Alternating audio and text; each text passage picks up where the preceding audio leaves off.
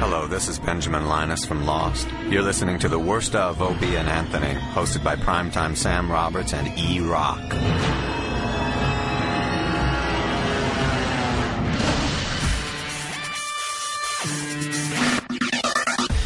It's the worst of Opie and Anthony. Don't talk like that. You gotta start a little energy, a little bass in your voice, get a little excited. It's the worst of Opie and Anthony. It's the worst of Opie and Anthony. That's right. And I'm primetime Sam Roberts. And I am E-Rock. Sam, Anthony goes back to high school. Well, he doesn't actually, but we have a discussion on what would happen if he did. To finally get that GED. Yes. Good enough diploma. Wasn't good enough for Ant. Well, he didn't get one. No, he didn't. But he could if he wanted to. No, but they wouldn't give him an honorary one. No, they wouldn't. He's not famous enough. He has to do the gym class. It's always something. Here it is. It's the worst of the Opie and Anthony show. You ready to be fucked, man? You're listening to the worst of Opie and Anthony. So we're talking about college graduates. And we say this every time this comes out. Yeah. You get one of these a year, maybe two. Ugh. This is your feel-good story, I guess. A 90-year-old Illinois woman gets high school diploma. Oh, fuck, she didn't even do the college thing? She got That's 11 only high school? You suck. High school? You suck. Well, you got to I mean, you know what? This news shouldn't have came out the same day an 11-year-old genius is graduating college. Yeah. 90-year-old suburban Chicago woman who dropped out of school to help her family during the Great Depression now has her high school diploma. Don't use the fucking Depression as an excuse. It ended at some point. You could have gone back to school. When did the Depression end? The Great Depression? 19? You know, after the, when the shenanigans started. With, World War II. I'm trying to think if I know my history. Shenanigans. When did In the 30s. I was going to go 30s. Yeah. Okay. 30s. Eleanor Benz left Chicago Public Schools Lakeview High in 1936. So it was kind of at the end of the Depression, yeah. No? Her senior year to take a job. Over the following decade, she moved to the suburb of, ready for this? Gurney. No way! That's Another where story the president allegedly had oral sex with a gentleman that accused him of having oral sex with him. Right here in Gurney. Crack cocaine for Obama, right? Powder cocaine for him. Yeah, that's what he said. Yeah. Gurney. And had 15 children, 54 grandchildren, and 37 great-grandchildren. Oh, Christ. Well, back then, I guess you had to populate the fucking planet. She was a baby machine. No shit, huh? She attended night school for typing and bookkeeping. Good womanly jobs. Could you take a punch back then? They all could. You sure Into could. their place. My roast, it's burned. Bam. Why would you take typing? We're all great. We're all great at typing now, just because of the computer age. Well, yeah. Right? Was she on the ENIAC? And bookkeeping? Bookkeeping, very important. But she recently told one of her daughters that never completing high school was one of the greatest disappointments. Her children contacted the school, and they just gave her a diploma, it looks like. She didn't have to work for it. It says the school approved of her diploma, so it looks like she didn't even have to go back to school for it. Why don't they do that for me? I gotta be 90? Take pride in you the fact swear- you don't have one, dude. Well, you swear all you have to do is complete gym, too, right? All I fucked up at Is was that real? some gym credits. Yeah. What a fucking asshole. Yeah, I know. He's an asshole. I thought you were me. Nah. So go back. That's a funny sitcom. The older gentleman goes back and takes gym class. Here comes Anthony. Oh, yeah, I'm just fucking diddling the girls. Yes. Oh, he's the oldest kid in class. He gets them drugs and fucks their heinies. He's Anthony. He's older than the teachers, and he makes more money than the whole school. He's an alcoholic. He's Anthony. He needs 2 credits to graduate. He makes $8 million a year, but he wants the credits anyway. Why? I don't know. He's Anthony. Think how cool I could be pulling up in high school in the Shelby. See, I'd have a nice car. I can invite the girls over to the hot tub to drink.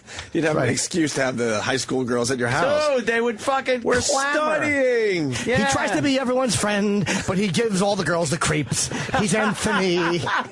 They think he's somebody's father who just showed up for no reason. He's Anthony. He drives a Shelby. All the kids key it because they hate his guts. He's Anthony.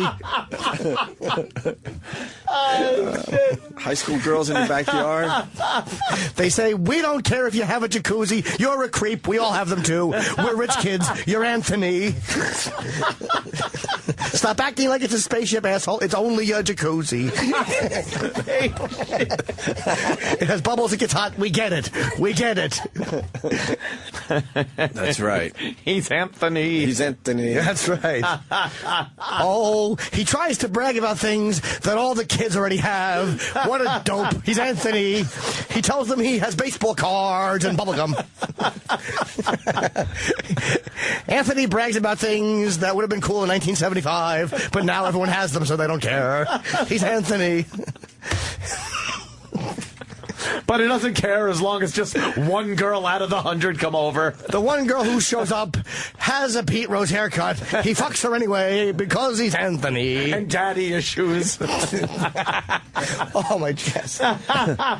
Oh, he carries a trapper keeper full of Hitler photographs. He's Anthony. He tries to quote downfall to all the teenage girls. He gives them the willies. He's Anthony. Willies. Let's go to Jared in Boston. Jared. He's the only high school student that has hair plugs. Plugs. I do not have hair plugs. They say, hey. They say, hey, there's a toilet seat cover on that guy's head. He's Anthony. No, I don't have plugs. Just accept it. You do. No. They just changed the name. That's all. No, they're individual thing, follicles placed independently. Look, you don't even have it in you anymore to try to explain. Plugs were those eraser-sized things that they put in your head that made you look like you had Barbie doll hair. These are very individual. Every hair is individually placed. Takes forever. Not forever, but, good fucking 10 hours. While all the kids are having a catch, Anthony's passed out with guns in his hand. He's Anthony. The show should be 25 minutes of the opening song, and then maybe 5 minutes of actual... 5 minutes of me trying to do pull-ups for credits. Yeah. Running through the gym, I forgot. Yeah. Well, I got to run through gym class.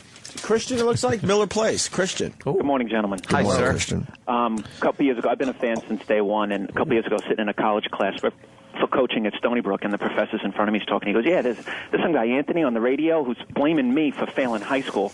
And, of course, that catches my attention. And he knows, the professor knows that Anthony talks about him on the radio. He's like, yeah, if he had just finished his phys ed classes, maybe I would have passed him. He was a derelict when I knew him. He had some nice things to say, needless. Was he Cirillo? That's him. Yeah. You know what? Cirillo. You know what, though? You shouldn't fail. I was a degenerate back then. Yeah, but I was. If you passed everything but Jim, you got to give the kid the diploma. Yeah, hand me the diploma. Yeah, we all know Anthony better than that. That's right. Exactly. You know why? Because when he was in high school, he had hair like Lawrence Hilton Jacobs. He's Anthony. I did. All right, have a great day, guys. Thank you, sir. Wow, he's a professor at Stony Brook now. What is he professing? Toes on the line? Oh, shit. No, you didn't. Bring your shorts home and wash them every so often? Come here. Why don't you have your uniform? Toes on the line. Toes on the line. Come here. Why don't you have your uniform? It's not a uniform. They're called fucking shorts. And no, I don't have them. I got my sneakers on with my jeans. What are we going to be doing that I really need fucking, workout attire? Stupid. We going to fucking play goddamn volleyball? They should have worked something out with you. That's dumb. Let's go to Eric and Maine. Toes on the line. That's what I remember from him. Why toes on the line? Because we all had to stand at attention because we're in the fucking military for some reason with gym teachers. Before you do a little kickball. They think they're drill instructors. You're not. You failed fucking athletes. Oh, that's true. No way. No how. Failed athletes. His anger at the teachers comes out when he's in class. He gets thrown out again because he's 53. He's Anthony. 53? Come on. I don't know his real age. I'm Jim. Let's go to Eric in Maine. Eric. Hey, guys. Hey. Maybe Jimmy can make a song about this. The girls are going to think he's creepy, but just imagine how the boys are going to feel when they have to shower with him after gym class and they see that massive... Oh, boy. Oh, geez. That could be a problem. That's right. Man. Don't shower with the other I'll boys. take cold showers. Speaking of that, his hog hangs out his gym shorts. He's Anthony. His big delicious cock should be black. It's not. He's Anthony. Uh-oh, we got something. Sean in North Carolina. Sean. Cumia. I seen passed out at the 7-Eleven, but someone said he made it okay. I'm in. First Bueller. Very nice. Where's Mr. Cumia? Is he still on campus? I think I saw him by the food machine. Maybe you could get a little, like, Rudy moment. You go back to high school and you get on the football team or something. Oh, yeah. That's what I would do. Carry off the field going, Cumia? Yeah, that's exactly what I would do. They carry him off the field because he's been tackled by a 6'5" guard and is paralyzed below the neck. Dead. Yeah, they have to carry him off and get a fucking tube so he can breathe. But then they Blow into this, funny man. Then they go, he's suffered enough, so they give you the diploma. Yeah. Yeah, and they put it in his teeth, and he's sitting in that chair with his fucking staring straight ahead with his stupid little fucking cardboard hat on. Oh, he shits into a bag. He breathes into a tube. He's Anthony. Holy shit. They put the gown and cap destroyed. They put the gown and cap on your lifeless body. Oh, he used to drive a Shelby. Now he wears adult diapers. He's Anthony. Wow, this has taken a turn, Jim. I don't think I like going back to school now. That's what happens. I know. Jared in Utah has one. Jared? While the kids are all having a smoke, he's old enough for a stroke. He's Anthony. Hey! No! How dare you? Let's go to Chris in New York. Chris. Yo. Hey. I had a teacher flunk me for my gym class so that I had to go back for the 13th grade. And for half a year, I just took nothing but gym. That's what I was supposed to do. What do you mean nothing but you had to do a whole nother year? I had to take 2 periods of gym a day. I spent until noon taking gym classes. Me and my stoner buddy, who also had to take the 13th grade, kept skipping out on gym. You know what a bunch of bullshit that is, though, man? I mean, come on. You go into school, don't give me shit about fucking gym class. What is that going to do? Gym should be the worst part is collective. The worst part is the guy decided to open a driving range when he retired. So every day he's fucking just hitting golf balls after flunking a bunch of kids in gym.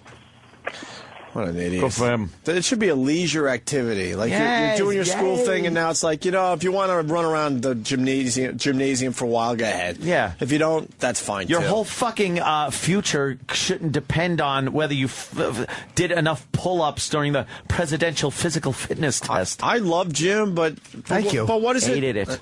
Yeah. Oh, who doesn't love gym? But what does it matter in the end? You got enough exercise when you weren't in school. No.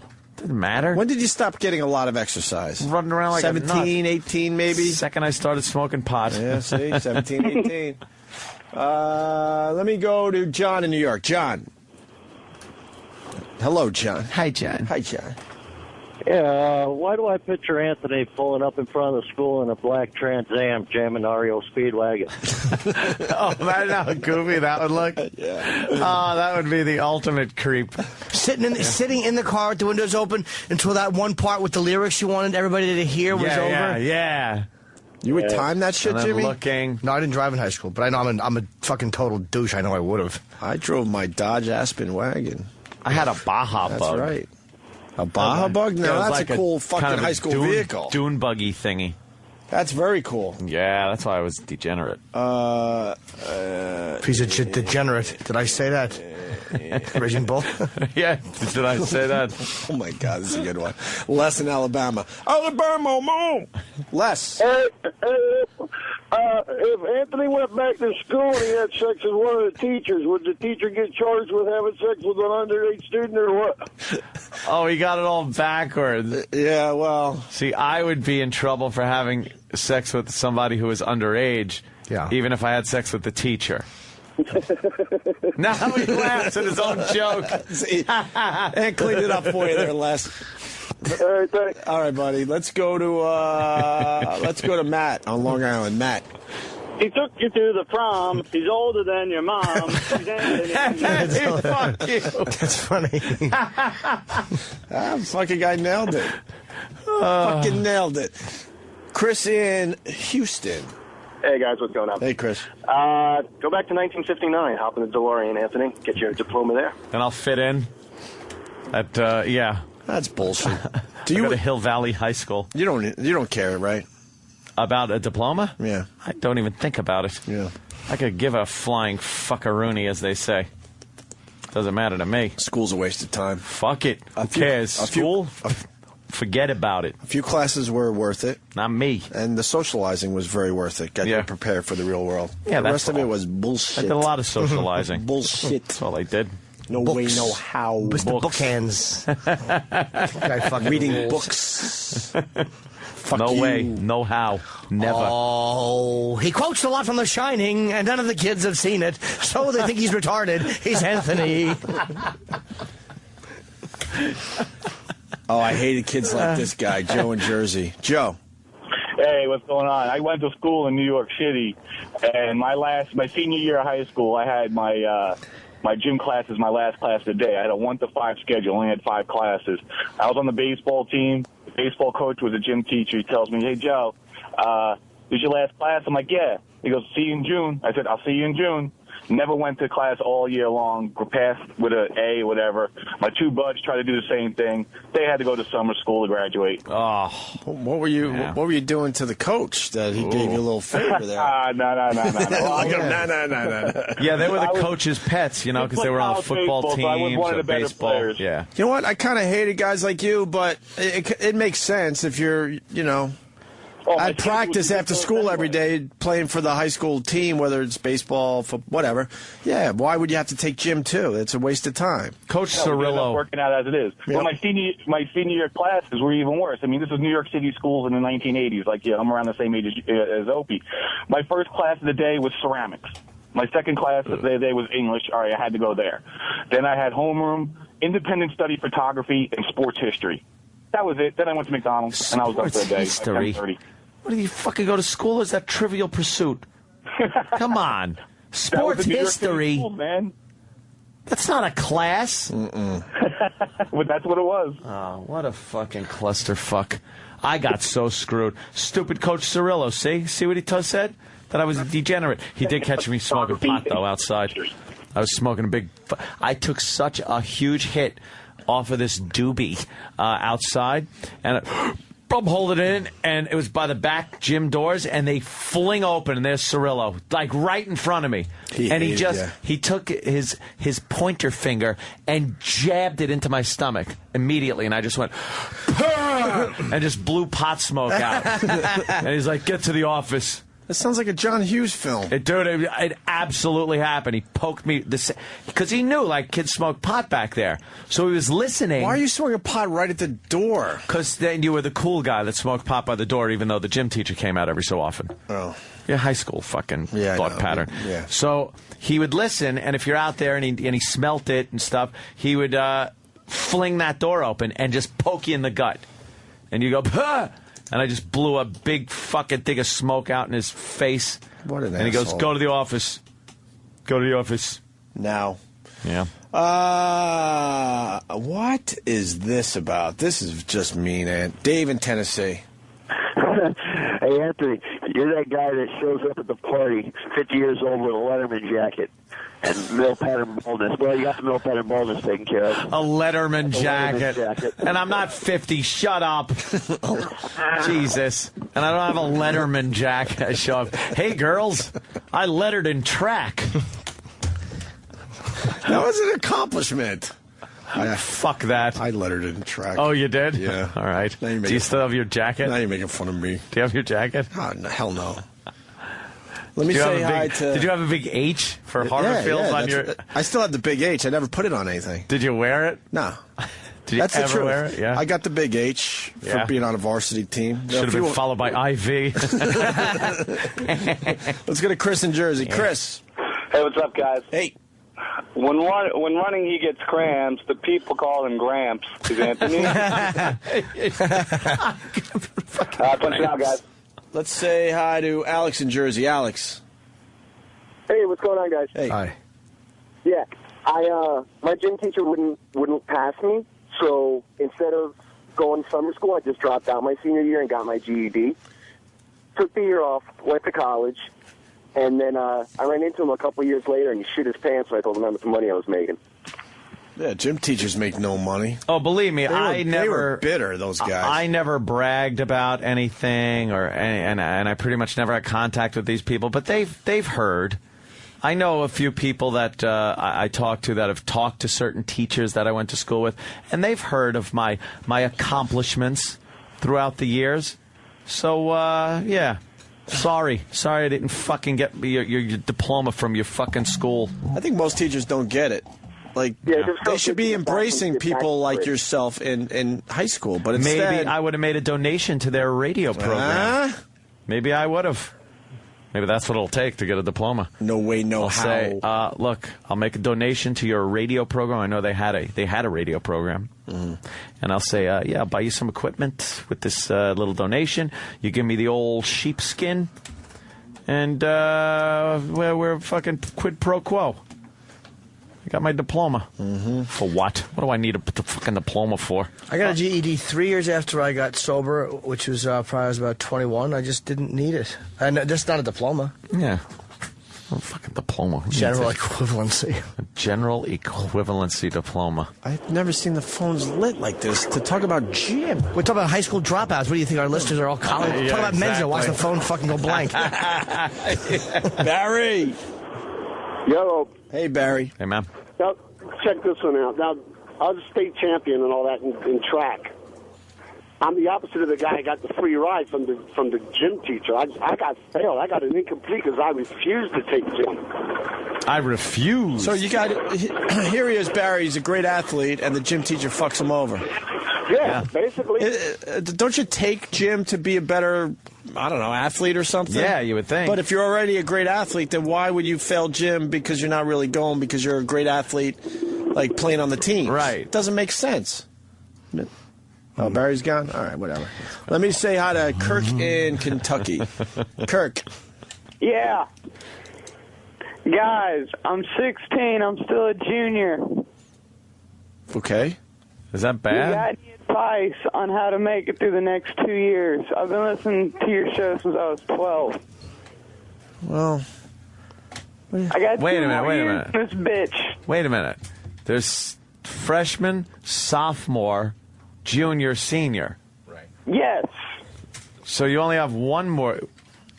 No, junior. I'll be a junior. Oh, you'll be a junior. we're in summertime now, so that makes sense. Yeah, He's got junior and senior year to go. Junior and senior, you're 16, 17, 18. Okay. What kind of advice do you need? Why, you having trouble? You seem to have made it so far pretty good. I don't want to drop out and then you pick up some chicks. Oh. Well, then just leave. Fuck it. No, I've always regretted not graduating because it did hold me back for things I wanted to do. Not the high school diploma, but the need to have one in order to go to, like, college. I would have done that now. I need to go to college. Knowing what I know now, I would have done that. And although you I would have known that, I would have gotten into radio, so I'd have said fuck it a lot earlier. I think you wanted to go to college. You like getting knowledge. I wanted to go to college. Did you really? Actually, I wanted to, get laid. I wanted to go to, like, I wanted to be in the ROTCs. Oh, really? I would have liked to have, joined, like, officer training school. Yeah, why didn't you join the military? I was afraid. For real? No, because I fucked up in school and everything. And I knew I could just go in as the enlisted guy like my brother did. I wanted officer training. Oh, I see. So if you got the diploma and all that. I would have had to have, gone to school and shit. I want your D-O-R. D-O-R. Drunk on request. I could do that for you, sir. It's the worst of Opie and Anthony. Worst of Opie and Anthony. More coming up. This one, it just gets disgusting because it involves intern Evan, and he's peeing his pants. Why is he peeing his pants? He couldn't make it to the potty in time. So here's intern Evan peeing his pants, coming up after the break on the Worst of Opie and Anthony. It's all the way down the hall. It's very far. Worst of Opie and Anthony, E-Rock and Steve C, who's filling in for Sam. We're hosting this thing, so... Sam's making a duty. Intern Evan pisses his pants. What do we know about this, Steve? Intern Evan, who has swishy hips because of some kind of genetic disorder, pissed his pants. Yes, very well put. Thank you. So here it is. Evan pissing his pants on the Worst of Opie and Anthony. Evan urinating. You're listening to the worst. Holy shit. The worst of Opie and Anthony. Fuck it. Oh, fuck it. Yes, that's your answer. That's your answer to everything. Hey, speaking of interns, Sam went backstage with intern Evan. Evan. I guess what happened on Friday, it was the last day for the interns, this crop. Yep. So, you know, we didn't do anything for them, so they decided to do something for themselves, and they all went out and partied. Starting at, I think, 11 o'clock, and did a little of that drinking. Wow. And rumor has it, Evan drank so much that he peed his pants. Danny is showing me the picture. That is someone peeing their pants. That's peed pants. That's peed pants. Peed pants. Peed pants. Danny's awkwardly showing me way too long this picture. That is good. That's fucking peed pants. All right, we're going to get Sam in here in a second, but he went backstage with Evan to try to get to the bottom of him possibly peeing his pants on Friday. And now, backstage with O&A, here is Primetime Sam Roberts. I'm Primetime Sam Roberts, and we just learned that on Friday afternoon, the interns decided to go out for a drink after the show. Unfortunately for Evan, the effeminate swivel hips intern, a drink turned into several, and disaster ensued, with photographic evidence. So, Evan, on Friday the interns went drinking, and what happened? We all had a good time. How much did you drink? I had a good amount. I'd say 7 to 8. There's a picture floating around of you that's rather incriminating. Yes, I'm aware of this. Why did you piss your pants? That's a misconception. The faucet in the bathroom was malfunctioning and happened to get my pants wet. Just the crotch area? Yes, because the sink was at crotch level. Wasn't that the Iron Sheik's excuse? No, this was a condensing beer bottle. How did the sink leave a wet spot on your pants that was the complete pattern of someone who had just pissed themselves? Coincidence. That's a terrible excuse. I don't know what else to tell you. Yes, Evan pissed himself. In the interest of accurate reporting, we found intern Paul, a witness at the scene to confirm that Evan was lying. So, Paul, the interns went out drinking on Friday. What happened to Evan? He pissed himself. What evidence do you have to support this? Oh, I have photographic evidence. Not one, but 2 pictures. Evan says that his pants got wet because the sink exploded on his crotch. I happened to use that same sink to wash my hands after I took a leak, and I managed to get it all in the bowl and none of it on me. Do you think there's any possibility that on Friday, Evan did not urinate in his pants? No, because when I asked him today how was it riding home with piss pants, he said, oh, I didn't mind. I was so drunk I didn't care. Well, there you have it. Yes, you do. Thanks, Paul. And there you have it. Not only does Evan have an awful accent, sashay when he walks, and move his hands like a lady, he also can't hold his liquor and has no bladder control.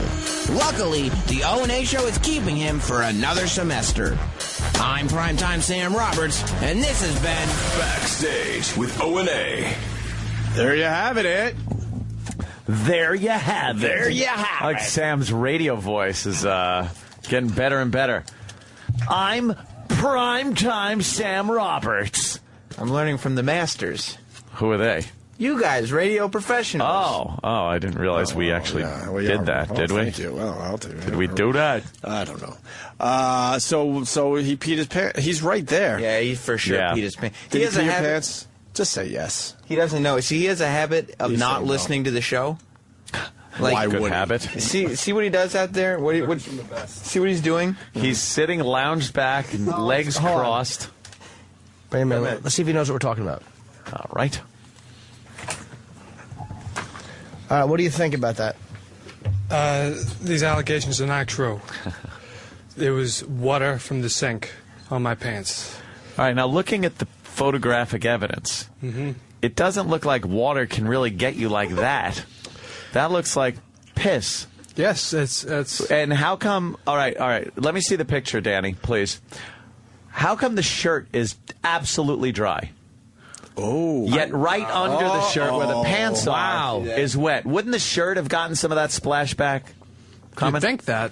No, I would know that. It doesn't. Water wouldn't just stop right at the shirt level and soak your pants right below it. Listen, This would. This would, yes. I have pissed my pants before on drinking out before. A few times. So I would admit it if I did. This time happened to be the sink. Again, now you're admitting that you had done it in the past. Yeah. So if this was in front of a jury, just on those two things alone, boy, you're not looking too good. Well, the faucet, the handle was in proportion amount of turning for the amount of water coming out. Okay. So kind of exploded out. Well, an explosion would have gotten your shirt. And Paul, the intern, used the sink right after Evan and had no piss on his pants. No piss pants. Well, I told him about the sink before he went in. And so that looks a little too wet. I got a lot on me. To be splatter. Again, the shirt would have gotten it. It would have been splattery. That is a perfect positioning of piss on the pants. I was a little tipsy, and maybe the lighting in that picture is a little revealing. Oh, it's now you're blaming the lighting like the girl in the picture, in the yearbook picture. Wait, but with her pussy showing. We're missing something though. Didn't Sam interview Paul? And Paul said that you said that you didn't mind that you pissed your pants because why? Because he was drunk or something? Yes, he said, Paul went to him and said, hey, how did it feel to drive home with piss all over your pants? And Evan said, I didn't mind too much. I was too drunk to really let it affect me. Do you remember saying that to Paul? Paul embellished a little bit on his interview. He phrased it, yes, with about wearing piss pants. I corrected him, saying just my wet pants. No. And I didn't care that I had the wet Paul pants. here today? Yeah, he's around here somewhere. Hey, Paul. I don't know what's Evan is claiming when you guys all went out on Friday and did a little drinking that he did not pee his pants and that it was the sink that went awry. I used that same bathroom, and my pants were completely dry when I walked out. Was there a possibility of that happening in the bathroom? Not that I saw. And did he tell you that he didn't mind because he was drunk, that he peed his pants or something like that? When I asked him this morning, his exact words were, I was so drunk I could give a fuck. Evan peed his pants. I think you peed your pants. The clincher there is the picture. Danny has.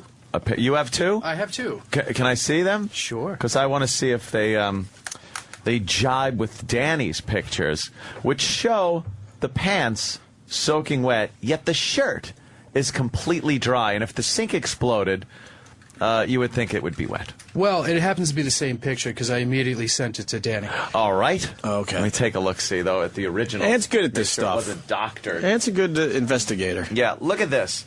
This line right here, the pants are wet above. Here's the odd thing. His T-shirt is down below the waistband of his pants. The pants look to be wet even under the shirt.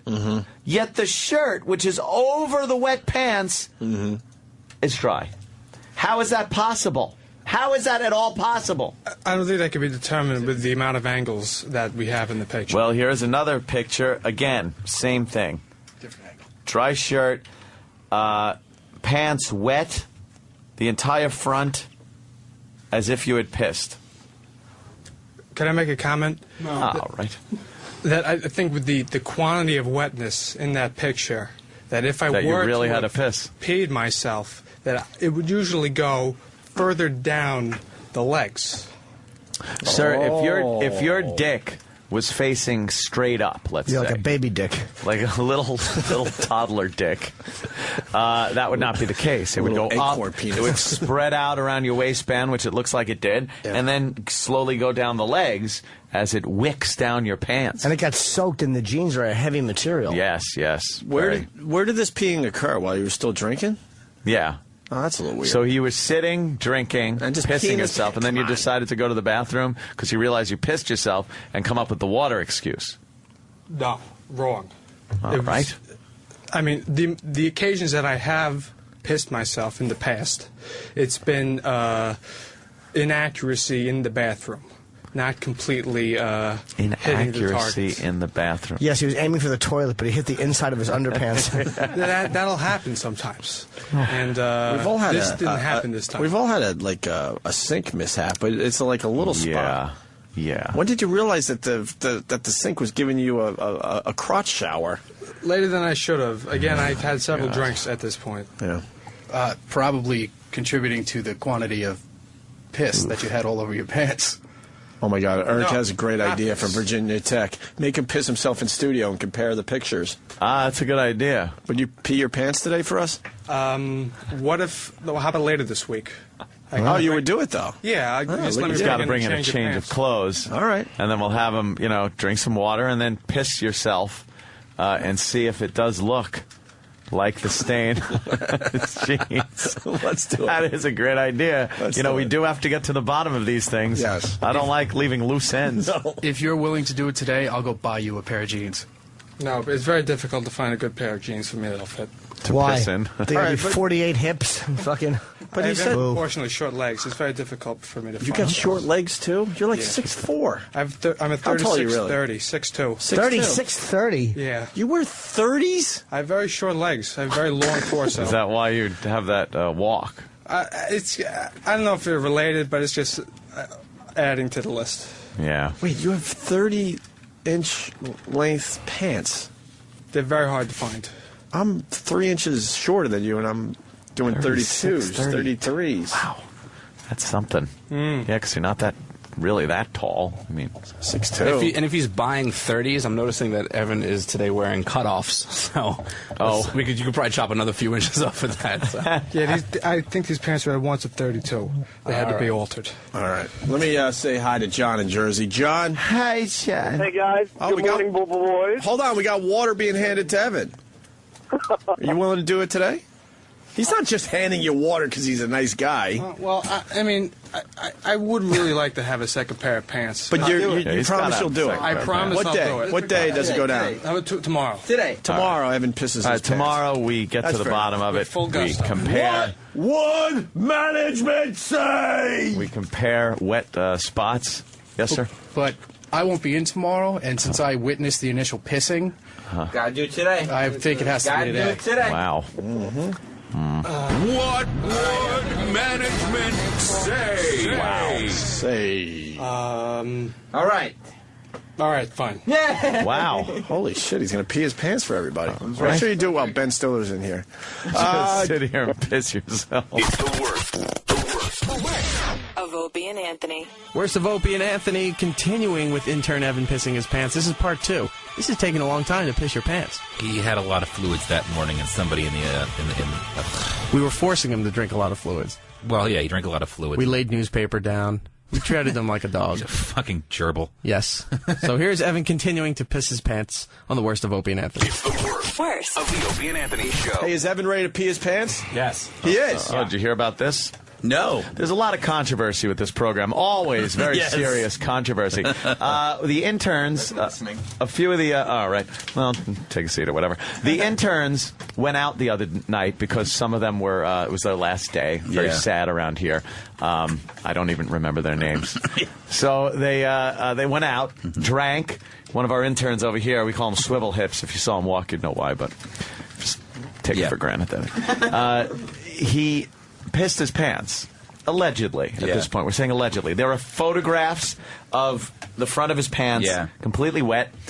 He says the sink exploded in the restroom, and that's why he got wet. But I did notice not a bit of wet on his shirt, which was pulled out and over his pants.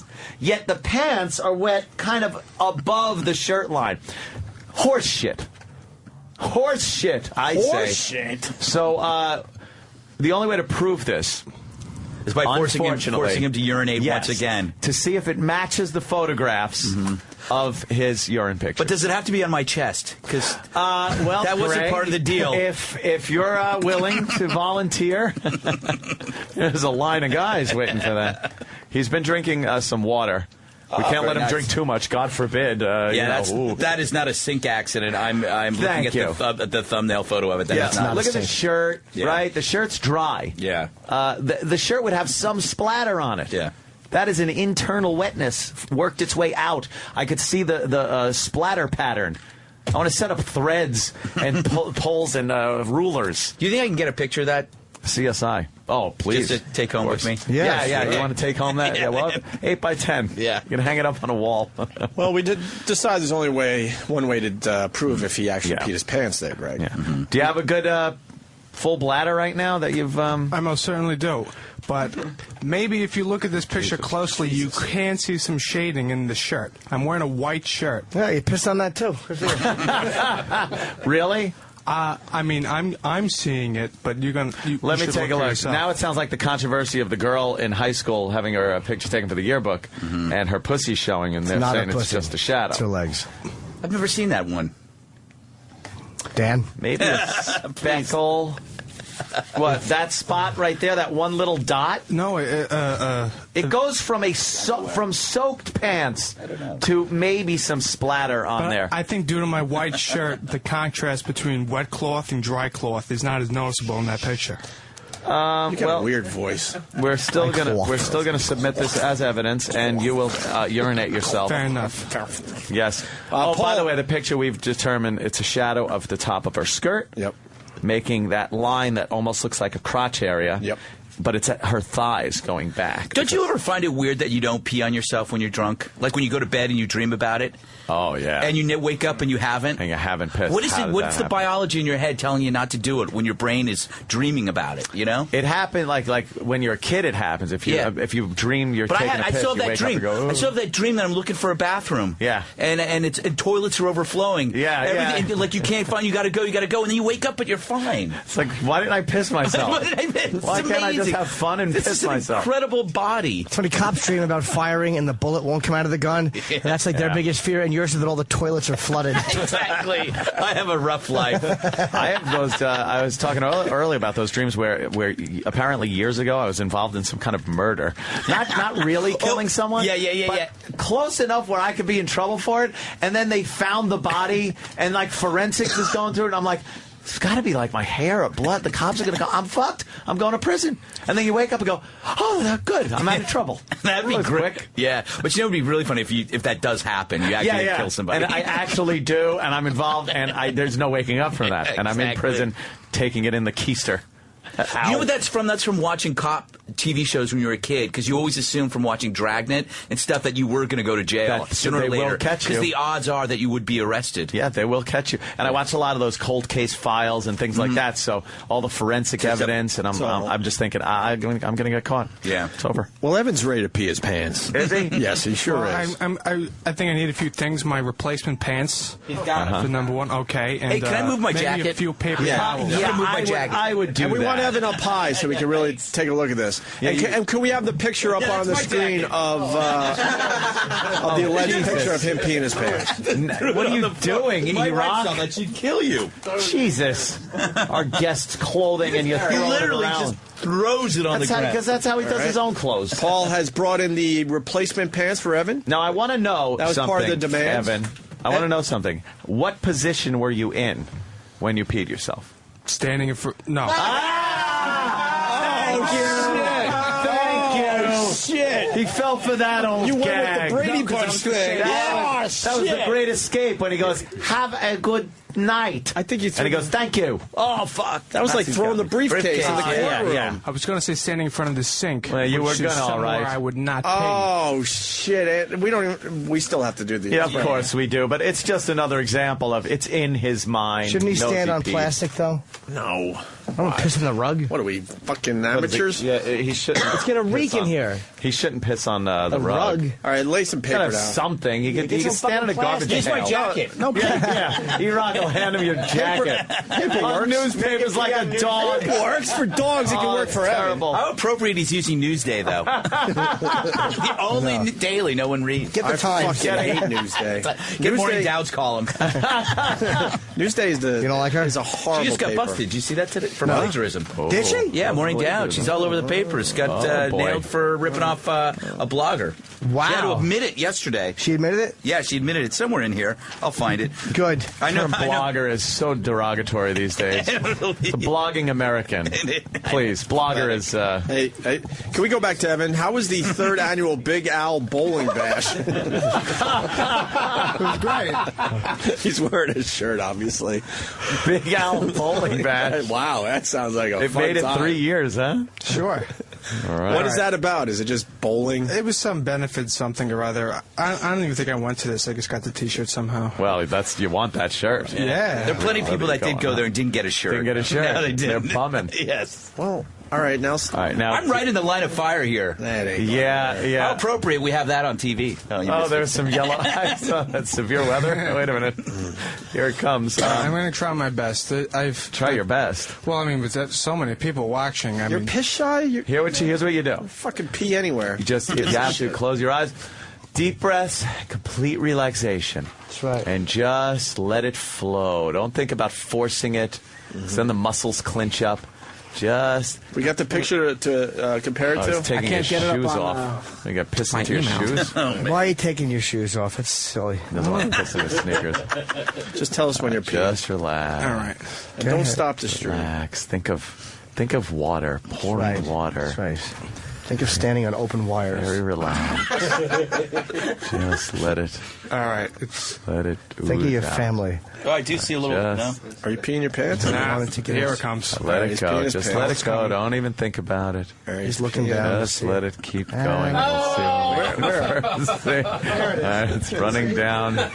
Just like I said. Wait, it's going down the other side. Hold on. Hold on. No, he didn't prove his point. That's a different pattern. He's got a stripe of piss all the way down the inner thigh. It's not done yet. Oh, my goodness. I told you to have a plastic now. Much more. And if he was sitting... Wait, is that the other side now? Yes. He might have proved his point. No, I think he did. If he was sitting... He wasn't sitting though. When he peed himself. I stopped it. I don't think I should empty out the whole... Well, just keep peeing. I think he proved all of his wrong. Did he prove his point? Yeah, I think he did. No, and I the think you gotta stench of keep urine peeing. is unbelievable over here. Wait, the crotch area is starting to get big. He's the asparagus kid. Yes, yeah, fuck. E-Rock's running to get more paper to put down. The Daily News, not as absorbent as Newsday.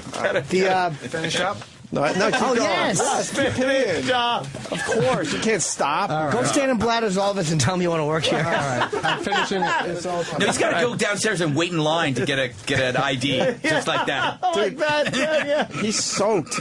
I think it was a sink issue, It's man. like Reagan from The Exorcist. I knew it was a sink issue. If he was sitting, as you peed sitting, though. Oh, jeez. He's standing in it. E-Rock, why are you laughing? He's soaking in it. Here's what he did. He's standing in his own puddle? Yeah. Here's what he did. He aimed his dick down this time. Yes, He knew. yes. He was drunk. His little baby penis was pointing straight out, and he just made a wee. Or he was sitting and pissing, which would make a different piss pattern. You guys. But if you notice the guy peed his quantity pants for us, I'm of telling you. piss here. I think I'm telling you, the stench of urine now is unbelievable. Yeah, it is really bad. It is really bad now. Now it is really bad. I can smell it. Oh, God. Oh, my God. Okay, get the fuck out of here. Yeah, I honestly feel like I'm in Port Authority. You know? Yeah. Oh, get your pissy pants out of here. Give him like a stepping stones of newspapers to walk out of the studio with. You got to have him go hit on somebody. Yeah. Oh, unfortunately, I wish Jennifer Love Hewitt was here today. That would have been great. Why would I do that? My left sock's ruined. Your socks are wrecked? You pissed into your socks? Oh, my left You sock pissed is... way down. Like, I've never seen anyone piss all the way down to their shoes. My left sock is saturated right now. You did a good job. Thank you. I just Twittered a picture of it. Shit. Wow. Yeah, You're a mess. Hey, oh, God. We yeah, got the there wasn't that replacement much pants piss. for him, right, Paul? Yeah, we got the... Of course. You want to give... All right, give him his replacement pants. Make sure he gets out of the... Oh, come on. Yeah. Paul got your replacement pants. I heart New York. Spandex stretchy pants. I had to do things today. Yeah. What do you got to do? You're an intern. Just put on your replacement pants. They're going to look good. Because it'll show up a little worse. Yeah, go put them on. Go put them on. and then swish hips down. I want to see those pants on. Yeah, you got to put them on. All right, well. And I want to see him walking down the hallway in those pants. I want a lap dance with him wearing them. Oh, nice. I want a lap dance now. Jesus. That's just disgusting. It really is. Why do we do this? Why? Not a Monday morning. We were trying to prove a point, and I think he actually redeemed himself. Yes, sir? I would like to point out that this is water piss, which is completely different from beer piss. That's true.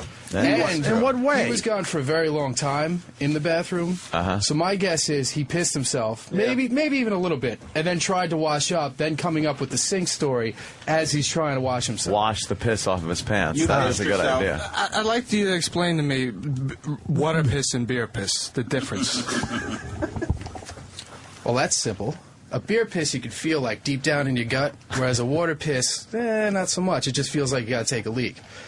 But a beer piss is fuller. It's a heavier piss. It's a heavier piss, yeah. So it's more hops and barley in it. Yeah. Spreads. That's great. Can you prove this? I'm Jim Cook. I'm not going to piss myself. All right. I think I proved my point. Okay. Go put your pants on. Go put your replacement pants on. Do it in the, what are you doing Not here. Not here. I mean, you're going to have to, look, he's going to have to walk out on newspapers and then make a trail like get him. Like it's number one thing is get his pissy ass out of the studio, and then open the curtain because I want to see him traipse down the hall in those fucking I Love New York pants. Swivel hipsing. Yeah, it's not gonna leak anymore. It's like taking care of your granddad. It really is. I know. Really They're putting him on a chair. They're gonna wheel him down the Make sure he's hall. not sitting on the things you like. They're wheeling him out. Wheeling him out to go to the bathroom. It's the worst of the Opie and Anthony Show. It's the worst of Opie and Anthony. A major star is coming into the studio in just a matter of minutes, Steve, and I think you had a hand in this. No, you didn't, because I did. Floyd? I had a hand in this. This was Ray Liotta. Yeah, you booked this one. Ray Liotta came in and promoted Observe and Report, which is a really hysterical movie. Have you seen it? I have seen it. It's really funny. It's very funny. Not something I would have thought Ray Liotta would do, but I liked it a lot. It was very good. And you can hear all about it next on The Worst of Opie and Anthony. Worst of Opie and Anthony, E-Rock is here hosting. Steve C. is filling in for Primetime Sam Roberts. Steve, Ray Liotta in studio. Ray Liotta was promoting Observe and Report. With Seth Rogen and Ray Liotta. No, but Seth Rogen was in the movie with Ray Liotta. Yes, they both had co-billing. And he was in, I think, the topic of conversation migrated greatly towards Goodfellas. And I remember watching Ray from outside of the studio giving the publicist the "Get me out of here." Yeah, wave. I saw that too. Because Jay Moore was going nuts in studio as well with this. That's right. And but he was obviously unnerved by the whole situation. He would turn. I caught him both times while they were talking and going off. He would turn. He had his hand down low by the bottom of the chair, and he would make what is that? The hang loose sign. The hang loose sign. Right? The hang loose sign with his hand like really low, like "Hey, get me out of here."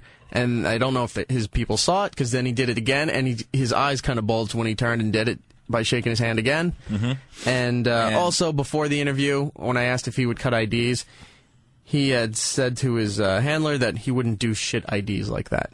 Did he really? Yeah. But I remember he got ambushed after the interview by a bunch of fans who... Well, serves him right. I don't have IDs, and everybody else got a signed copy of Goodfellas. So it all worked out. Yeah. So here it is, Ray Liotta on The Worst of Opie and Anthony. Except for Anthony didn't get a signed copy of Goodfellas. Well, that's coming up next. You're listening to the worst. The worst. I actually felt retarded, like really retarded. The worst of Opie and Anthony. Holy shit. Jay Moore just killing when the mics aren't on as well.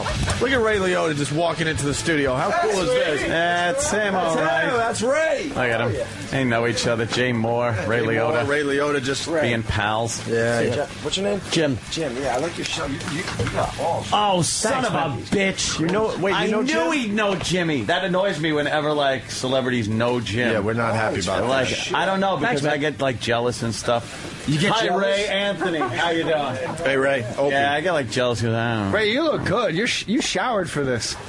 I got in on the red eye. I had to. I just rolled in out of the rack, as you can see. Look at this bed hair. I drove from the Palisades. Mess. Wow. I am a wreck. Rolled out of bed and came in. Gang up on me, are you? No, not at all. Fuck You kidding me? I can't believe people come into. Yeah, it's a weird concept. It's radio, but on like Fridays and stuff, and special days like today. They come in to check out the show. Yeah, Does they that come cool? in. Makes us feel good, right? Are they in your eye line, Ray? It's like Wonderama. No, I'm just blown out by it. You're just trying to figure out what's going on here, right? It's a weird crew. It is ridiculous. Yeah. It's a stupid concept. I don't know how it started. I don't know. Ray, if you want any of those guys kicked out, we can do it immediately for you. No problem. Why don't you just pick one for Point fun? one guy out. Be like Caesar. And just put your thumb down and kick him right out. Yeah, he'll be on the street in 10 seconds. He'll go. You just point one out. Point one out. He's not going to pick a guy. Why not? Why not? Come on, Ray. Pick someone. Like a nice guy. Do you feed them? No. So they just come. They look well-fed, right? They just show up, yeah. They look well-fed. I think that ain't right. I think they knew you were coming in here today, so, you know. I saw the movie, man. I didn't want to go because it was 6 o'clock, and I was like, I don't want to go to a movie. And my girlfriend's like, let's just go. I swear to you, I fucking howled watching the movie. I howled. Observe and report? Really laughed out loud, yeah. I mean, it was. I was like, if I didn't like it, I wouldn't have said that because I love you. But I loved the fucking movie. I really loved the movie. It made me laugh harder than any comedy I've seen in years. It was so nice to see. Are we rolling now? Yes, we're on the air. Good. Go on. It's More people honestly, ask that. Yeah. It made me laugh. It was so nice to see a non-goofy, non-cutesy guy comedy. It was ballsy. Yeah, it was ballsy. The language was harsh. There was funny violence in it. It was everything that comedies have been missing. It was the exact opposite of every fruity goofball comedy that's come out in the last 5 years. I loved it. I fucking loved it. Thanks, man. Really loved it. Rousing endorsement. Yeah, it was nice to be able to say that because I was like, what am I going to say if I don't like it? That's why it's like, sometimes people come in, you don't want to bash the movie if you like the guy.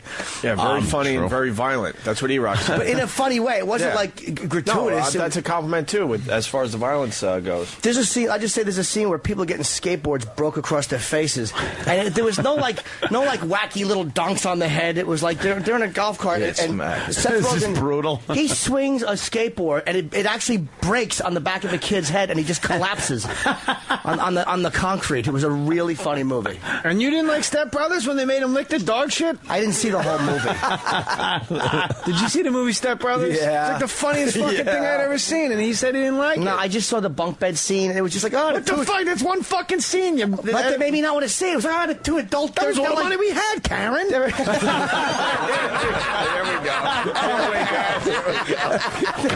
I didn't know that.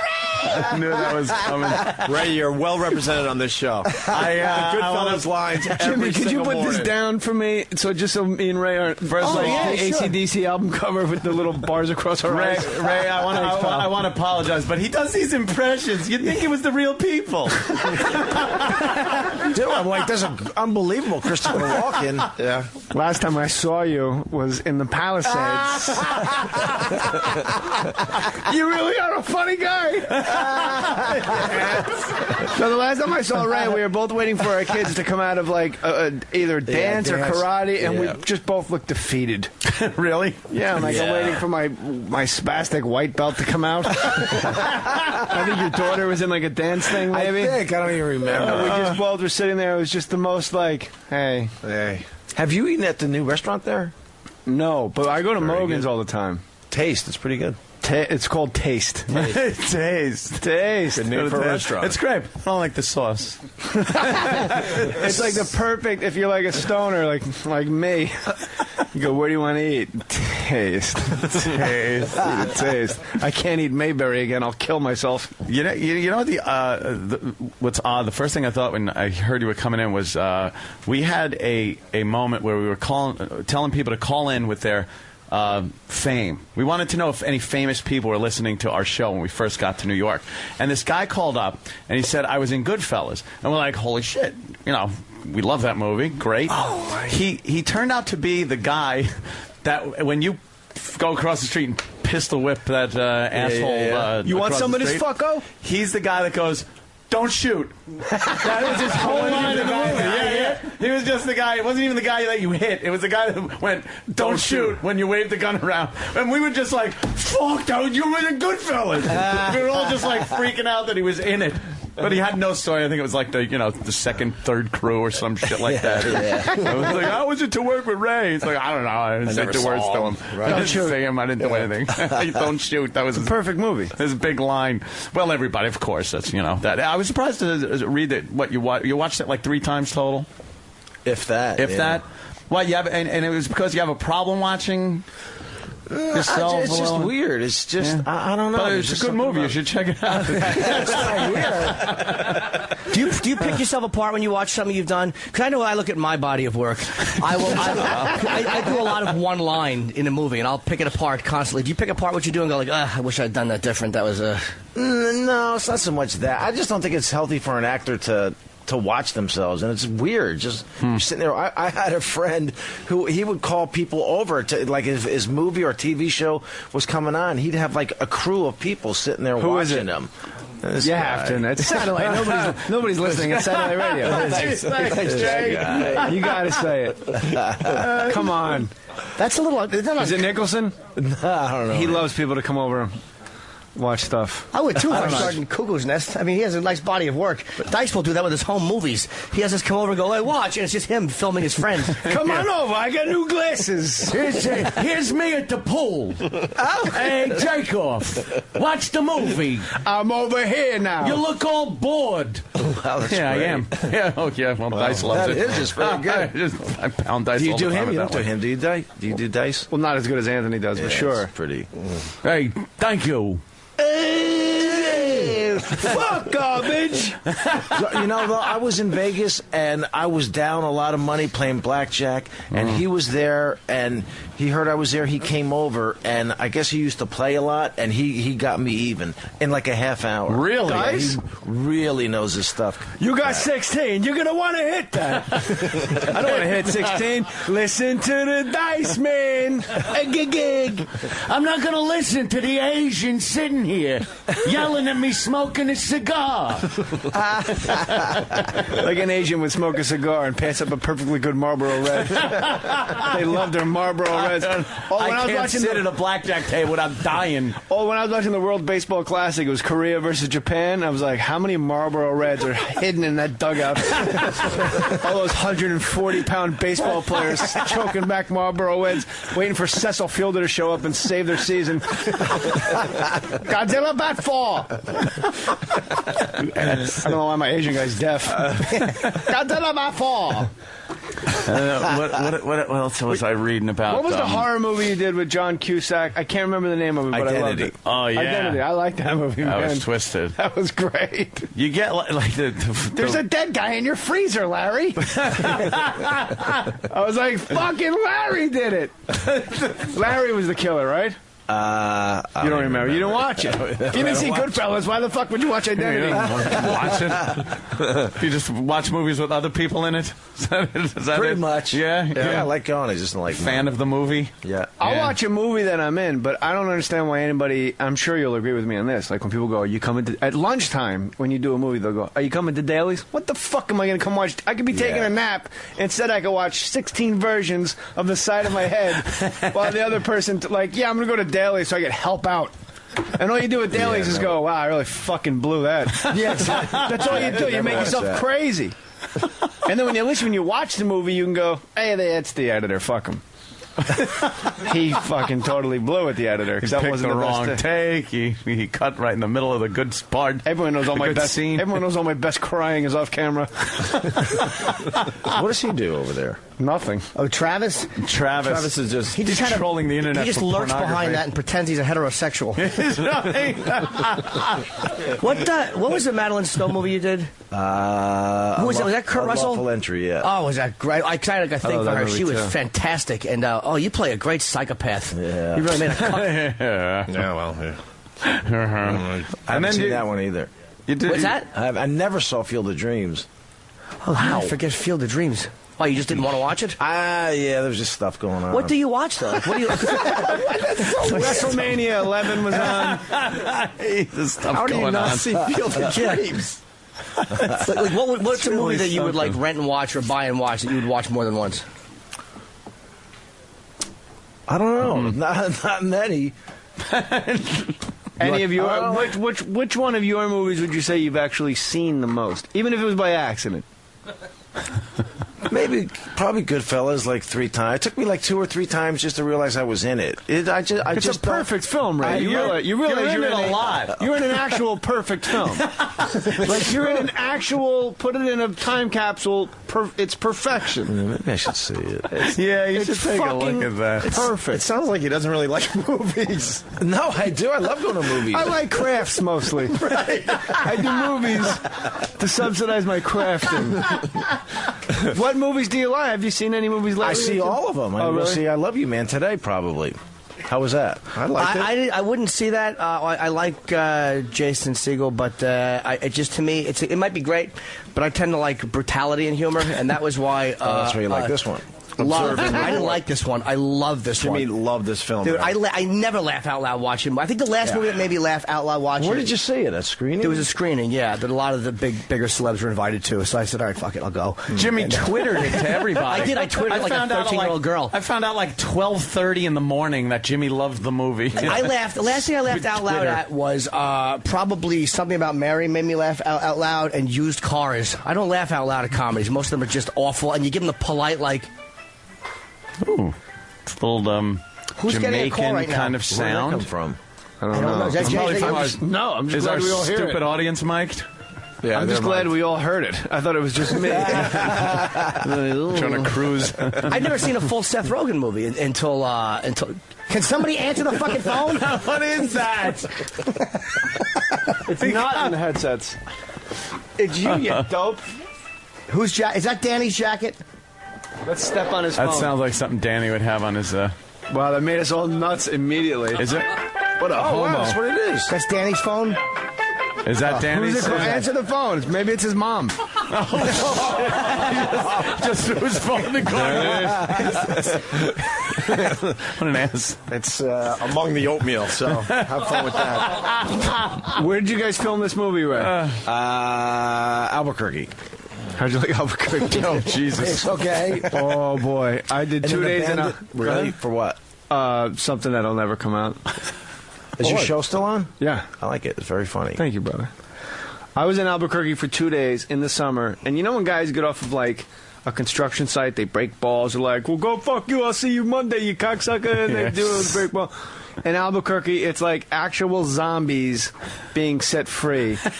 And, like, you're shooting a movie on, like, you know, there's only, like, 2 streets in Albuquerque with all those bars on them and stuff, and, like, little alien bars, and, like, hey, we got, you know, alien jerky. Everything's an alien theme. Roswell. Or, like, there's a salamander on the wall theme, right? Right. And these guys, usually when you do a movie, somebody will walk across, and you go, what, could you cross the street? We're filming a movie. And they go, oh, really? Wow. Like, what are you filming? Because it's fucking Albuquerque. You think they'd be these people just like your children when they're tired. You go put your shoes on. They just turn their heads and walk in the other direction. And you go, could you cross the street? We're filming a movie. And they would just walk into traffic like, please kill me. Run me over.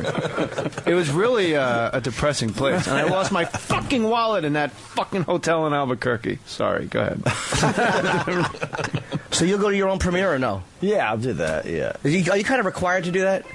Just put the garbage can outside, please. Jesus I swear someone's going to die. Why are we acting like we don't know how to move a phone? Put the garbage can in the other room. Poor Ray. It kind of works, though, with what's going on, so. Are you guys always here? I'm here every day. He is. Yeah. I'm just in town sleeping, mostly. Yeah, Jay's been on our show forever. I was promoting my show on all the, you know, like The View and all those shows, and then I looked at my wife and I said, let's just stay an extra week and sleep. Because how often do you just get to sleep? Jay's been coming on our show for years, though. I mean, like... Back in the day, Ray.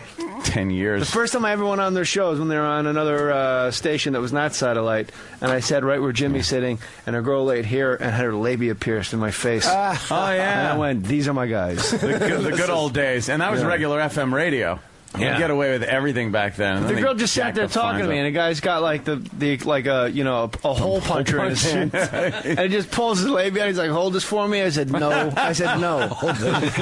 And then he just went clank, and the girl goes, "Ah, that's nice." Yeah, done. No real pain. She just went with this. Yeah. And then I went home and old masturbated. days. Yeah. And now you can't do anything on FM radio at all. Is that why you keep ringing the bell on me when I mention the blacks? No, that keeps me safe. That's the inappropriate bell? Yeah, as long as I ring the bell, it's over the years, it's been like, hey, I don't You're agree. letting the bosses That's know terrible. that I don't approve of what this person's saying. Yeah, meanwhile, I'll hold a Klan rally. I don't get that loud. I have an acting question to ask Ray, because, again, I dabble in the acting a little bit. Ray's a very good actor. How do you know, and I ask this to every major actor that we interview, what do you do with your hands when you're acting? Because that's my problem. I love that question. It's a very, I get very... I know exactly what you mean. You get most people put their hands in their pocket. You can get the old defensive thing that it depends on what it is. The guy you're playing, how would it be? But do you ever, do you conscious of your hands? Because I'm just thinking, as I'm talking, I'm just thinking, do something with hands. They're just kind of hanging stiff. And I'm like, this is not normal. And then I move them in the wrong way. Do you... Well, I wasn't, but probably now I will be. Yeah, you just ruined his whole career now. I know exactly what you mean, because you can see it with people. I don't know. I have to figure that one out. All right, here's a question. That is a dead giveaway, though, of somebody that looks awkward. Whenever you see a sports figure trying to act in a show, they just look real stiff because they don't know what to do with their hands. Trying to catch a football. They're in the Heisman Trophy position. With the parts I play, my hands are usually around someone's neck. You're holding a gun or throwing a punch. There was a great. I won't give away the scene, but one thing I liked about Observe and Report was the language, and it was not typical, just a sweet, boyish humor type of soft comedy language. There was some really great. There's a scene where Ray is screaming, and just the guy you're screaming at, you fucking faggot, and you call him a retard. And I'm like, it's so great to hear an angry guy refreshing yelling that, and I laughed, and of course Jeffrey Lyons was right in front of me, and I didn't hear him laugh out loud, but I fucking howled when I heard that. I don't care what the critics say, whether they like it or don't like it. I don't know how they're going to react to it, because they're typically babies when it comes to harsh humor. But man, that movie made me laugh. I'm not going to stop talking about this movie long after you leave, because it really was a funny movie. You were telling us how funny it was before Ray came in, and I thought maybe you were being sarcastic because you liked it so much. Dude, Seth I thought he was Rogen- breaking my balls. Like, wait till you see this movie. It's amazing. I was like, okay. Jimmy's a tough critic, Ray. He's a tough critic. I've never laughed at comedies because they're so cute. Yeah, they're always right, they make guys look like a bunch of fruits. Like we're all just big grown up teenagers. The hoop. We're kind of the girl gets the better of us. We learn a lesson like a bunch of pussies, and this was just fucking brutal. Just really good, man. Great comedy.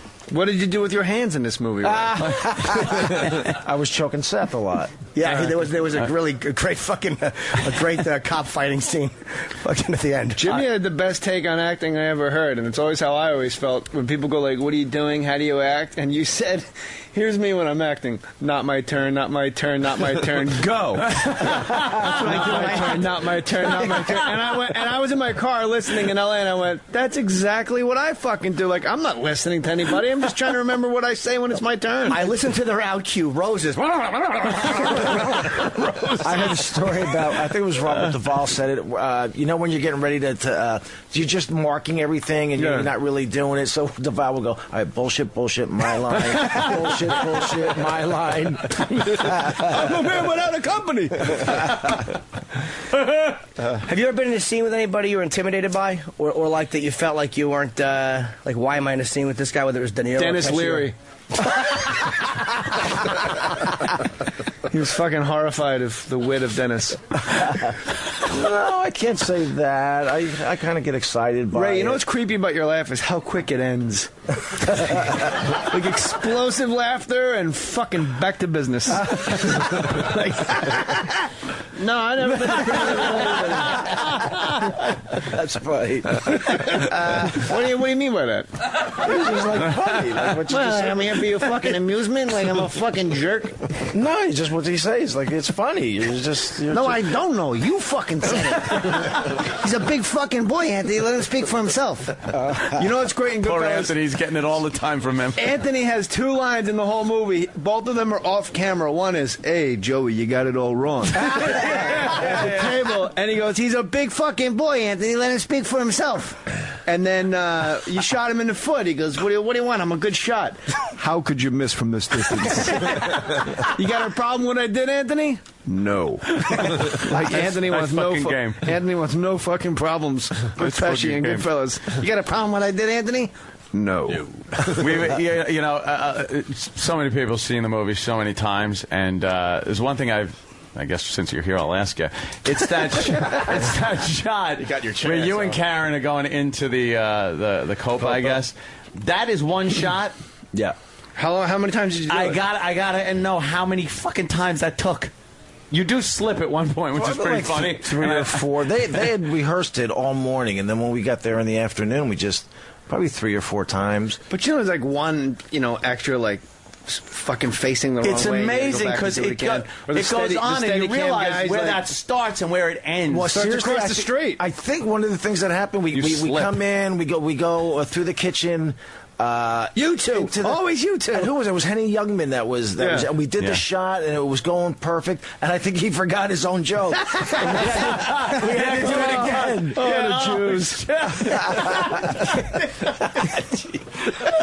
Shit!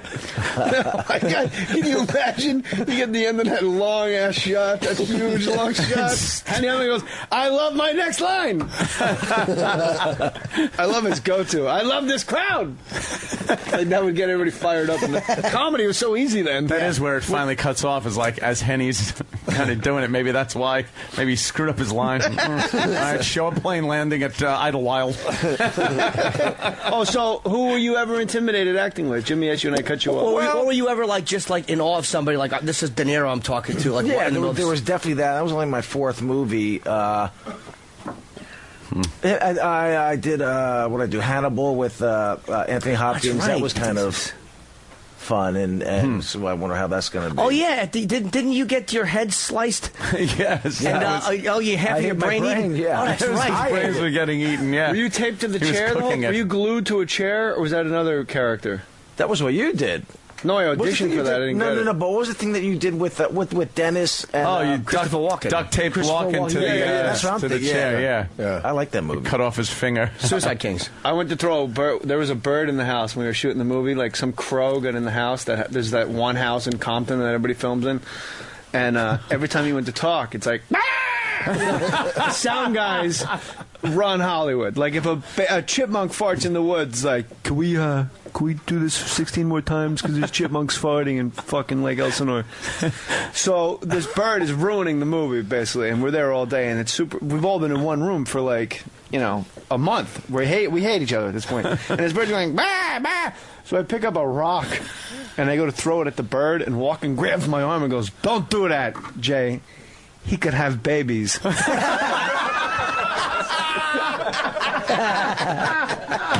It's true story. But it also lets you know, like, he's got a good, sweet heart. Yeah, that's funny. I go, tell me about your wife. And he goes, who, bitch?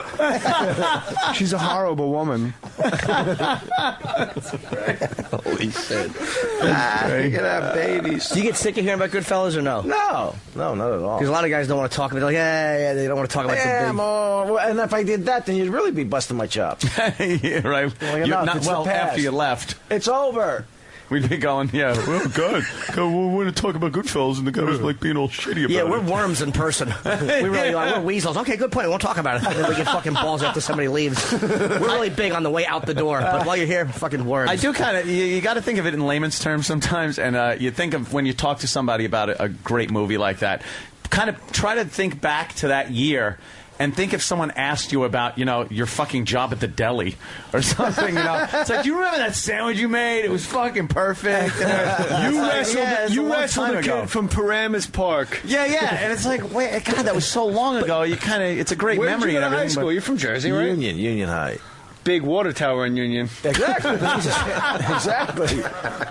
Jay knows all the Garden Jersey. State Parkway, big water tower. It says Union, and it's a regional school. That's why they have such good football. They cheat. They got 16 towns piling into Union High School. Great water. Fuck you, they don't. What are you talking about? So you telling me only people that live in Union go to Union High School? Exactly. All right, well then I'm wrong. I apologize. I had a threesome in Union. Did you? Yeah, years ago I responded to a newspaper ad for a woman, and then she wrote back and she goes, this was back in the days when they had newspaper ads, and she wrote back and she goes, well, I'm married, but I wanted straight guys. And my husband kind of wants to watch. Ew. And her I thought husband... you meant 2 girls and a guy. Yeah.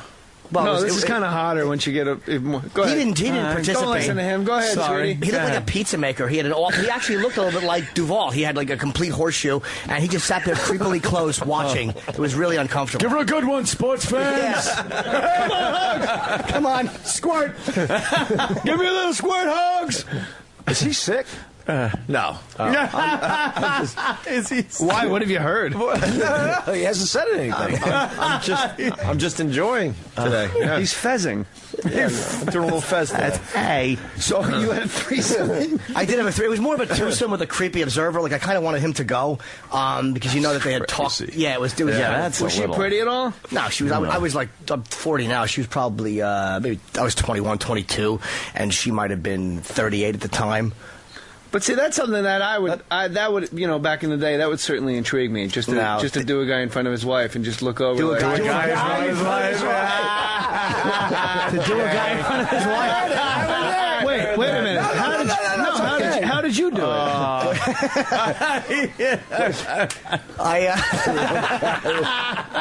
No one is that great as a comic. That just kind of slipped. No one timed that. You weren't here when I fucking made Patrice my bitch.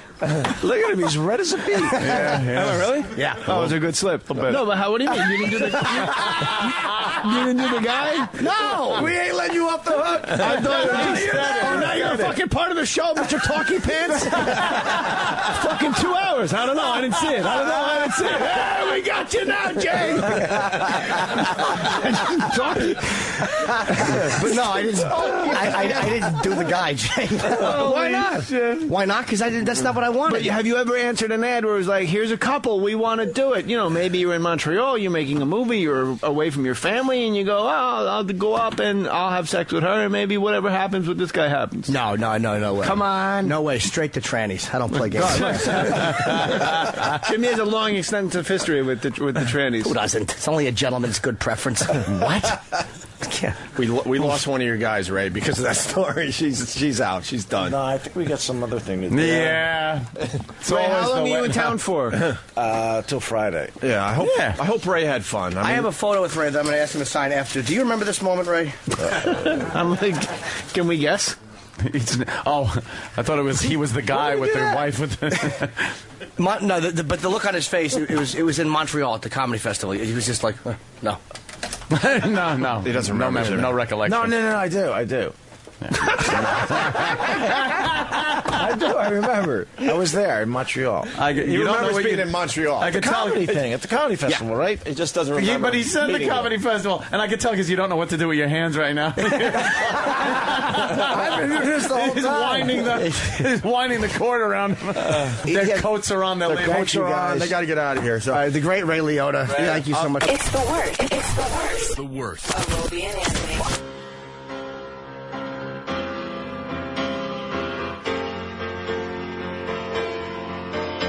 Continuing on with the worst of Opie and Anthony, you just heard Ray Liotta in studio. Now there's a part 2 to this because, as we said, everybody kind of ambushed Ray as he was leaving to get their stuff signed. And to get photographs taken. Yeah, some photographs taken, and somebody did not get their DVD signed.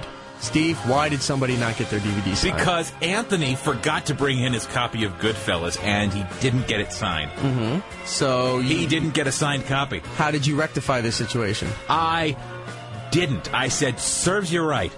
You forgot. That's actually not what you did. You sent an intern to get movies and then pulled him from the store that he was at because they only had one copy. Right. And you sent him to another store to get two copies, and Ant missed out. Yeah, that's right, because I sent him to multiple stores to get different copies. Well, let's just see how it goes. It's a whole to-do. I love getting yelled at. Did I ever tell you that? Ray Liotta, Part 2, Worst of Opie and Anthony. It's the worst. The worst.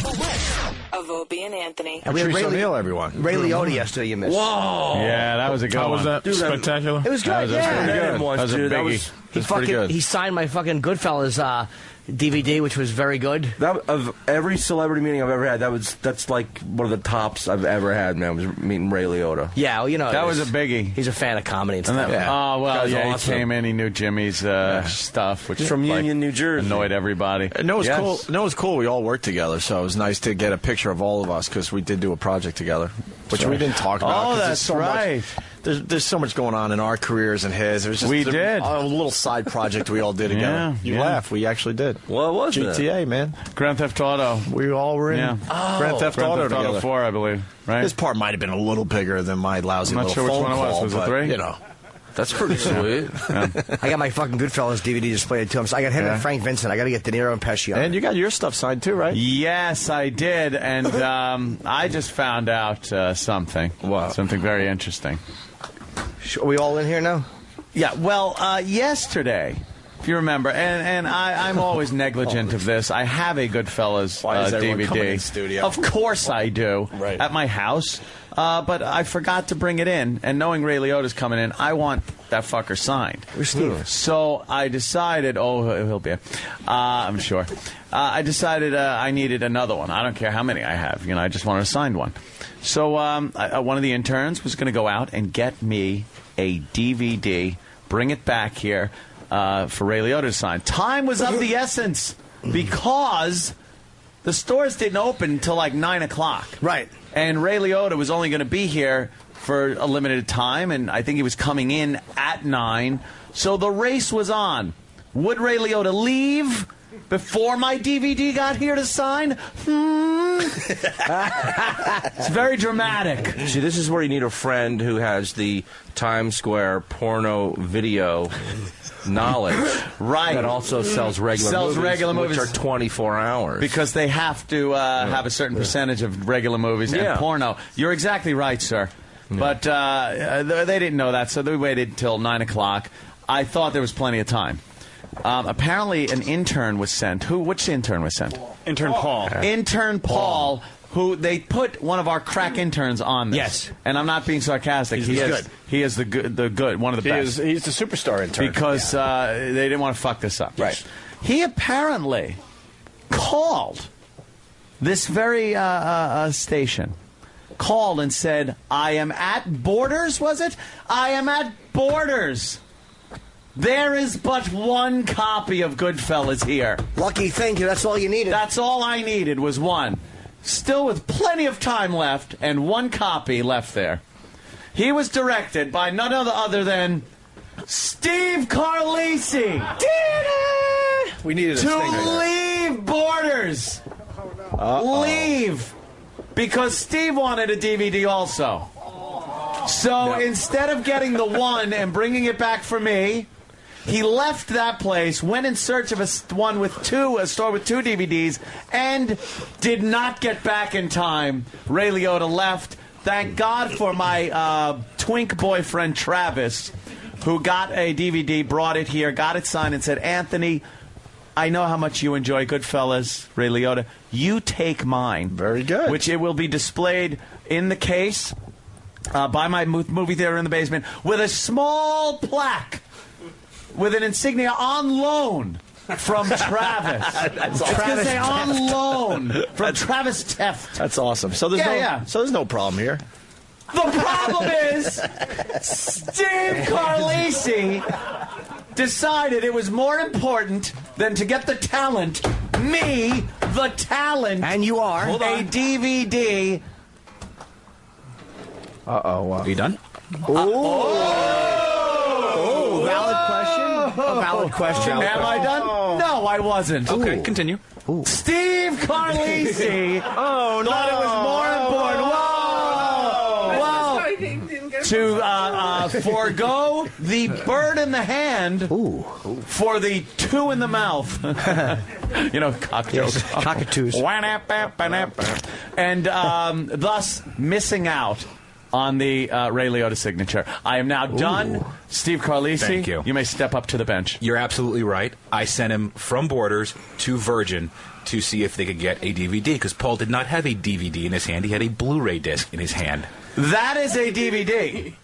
And that, I do have a Blu-ray player. I didn't know that. And I didn't care if it was a Blu-ray player or not. It's not to play. It's to have him sign it and to just have it. Right. That, to me, was... And it would have been easy to come and run in and ask, Anthony, is it okay if it's Blu-ray? Yes!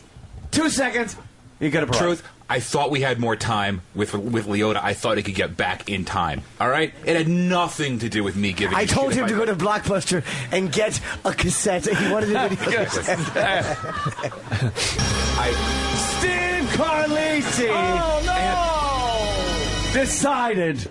Did you get your copy of Goodfellas signed? Thank God for Travis, who, by the way, Travis now does not have one. I have. And he went through the trouble of actually bringing one in because he's a very thoughtful guy, and I was forgetful, and I did not bring mine in. But Travis brought one in. Single tear rolls down my cheek for Travis because I have had to donate my own shit. What is that?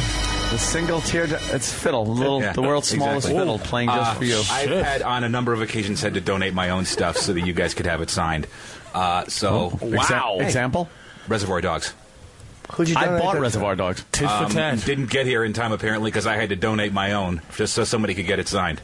No, that wasn't me. I know mine got here in time. So what he's saying, he doesn't get credit for that. He doesn't get credit for that. He don't get credit for all other good things he does. Yeah. It's you don't get credit for the good things you do. You get credit when you fuck up. So it's basically you just take away his credit when you fuck up, but none of the good stuff matters. You just knocked his credit down from 800 to 620 because he fucked that up a little bit. Is what he's saying. Hey, look, I'm living in the now. Wow. I had to bring up. What have you done for me lately, huh? Exactly. This is what we're talking about. Doesn't matter what you did yesterday. It's okay. Yes. Travis, comment? Well, also, Travis, comment. Travis. I don't think the argument here is that, oh no, Travis didn't get his Goodfellas. It's that you should have had it before Ray Liotta left. Exactly. There was plenty of time. I gave my money to the intern. The intern was sent out with the specific purpose of getting Anthony a DVD of Goodfellas. So what you're asking, Steve, is what was on your what he didn't uncover is what was on your mind when you told him that it wasn't a DVD. It wasn't a DVD. It was a Blu-ray disc. So I said, all right, well, go see if you can find a DVD. I honestly thought Liotta would be here for longer. Sam, comment. He was trying to find something for you to play. But I have a DVD. I have a Blu-ray player. Yes, you do. $250,000 for a movie theater. What do you think? I got a VHS? In retrospect, I should have thought about that. I should have thought this fucker has his own movie theater. He probably has a Blu-ray player, and it's readily available. But dude. I have there are so many times where I've come back. Goodfellas is really in the $5.99 Walmart. Oh, I know. Look, I didn't care where they got it, whatever. But there was a mafia bundle. Can I? The mafia bundle. It's in the mafia bundle. Casino and fucking. But they always throw one bad one in there. Yeah. Can't you give us 3 good ones? Jay Moore's Mafia. Oh, why? Oh, come on. Hey, Joe in Dallas wants in. Joe, go ahead. This might be a point for Anthony right here. I'm not sure. Joe. Hey, Steve, you're a boob. I'm a listener, and I know that Anthony's got a Blu-ray player. Congratulations. How about Sam? Blu-ray. It's what I did last night. Jesus. You can call me Ray. What's Sam's got? Sam, comment. Sam, comment. Only thing, just as an onlooker, what's not being addressed is Steve is saying now that he sent Paul out to get a regular DVD, whereas Paul said that Steve sent him out to get a second copy.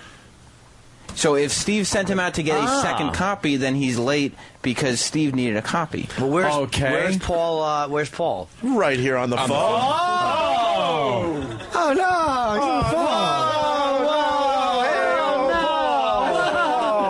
Okay. Go ahead, Paul. Paul, comment? Hey, what's going on? Hey. I left with ample time from Borders to get back to the studio. Mm-hmm. The problem was that I had one copy in my possession when I left Borders.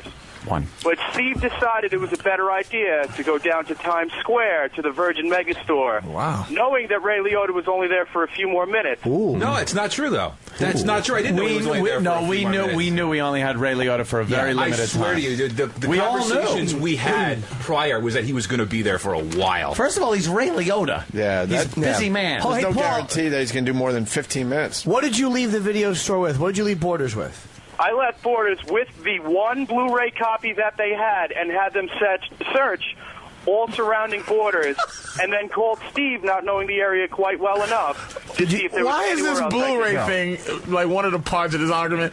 It doesn't even matter. Right. It doesn't even It matter if it was shouldn't an old VHS. A VHS would have been fine for him to sign. Sign something. He's signing it. Okay. He's not getting it to actually watch it. Like, I want to see this while Ray's here. I probably have 3 copies of Goodfellas. Fuck, are we listening around my to house. Blu-ray? Like who gives a shit? You As just a want to guinea, sign. it's mandatory. You have to have one in every room. Just get something signed and frame It's like a mezuzah. They're nailed to the sides of my door, and I rub it when I go in. Here's my signed Michael Jordan shoe that I'm going to play in. I'm going jogging in my like Babe Ruth baseball. You don't play them. You don't fucking play them. Paul, that's it then. Well, you know what? Yeah. I do feel partially responsible because it was against my better judgment to hop in a cab and go down to Times Square, knowing that there was such a short amount of time to do this. Well, Paul, did Steve indicate that he had wanted one? What Yes, no, Steve was the one who told me to get 2 copies, one for himself, one for him. Okay, so that wasn't anything to do with the Blu-ray. There was a second copy that you wanted one, which is fine. But if it's to sacrifice both of them, not getting signed because Ray Liotta will be gone, then it is not a wise decision. It was in the sense that you wanted a DVD, and I really was trying to stick to that. You know, again, he didn't have one in his hand. I said, you can get down. I had a Blu-ray in my I understand hand. that. You want it, but even I know Anthony owns a Blu-ray player. Whereas that, I know he at least has a PS3 that I'm sure he has hooked up to his theater. Very good, the PS3, yes. I didn't know you had a PS3. Yeah, Ray got Nintendo? Yeah. What did Sam say? Sam says I've got to listen in order to... Just to the show. Oh, Sam! Holy shit! Read the recaps. So, well, apparently that's how you executive produce. Exactly. Does this guy still work? What's that? Wow. Still works for you guys? Not after today. Because that's what you do. You fire your best guys, and that's how you run a show. No, actually, the real reason is Paul is one of those unfortunate CSB cases who... is he? Yeah, can't come back. Connecticut School of he Broadcasting. can't come back? Because CSB is no longer a functioning school. After his term, we can't bring him Can back. we just open up some fucking sham broadcasting schools? We could just have interns that we want. Could keep these good guys. guys. He's going to school here. Yeah. Keep in. How you doing in your classes? Yeah, these guys do great for us. We got to figure out. I know. I got to figure something out. A scam. Get him a job. Let's get some kind of Nigerian broadcasting plan together.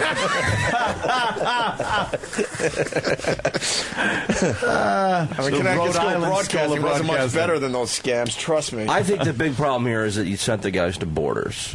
Why? Is that it? DVD Planet, Broadway and 47th Street. Yeah. They always have a lot of Goodfellas. They have Remember Goodfellas that. and Scarface. Of and a lot course, of Bruce Lee movies. Oh, I bet. That's all they have. And porno movies. And porno, because they got to have a certain percentage of legitimate movies to exist in the city under the Giuliani rules that he put in place. Stupid. But yeah, next time we will know that. Well, the worst part is that I ran 10 fucking blocks to try to get there in time. I don't know if you guys saw me when I came in. I was a goddamn mess. Yes. You made the effort. He did make the effort. Yeah. He had what he needed to bring back in time, but was then thwarted by none other than Steve Carlisi. Oh, no. Whoa! Everybody knows he has a Blu-ray. Even I know, Steve. What are you talking about? So, Paul, when you were now, do you have a Blu-ray player, Steve? What? Yeah, I do. So you were instructed specifically for Blu-ray. Yeah, I did. But you know what? Quite frankly, I got 3 copies of fucking Goodfellas on DVD. That's what I have. Yeah. Yeah, I don't give it. You know, and I just wanted it signed. All right. Yeah. I really thought you wanted a DVD signed. You know, whatever. Well, you know, but it's in essence a DVD. Right. It's just a Bluray. Maybe Steve is Why does such a everybody have perfectionist. 3 copies of it? Yeah. Why does everybody have 3 copies of Because it's a good movie. I think you need to start carrying one in your car, man. So you can put the second one in right away? So you don't have to, like, No, what does because that even mean? because you fall victim to the whole collector's edition and then deluxe edition and Criterion and then collection, Blu-ray. and then Blu-ray. Why'd you forget your Goodfellas DVD? Is there... Because I wake up in the morning and just I don't think of anything. Yeah, I got you. I put mine the night before, like Right little by the kids' door. clothes. I do with my mail. If I have something to mail out, I put my car keys on top of it. Yeah, me too. Which I should have done. I collect all my busy work for Kenny, and I put it right next to the door before I. Yeah, so when I wake up, I'm like, oh, that's right, busy work for Kenny. Take care of this. Yeah. Now. It's your busy work. This stupid busy work. Yeah, I usually do that, but then I forgot. And, all right, so we go with Steve. So obviously Steve didn't mess up. Who do we? I gotta go with intern Paul. Made the effort. Okay. There was a monetary exchange. He had the disc, but who could there prove? was plenty of time. Who could prove that intern Paul was nice and sweaty from running the 10 blocks back to the? Oh, Sam. I saw him. He was sweating. All right. Maybe he's not a fast enough runner, man.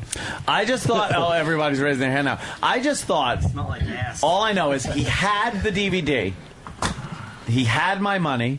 He had made the exchange. He was on his way back with ample time, and was then thwarted. Yeah. Thwarted. I said, haul ass, you could probably get to Virgin and back. Probably. I did. I didn't even leave the store before I was on the phone. I called when I saw there was one copy and had her searching the lady behind the counter, searching the other boarders in the area while I was calling Steve. I wasted zero time on this. Right. I was even standing outside for a half hour waiting for boarders to open. I have a question, though. How fast are you? How fast did you do those 10 blocks, man? Well, once I finally got the text from intern Charlie that he was gone, I decided to slow down for the last 5 blocks because I was kind of winded. It's useless at that point. Yeah, it doesn't matter. Okay. Yeah. I'm a decently fit guy, I would say. He's tall, so he's probably got a nice long stride. Yep. I was knocking old ladies over here and there, just trying to go. I almost got hit by 2 cabs, so I was moving. He was making the effort. All right. Well, I'm glad we got to the bottom of that one. Me too. Anthony, next time I'll just go with my better judgment, and hopefully it works out. Thank you. All right, intern Paul. I'm sorry once again. All right. Don't be sorry, please. Why? I wound up getting Travis's. Fuck him. Oh, yeah. Fuck Travis. I'm just glad I could help out the cause. On loan. God. There will be a plaque on loan. That would be hilarious. I can't wait to see that. That'd be really funny. All right. Very good. Thank you. We are complete. Well, I feel completed.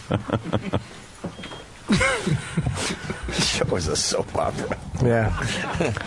All right. It's the worst of Opie and Anthony.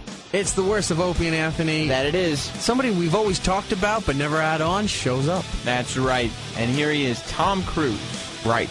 Coming up next on the worst of Opie and Anthony. It is Tom Cruise? Yes, you weren't here that day. Oh, I would have got Magnolia sign. I got eyes wide shut. Respect. Sirius 197 XM 202. You're listening to the worst of Opie and Anthony. You are listening to the worst of Opie and Anthony. I'm Primetime Sam Roberts. That's E-Rock. And we are here to give you all of the worst, meaning best, Opie and Anthony bits that we can. Bob Levy is in studio for the first time ever. Yes, the Reverend Bob Levy, who's been famous on some other show. Miserable Men. Oh, that's it. Has made his first Opie and Anthony appearance. He's a friend of Jim's. Friend of the show's now. Yeah, Florentine's in studio as well. Yep. And Rich Voss. Oh, my God. So there's 4 comics that have been together for many years with just stories of debauchery. A comedy cornucopia of cataclysmic, catastrophic proportions. Here on the worst of Opie and Anthony. Who the fuck is listening? To the worst. Who's fucking listening? To the worst of Opie and Anthony. Bob Levy's outside. Next time, I really want to get him on the show. I mean, he came fucking 3 minutes before we were closing up, but closing up shop. You can say hi. Is he outside? Someone open the door. Let's do something today. Yeah. What? How long? I don't know. We were supposed to do it yesterday, and you said I can't. What are you going to do? I couldn't. I did have to get back. Yeah, but we have to do it today. Oh, fuck. Mm-hmm. What is it? You don't know? Some kind of meeting. Meeting? Is it bad? No. Good. No. Is it long? Is it hard? Tired. Ant's tired. Bob had to leave. Oh, fuck. God damn that. What's up, Bob? What's up, guys? How are you? Bob. How are you? What's happening, man? Seen Rich downstairs at 6 in the morning, whatever time. Yeah, that's Jimmy, right. you look great. Thank you. You're a pretty man. I want to get started drinking this early? You're not I'm drinking. not stopped drinking. I did. Again, since I saw you last? I stopped Saturday. Oh. I did. You got to stop somewhere, and I did. Oh, for real? I swear Good to God. luck. No, I'm working on shit. You know we're working We on shit. worked at Marco Island together, and he wanted to make a tape, he said. Yeah. He said, let me go on second. I'm making a tape. And the first joke for his tape was, who likes cum in the face? And I'm thinking, is this tape for the Ron Jeremy channel? Was it awkward as the headliner raising your hand? No, but you need a tape. They want to see tape on me, no matter whether it's clean or not, for like these reality things and sitcom things. So whatever tape I can get. I'm trying to help out little Bossy on the reality show. Somebody's got. He's fucking 55 already. Are you a producer? Part producer. Gotta help out my little friend. What firehouse are you playing? I love when his teeth get in the way. I got new teeth too. Look at this. Yeah, I see the new teeth. A fucking fan gave me fucking. Really? No, the fan. One fan. All right. Yeah. Nobody knew you guys got Island. Did you guys go to the same place for teeth? No, he paid like $160,000. Boss went to a blacksmith. From that fan. $12,000 worth of work for nothing. Wow. Jesus. And this fucking guy. Yeah, but I'm getting implants. That's not something. It's a year process. Nice tits. You know, you can't do a fly-by-night job on me like they did you. Let me see you smile. Look at this. Perfect. That's good. It's perfect. It's perfect. Those four are perfect. The ones surrounding you can bite your chin off. Look at the size of your teeth. They're too big for you. Let me see your teeth. These are temporary. You look good. Exactly, I look good. If Jimmy says I look good, I look good. The teeth look fine, Rich. Exactly. He's just jealous. You had to go through 3 or 4 fucking different sets of teeth before they figured it out. You got to grind those fuckers down on something. Like a beaver. They're not as big. Just chew a tree. They're not as big as they used to be. Yeah, they used to be obnoxious. These are temporary. These are temporary. Thank God, because he can't use them. He can't fucking speak with them. Why are they still temporary? Because it the takes horse a year doesn't to eat do him it. back yet. The horse hasn't eaten an apple in a year because of this cocksucker. A horse eating applesauce. He's embarrassed. You're a mess, but I love you. I'm a mess. Okay, we had a good time. We did have a good time at Marco Island. It's Or fucking Marcos. beautiful. What are they called? Marcos. Marcos, something like that. But it's a beautiful area. I'm going to be out where you are around this weekend. Well, I'm in Fort Lauderdale and West Palm. Yeah, I'm in Boca with the old fucking people. Oh, shit. Oh, you were doing Boca Nuts? Yeah. Okay. The old people like your act? Great. Don't tell me both. Do the old people like your act? Oh, yeah, they You're a do. little dirty. By the time they walk out, by the time I'm done, they make it to the door. That's how long it takes them to walk out on me. It's amazing what Levy gets away with. He's one of the dirtiest comics, and that's why none of us will work with him, because nobody wants to follow Bob. He fucking destroys. Or hang out. And Bob's like, I won't do much crowd work, and it's it's an hour of filthy, really funny crowd work, and it's unfollowable. And then you go on and go, so President Obama, and they're like, shut up. He said that. He goes, I won't do any crowd work. And I didn't. You the fucking, I'm going to host it the whole weekend, fucking talking to the crowd with your fucking beaver teeth. Boss wants to host every show because he doesn't want to fucking, he wants to get, he wants everything to be him. No, it's all about you. Who carried us on radio down there? Who carried? You should have been day fucking late. Your teeth were there before you. Piece of shit. I love working with him, but he's like, is there another radio I can call into? Sounds like Don Siegel from the New York Comedy Club underwater. I'll do a fucking call-in or fucking packer price. Fucking idiot. Piss me off sometimes. Friends. When you're on stage and your fire alarm goes off, does that fuck up your act? I don't know if you heard, Voss. I don't do firehouses anymore. I didn't know what that meant until you explained it. Exactly. You know, you had no confidence because you were itching like crazy. You were trying to tell your line. Chest pains. That's good. How great would it be if he fucking grabbed his chest and just dropped it on the floor and we kept going? I would kick him while he was down, on the way down. Bob Levy would take your seat like that. That's it. I mean, like, move him, get his teeth out of the way. I'm going to hop over him. Look at that. It's like a hurdle for a horse. It's like, you ever see the horses jump over those things? Look at how big those fucking teeth are. Look at him. Look at the size of it. Go ahead, open your mouth, Rich. He should have one of those metal things, like you know how the horses have, and you lead them around the fucking studio. Yeah, you fucking freak. Love you. He's on fire. Go to the second page now. Why, Rich? He's hard. Some days you don't click every fucking day. Maybe you should once in a while. Yeah, but why you've been on here for 7 years, you fucking figure you would. Decades are a little dry. Sort of like my upper lip. Some millennium you don't click.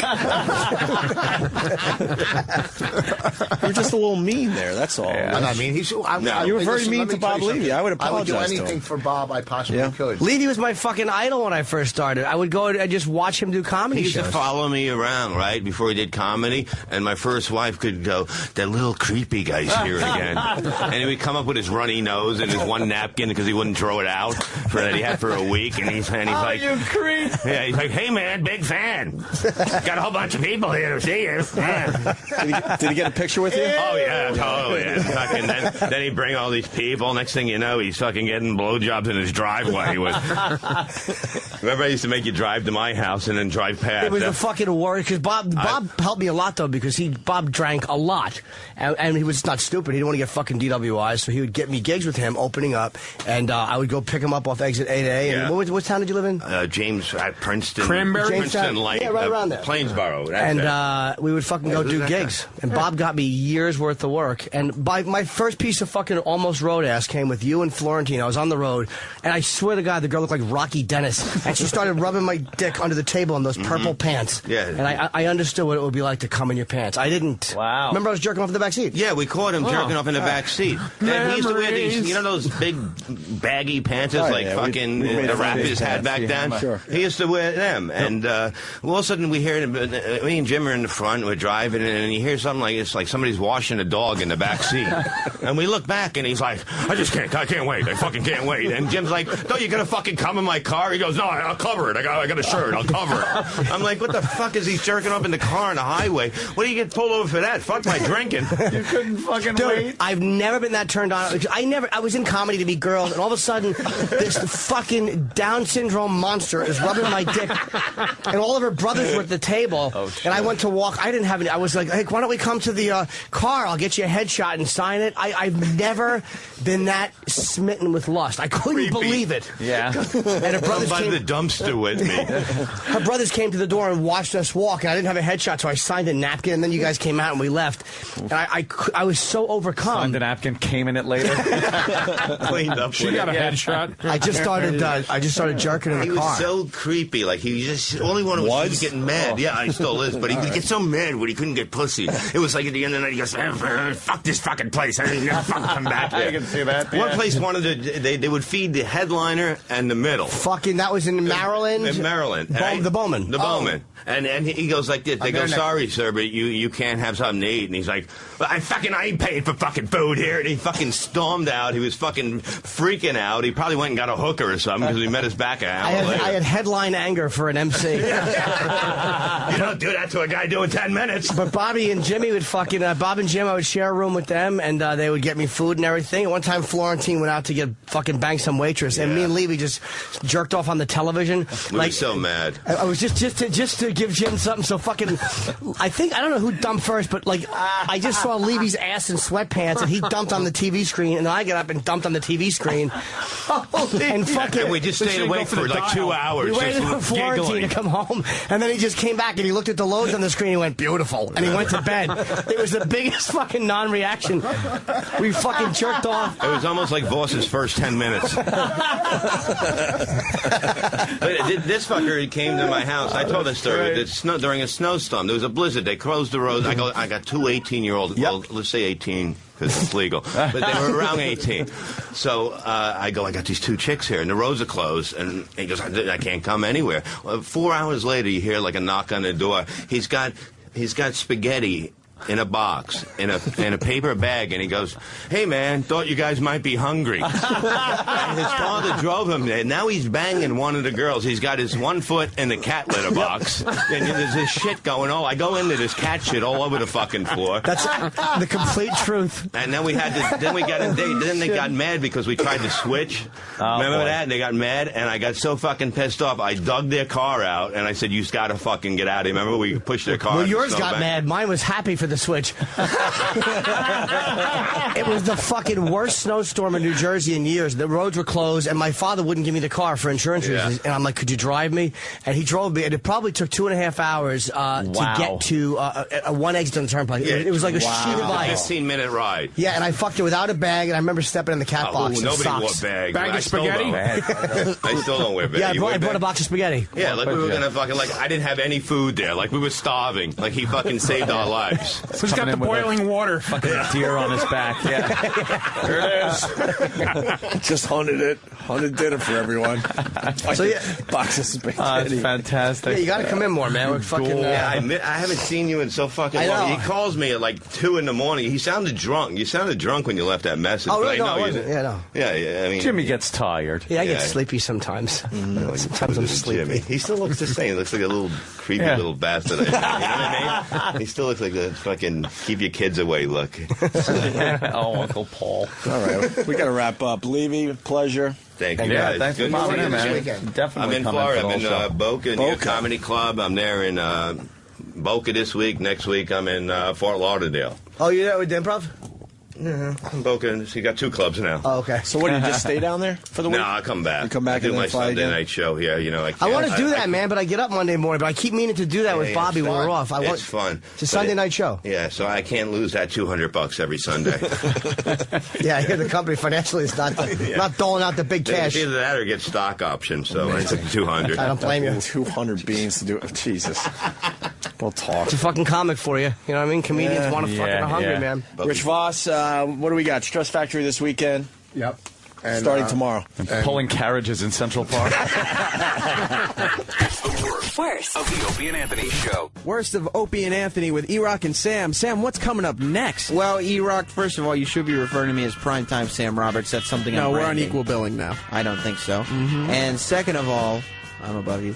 And second of all, the Nixon tapes, E-Rock, the brand new Nixon tapes. Yes, if you remember the old bits, they were hysterical. Well, this is in addition to that because new stuff just came out. Yes, and these are also hysterical.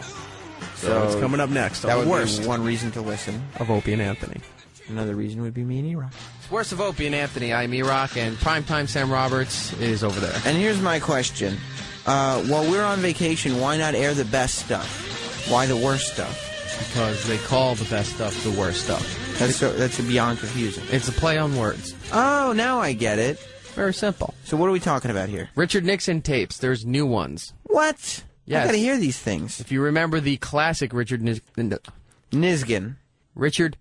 tapes from the old days, this is actually a continuation because brand new tapes just came out. Which do you like better? I think they're all great. How diplomatic of you. Yes. Unlike sneaky little Richard Nixon. Stay tuned. Here it is right now on the worst of Opie and Anthony. This sucks camel dicks. You're listening to the worst of Opie and Anthony. You're failures. The Nixon tapes, Ant. The Nixon tapes.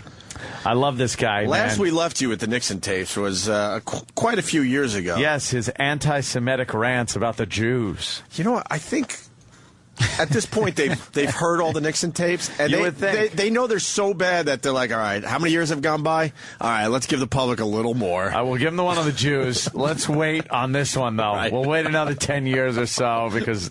Dude, nobody could survive. Like, just the shit I say walking around in my apartment to myself. I wouldn't want recorded. Right. This guy thought it was a great idea to have microphones all over the fucking White House and just record everything he said. Did he ever just sing, like, random, like, vulgar songs that he makes up? That's what I do. You light up my life. You get on the couch. You fucking cunt. You Jew. Where's Ben Stein, my Jew speechwriter? Used to write speeches for him, you know, Ben Stein. That's his claim to fame. Oh, is that right? My Jew. Write me something the Jews are like, Ben. Write me something that Israel will embrace me for, so Henry can go over there and make me friends with the Jew. Do you know, I read something about Nixon one time. Do you know how they, you know, those FDR JFK, LBJ. He wanted to be known as that, so he started referring to himself as RN, and it didn't. What about RMN? Millhouse was my middle name. RN. Millhouse. Nurse. Yeah. I'm an RN. That's not too tough. Nurse Jackie, holla. Anyone? No? All right. Huh? You like the Nurse Jackie? It's all right, right? You know, you're She's Nixon. popping pills and fucking snorting shit and fucking doctors and taking care of patients. It's, what's her name, from The Sopranos. Yeah. You know, Anthony, you're Nixon and you're Vince McMahon are yeah. Right on? Yes. Well, let's get into the Nixon tapes. Nixon tapes reveal abort stunner. Yes. Washington. President Richard Nixon saw abortion, oh boy, as a useful option for ending mixed race pregnancy. Yes. Mixed race. Newly released tapes yesterday's show. Where are the tapes? We got to hear this. There's transcripts. I think you could listen to the tape somewhere else, but yeah. We got to find the tapes. Maybe just hearing it in his own voice is just too much for people to handle. To go, this guy was our president? Yeah. Henry, look, where's the Hoover? I need the government to back Hoover vacuums so that when a colored impregnates a white girl, we could just suck out the fetus. Is this on? Is my recording device on? Because I want to go down in history as being the president that came up with this great idea. You know, Kennedy got credit for a lot of things. And I want credit for making sure sluggies and white people never get together. Suck it out, Hank. Suck it out. Get Ben Stein, my Jew speechwriter. I want to hit the press room with this abortion-colored white thing. I'm going to be a hero to the white community. The vast, silent majority that wants abortions for Whitey and Blackie. I don't think that's a very good idea. Richard, why do you say... Shut up, Jew, and get me a vacuum. A carpet sweeper if you can't find it. Mr. Nixon. For those, they were useless. Are you only going to use vacuum cleaners? No, hangers. Hangers? Plenty of hangers. Rattle them around in there. Mix it up and make it come out. I'll be a hero. They'll be statues toward me. No half-breeds. No mojitos. I don't like mojitos. I'm going to have like the Lincoln Memorial. There'll be the Nixon Memorial. Showing little aborted fetus parts all at my feet of various colors. He thought it was a viable idea. Amazing. Let me run this past you, Hank. What do you say we abort half-black baby? Well, Richard Nixon said there are times when abortions are necessary. I know that. Nixon told aide Charles Colson on January 23rd, 1973. That's the thing about a black and a white, Nixon explained in the secretly recorded conversation. Or a rape. What is Same thing. Same kind of thing. If it's a rape, it was probably a black on a white. Jesus. They'll build statues to RN Richard Milhouse Nixon. Write me a speech. It'll be great. Fuck Vietnam. This is what I'll be known for. Pieces of children with honor. See, that's a twist on peace with honor. No, nothing. Too smart for the room, Mr. Nixon. Same kind of thing, you know what I mean? There are times, Nixon told his aide in a hideaway next door to the White House. What was the hideaway next door to the White House? That was where I was going to say Jew. I was going to blurt out all kinds of horrible things. The N-word. And I don't mean Nixon. Nixon, the N-word. You fucking Nixon. Nixon did not elaborate on whether he actually favored ending interracial pregnancies or was simply acknowledging the prevalent social stigma of that era about black and white couples. I don't don't even like seeing them hold hands. I'm for chopping their hands off if they're holding hands. Kissing, pull their tongues out. Baby, Cuisinart. Jesus Christ. We don't need a nation of mongrels, do we? What does Spiro Agnew think of this? Spiro, what do you, oh, he's just evading taxes. The 37th president did not foretell in the 150 hours of recordings released by 150 hours. by his library. Oh, what else so they is in released there? another 150 hours? Yeah. Oh, so there's going to be more tidbits in the coming days. What do we do about the homos? Gotta do something about the homos. They're losing the war in the Nam for us. It's the homos. Here, this paragraph. The 37th president did not foretell in the 150 hours of recordings released by his library, however, that the 44th president might be just such a child born of a white mother and black father. President Obama was 11 when Nixon was caught on tape. 11 years too late for me, I guess. I'm Richard Nixon, remember that. Everyone listening, remember, I'm Richard Milhouse Nixon. And I'm a horrible person with horrible ideas. Do you understand what I'm saying? Mr. President, Mongo has a question for you. Yes, Mongo. Did RN stand for Remove Negroes? Yes, Richard Nixon. Remove Negroes. Why did he record? What was he trying to prevent? He was crazy. He was insane. The guy was coming out that he was just nuts. And he recorded everything because he actually thought that if anything happened, his recordings would vindicate him and make him look like the good guy if anyone ever tried to pull shenanigans on him. Because he always thought that people were trying to pull shit on him, which they were, but the tapes are anything but a vindication. Holy shit. Wow. Hey. Let's see what else this says. Nixon discussed his abortion views while otherwise lamenting the Supreme Court's landmark Roe v. Wade decision that day, which legalized abortion. Yes. To Nixon's mind, underage girls might be encouraged to quit using birth control and go get knocked up because of the high court's ruling, he said. Oh, that's hot. Stop using birth control. Henry, get that speechwriter Jew friend of yours. Write something out about young girls not being protected and getting abortions and having sex with the Negroes. This will be big, a good distraction for me bombing the fuck out of Cambodia. And what would the monument look like again? It would be a big statue of RN, Richard Nixon, with baby parts. Marvel baby parts all over the show. And people would pay tribute to me. You could use the Washington Monument to help with the abortions. Oh, exactly. I could make it look like a big abortion vacuum.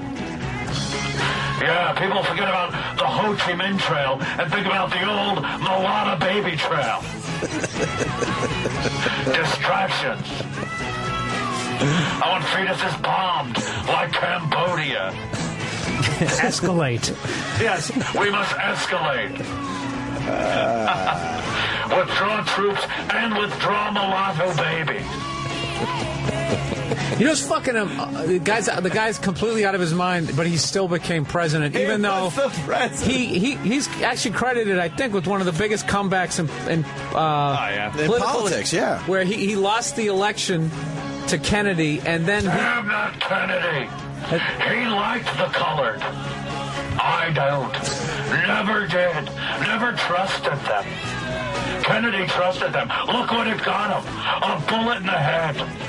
You're still Richard Nixon, I'm a white right? Guy. You're still Richard Nixon? Of course I am. Okay. I'll be with Richard as long as I speak into this bullhorn. I'm old already. This is parody. Get it? I love this song. It reminds me when I was a door gunner in the Nam. I never was, but it reminds me of That guy was a pip. He had microphones like in paintings and desks and everywhere in the fucking White House. And some of the stuff, like the anti-Semitic shit he did with Henry Kissinger right there. He's telling Henry Kissinger about the Jews. Like Henry Kissinger doesn't know, like, what Jews are, and like where they live, and what they're dealing with. Yeah, I like this one. Who was the colored gentleman that did this? Jimi Hendrix. Died of a drug overdose. Yeah. Terrible thing. Said the Joker, too. So we must find some way out of here. They're yelling from the womb. Richard, help us. Suck us out. I can't get no relief. Hey, can you? Where can you listen to those 150? Can I download that on iTunes? I want every bit of that. I want every second of those tapes. Those are what, PDF files, though? I think those are... Nah, there's links to the audio as well. Oh! Unfortunately, the descriptions aren't so great, so it's kind of... You're not entirely sure what you're getting, but all the MP3s are there. If you're getting cookie Give me Nixon. a bacon, egg, and cheese. Yes. What a... Yeah, you just go to... You want some outrageous recording, it's just like... Oh, the old bitch is up again. Make me breakfast. And then just... Him asleep on the chair. Henry, you woke me up. You scared me. What's going on in Hanoi? By the way, you Hanoi me. It's a tricky dicky joke. There you go. 10:10 this morning. We'll play more Richard Nixon stuff. Nice. Old school. Yeah, going back. Way, way back. We could seg into this if Richard Nixon's still around. This is from He doesn't leave. a 1980s. I had the shingles for a while. Remember when I got the shingles? No, I don't remember. Never knew what that was when I heard it as a kid. Now I'm me talking like Nixon through Nixon. Channeling Nixon. I had the shingles. 1980s PBS show. Listen to this. Sock it to me. Listen to this. Sock it to the fetus. I say. Remember laughing when I said sock it to me? I want that vagina to open up like those wacky doors. I'm laughing. And have a bloody fetus fly out. Can you make that happen, Henry? Ben, get on it. Write something the Jews will like. They support me. Because I hate the Egyptians. Because they're close to, those people. I like this. Oh, a little Credence. Credence Clearwater Revival. There's a bathroom on the right. That's what it sounds like. Excuse me while I kiss this guy. Homo. Loved the music at the time, but it was so weird. It ain't me. It ain't me. You ain't having a son if it's half black. No, you ain't no mulatto son, no. You ain't no fortunate one, look at you. I fall to pieces each time. It's the worst. It's the worst. The worst. Of Opie and Anthony. It's the worst of Opie and Anthony. I am E-Rock from the Opie and Anthony Show, obviously, and Primetime Sam Roberts is from the same program. Yes, we're both from the Opie and Anthony Show, and E-Rock, let's do a bit about me. This is when you were moonlighting from the Opie and Anthony Show and trying to get your foot into the door over at Shade 45 with Who Kid. Oh, yes, this is my now infamous, it's been spread all over the internet, played on all different types of radio shows, my exclusive interview with Rick Ross, the boss. Rick Ross is not very well liked by the 50 Cent camp who runs Shade 45. That's correct. And so, upon hearing this interview, I was immediately invited to become a regular part of DJ Who Kid's G-Unit Radio, which airs weekends on Shade 45. That's awesome. Can you get me a shirt? I don't think so. Please. I doubt it. But stay tuned, because here it is right now, my interview with Rick Ross. I'll trade you for a Rich and Covino hat. Yeah, right. On the worst, and it's Covino and Rich, of Opie and Anthony. I like it the other way. Can you get me a Mark Zito shirt? Who? You're listening to the worst. Oh, wow, that's pretty cool. No, not at all. Of Opie and Anthony. Yeah, because it's a piece of shit. Hey, Sam pretty much stayed up all night to get an interview with Rick Ross. He did. You want to go down that road real fast? Yeah, he's the guy, if anyone doesn't know, that was him and 50 Cent were... Bob Kelly turned me on to this. When we had 50 Cent in, 50 Cent was a great guest. Yeah, he was. He was very honest. Yeah. Loved him. He was like one of those guys who just will talk about anything. He talked about, when we asked him about getting shot, he talked about his businesses, he talked about music. Anything you wanted to ask him about, he was like pretty much an open book. Yeah. And him and Rick Ross are having this... I didn't know who Rick Ross was. I don't follow hip-hop. But... I do, Sam, Jim. Just ask me. But you live the life. You actually are closer to it than any of us with your fucking gun collection. The hip hop guys would love you. Mine are legal. That's a good point. But they would love you, and you would probably have more in common with fucking hip hop guys than any of us. That's true. Other than my cock size. Talk about gats. I used to play a lot of basketball. What about me, Jimmy? That's true. You probably would have a lot to talk about with most of the hip hop fellers. Yeah. Sam. So, but we haven't really explained it. So there's a little. Do they still call them beefs? Yeah, you call it a beef. Yeah. Sam has full afro today. Did you have that last night during the Rick Ross interview? Yes, if you fucking puffed your afro out to avoid him punching you in the face. Yeah. Well, that's not why. Why'd you do it? You're not wearing your silly afro ponytail today. Because I took a shower and then like 10 minutes. You haven't showered since you put in that ponytail? And then like 10 minutes after I got out of the shower, Liam called me and said, hey, it was like 6:30 at night, and Liam was like, hey, you could do this interview now. So I ran in without, because, my hair was looking good. Because the reason I pull it back is because a lot of times it's not looking that good. How'd you get in? In here? My ID card. Yeah. I took the train back in. Hey, 6:30? He got motivated for the show. What a guy. It's Rick Ross. See a picture? Yeah. So there's a beef between 50 Cent, and Rick Ross, who's an old, prison guard? Well, that's what 50 says, yes. Okay. I was going to ask him about that, but we still haven't really explained it. Some of the stuff 50 Cent did in this beef. Well, Rick Ross or whatever, I think Rick Ross, what I know, Rick Ross had shit-talked or bad-mouthed his music or something, and then 50 Cent he was mad that 50 Cent didn't talk to him at an award show or something, and then 50 Cent got very pissed off. There was a diss. Yes. Jimmy, a diss. The two gentlemen had a misunderstanding. And then diss. 50 Cent responded to being bashed, and he did a video, and he said, I'm going to ruin your fucking life. Yeah. And he was trying to basically kind of humiliate Rick Ross publicly. Like, he took Rick Ross's ex-girlfriend, took her shopping, bought her fur coat. His baby's mom. And he said that one of Rick Ross's ex-girlfriends is a hooker or something. Like, he really... He showed photos of him, said he's a correction officer. And then I guess Rick Ross didn't go away. He got, pretty pissed off. Yeah, and when I went in kind of expecting to bring that stuff up and get kind of shied away from it or whatever. Like, I didn't think the interview was going to last long. But, no, Rick Ross certainly came back at 50. Did he? Yeah. Ooh. Oh, really? Is he a big guy? Yeah.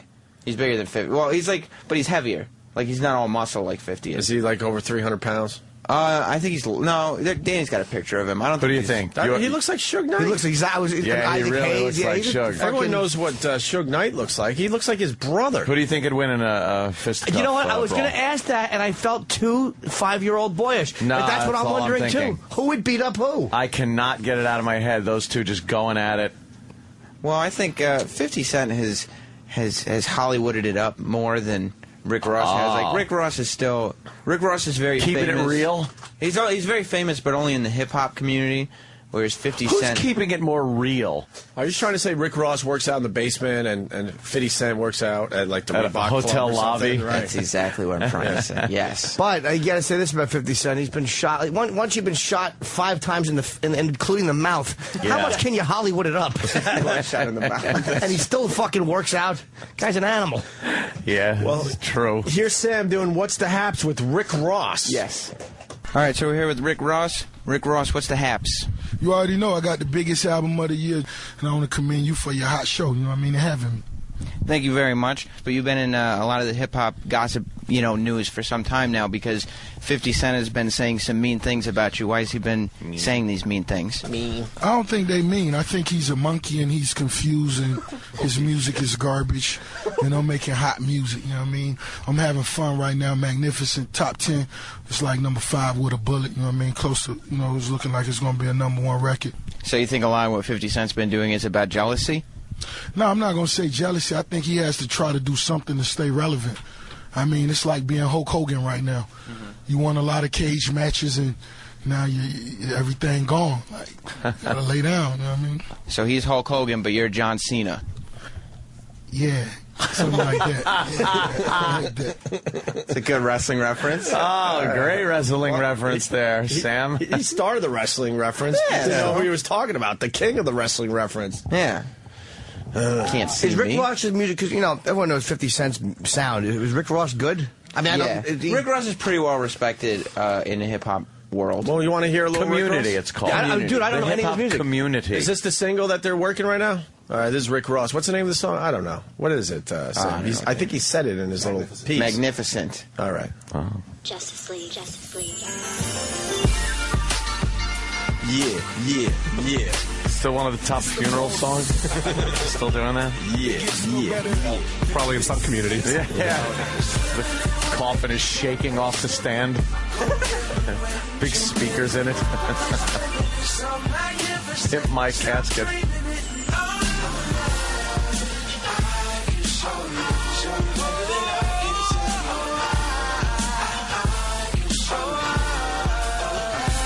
I'm the magnificent with the sensational style. Far from being shallow, cause she caught me with a smile. Try to figure out my style. Maybe that'll take a minute, but if all we got is time, you can't be acting timid, so we back to playing tennis, meaning going back and forth. She the one that I adore, so I try to enter raw. Conscious in the fiends, concentrating on my cream. I'm the king. I'm so out of this. Funds all the way to Queens. I'm a don. I'm a That remind me of. It sounds old school, right? Yeah.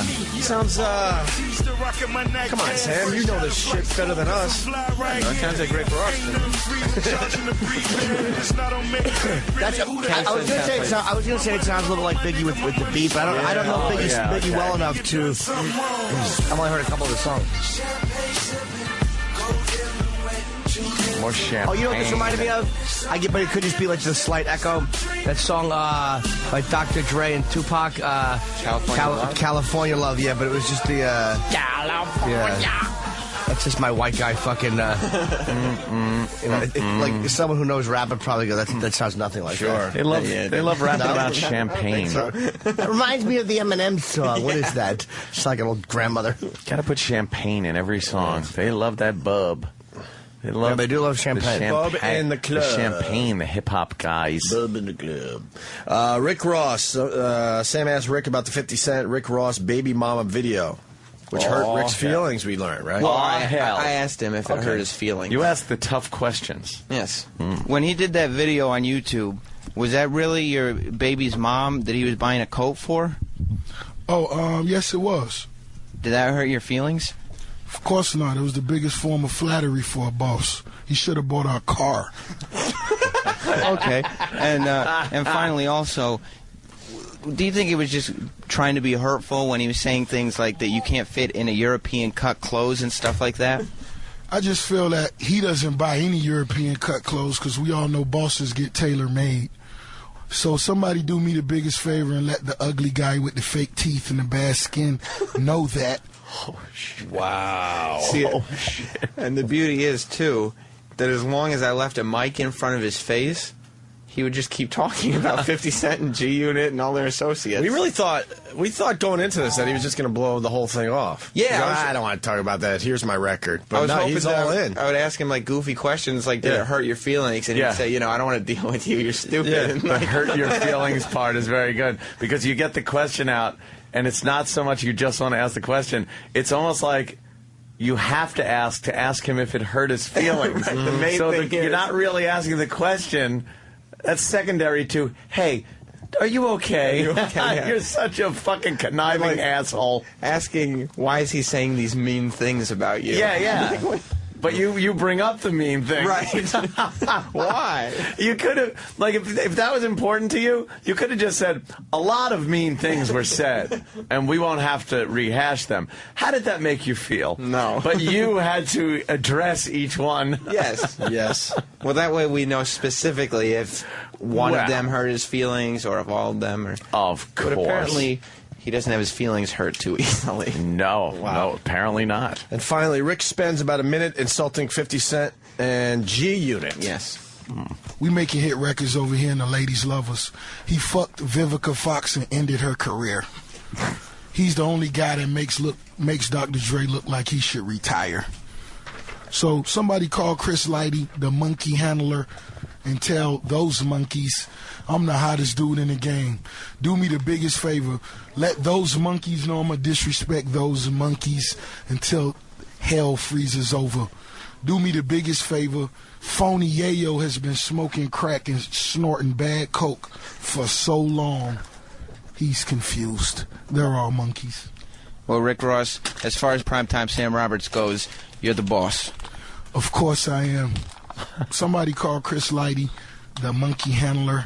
Let those monkeys know that they're finished. And if he wants to make his mortgage, he may want to come work for me. You know what? I'm. Wow. How do I? I'm never gonna understand. Why? Because of the obvious thing. Like, if a white dude said that on the radio, the firing would be instant. Out of control. And that's where some of this stuff is based on, where you're like, well, if other people are saying this, why can't we all say this? Yeah. Especially when he's just like repeating and emphasizing every syllable, like monkeys. I know. Who's the Chris Lytle? Yeah. Is he 50's manager? Or? Yeah, I think so. I don't know exactly who he is, but he was talking about him a lot. In the interview he did before me, he was also shouting it. So I think he's like he's such a unit's manager who's now attacking their manager, not just them. Hey, Sam, good job, man. Do you think he has a gun? Think he carries a gun, Rick Ross? Does he have guys with him? Yeah, he has guys with him. I don't think he carries a gun. I don't think any of those guys are dumb enough to still do that, but I definitely think he's got guys with him that carry guns. How many guys did he have with him? When he left, he had one guy from his posse, Jimmy. It's his posse. His crew. I like to say posse. He was rolling about 5 deep. Whoa. Him plus 5 guys? Yeah, and it was rolling just like, about 5 deep. Listen to you. Were they smiling and like looking like they were having fun, or were they kind of serious guys? No, they were not. They were only having fun when he was having fun. If he was smiling and laughing, they were smiling and laughing with him. But when he was in the other room, yes, man, they weren't smiling and laughing with us. They were looking around the room. You know what I mean? But they looked like they were ready for a problem? Oh, yeah. Yes, absolutely. There was one guy from Def Jam who was obviously there, you know, with the label. He was cool and everything. And then there were 4 guys who were just there. Were they big fellas? Yeah, they were. And Rick Ross is a giant. Were you scared? I never scared. For real? Oh, Step out of character for a second. I don't know. Sometimes I don't know who we're talking know about. what character is this? This Good is just point. asshole Sam. Were you scared? No, I wasn't scared because he never took offense to the line of questioning. But were you scared asking the question, not knowing how he was going to answer? No, because I knew... Because we get in those positions sometimes on our show, like, all right, we know we have to ask this question. We don't know how he's going to handle this, but all right, here it goes, nothing. I would have... Because the first question wasn't that bad. It was just saying, why is he saying these mean things? I was going to ask the follow-up questions regardless, so I would have been scared asking those follow-up questions had he not been so... responsive to the first one, but I wasn't scared asking the first question. Yeah, I mean, because it's not like you were siding with anybody. It's not like you were saying, "Hey, you suck." You know, then you get a problem. But you're just, yes, you looked innocent enough to pull off. Were you sad, or did he hurt your feelings? That's my strength. Yeah, that is your strength. your strength isn't. Yeah, like you look like fucking a skinny Shirley Temple. Who's gonna punch him? He waddles in like a penguin, so people are like, oh, he's got fucking malformed feet, big ass afro. Yeah, they give you a little slack. Because they see you coming. Yeah, I mean, the pathetic kid, little boy. Who's this pathetic kid that doesn't like eating meat?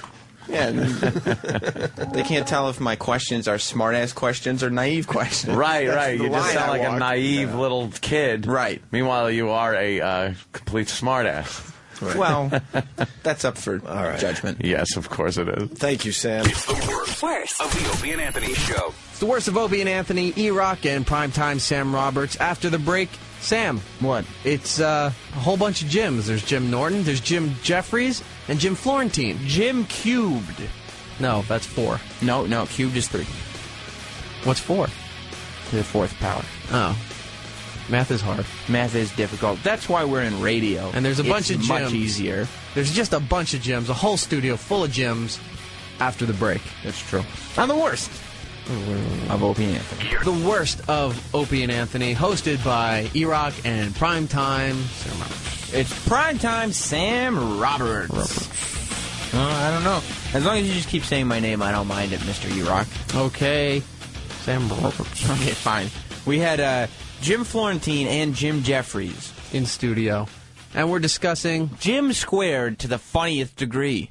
Little Miss Perfect. Yes, Little Miss Perfect is the reality show about the beauty queens that are, like 6 and 7 years old? Something like that. And it's just, just a freak show of just strange and murderous things. But listen to these comedians hilariously dissect Little Miss Perfect on, what is it, E-Rock? The Worst of Opie and Anthony. Correct. Starring E-Rock. And? Oh. You're listening to the worst. Oh, wow, that's pretty cool. No, not at all. Of Opie and Anthony. Yeah, because it's a piece of shit. We got Jim Jeffries in studio. We love this guy.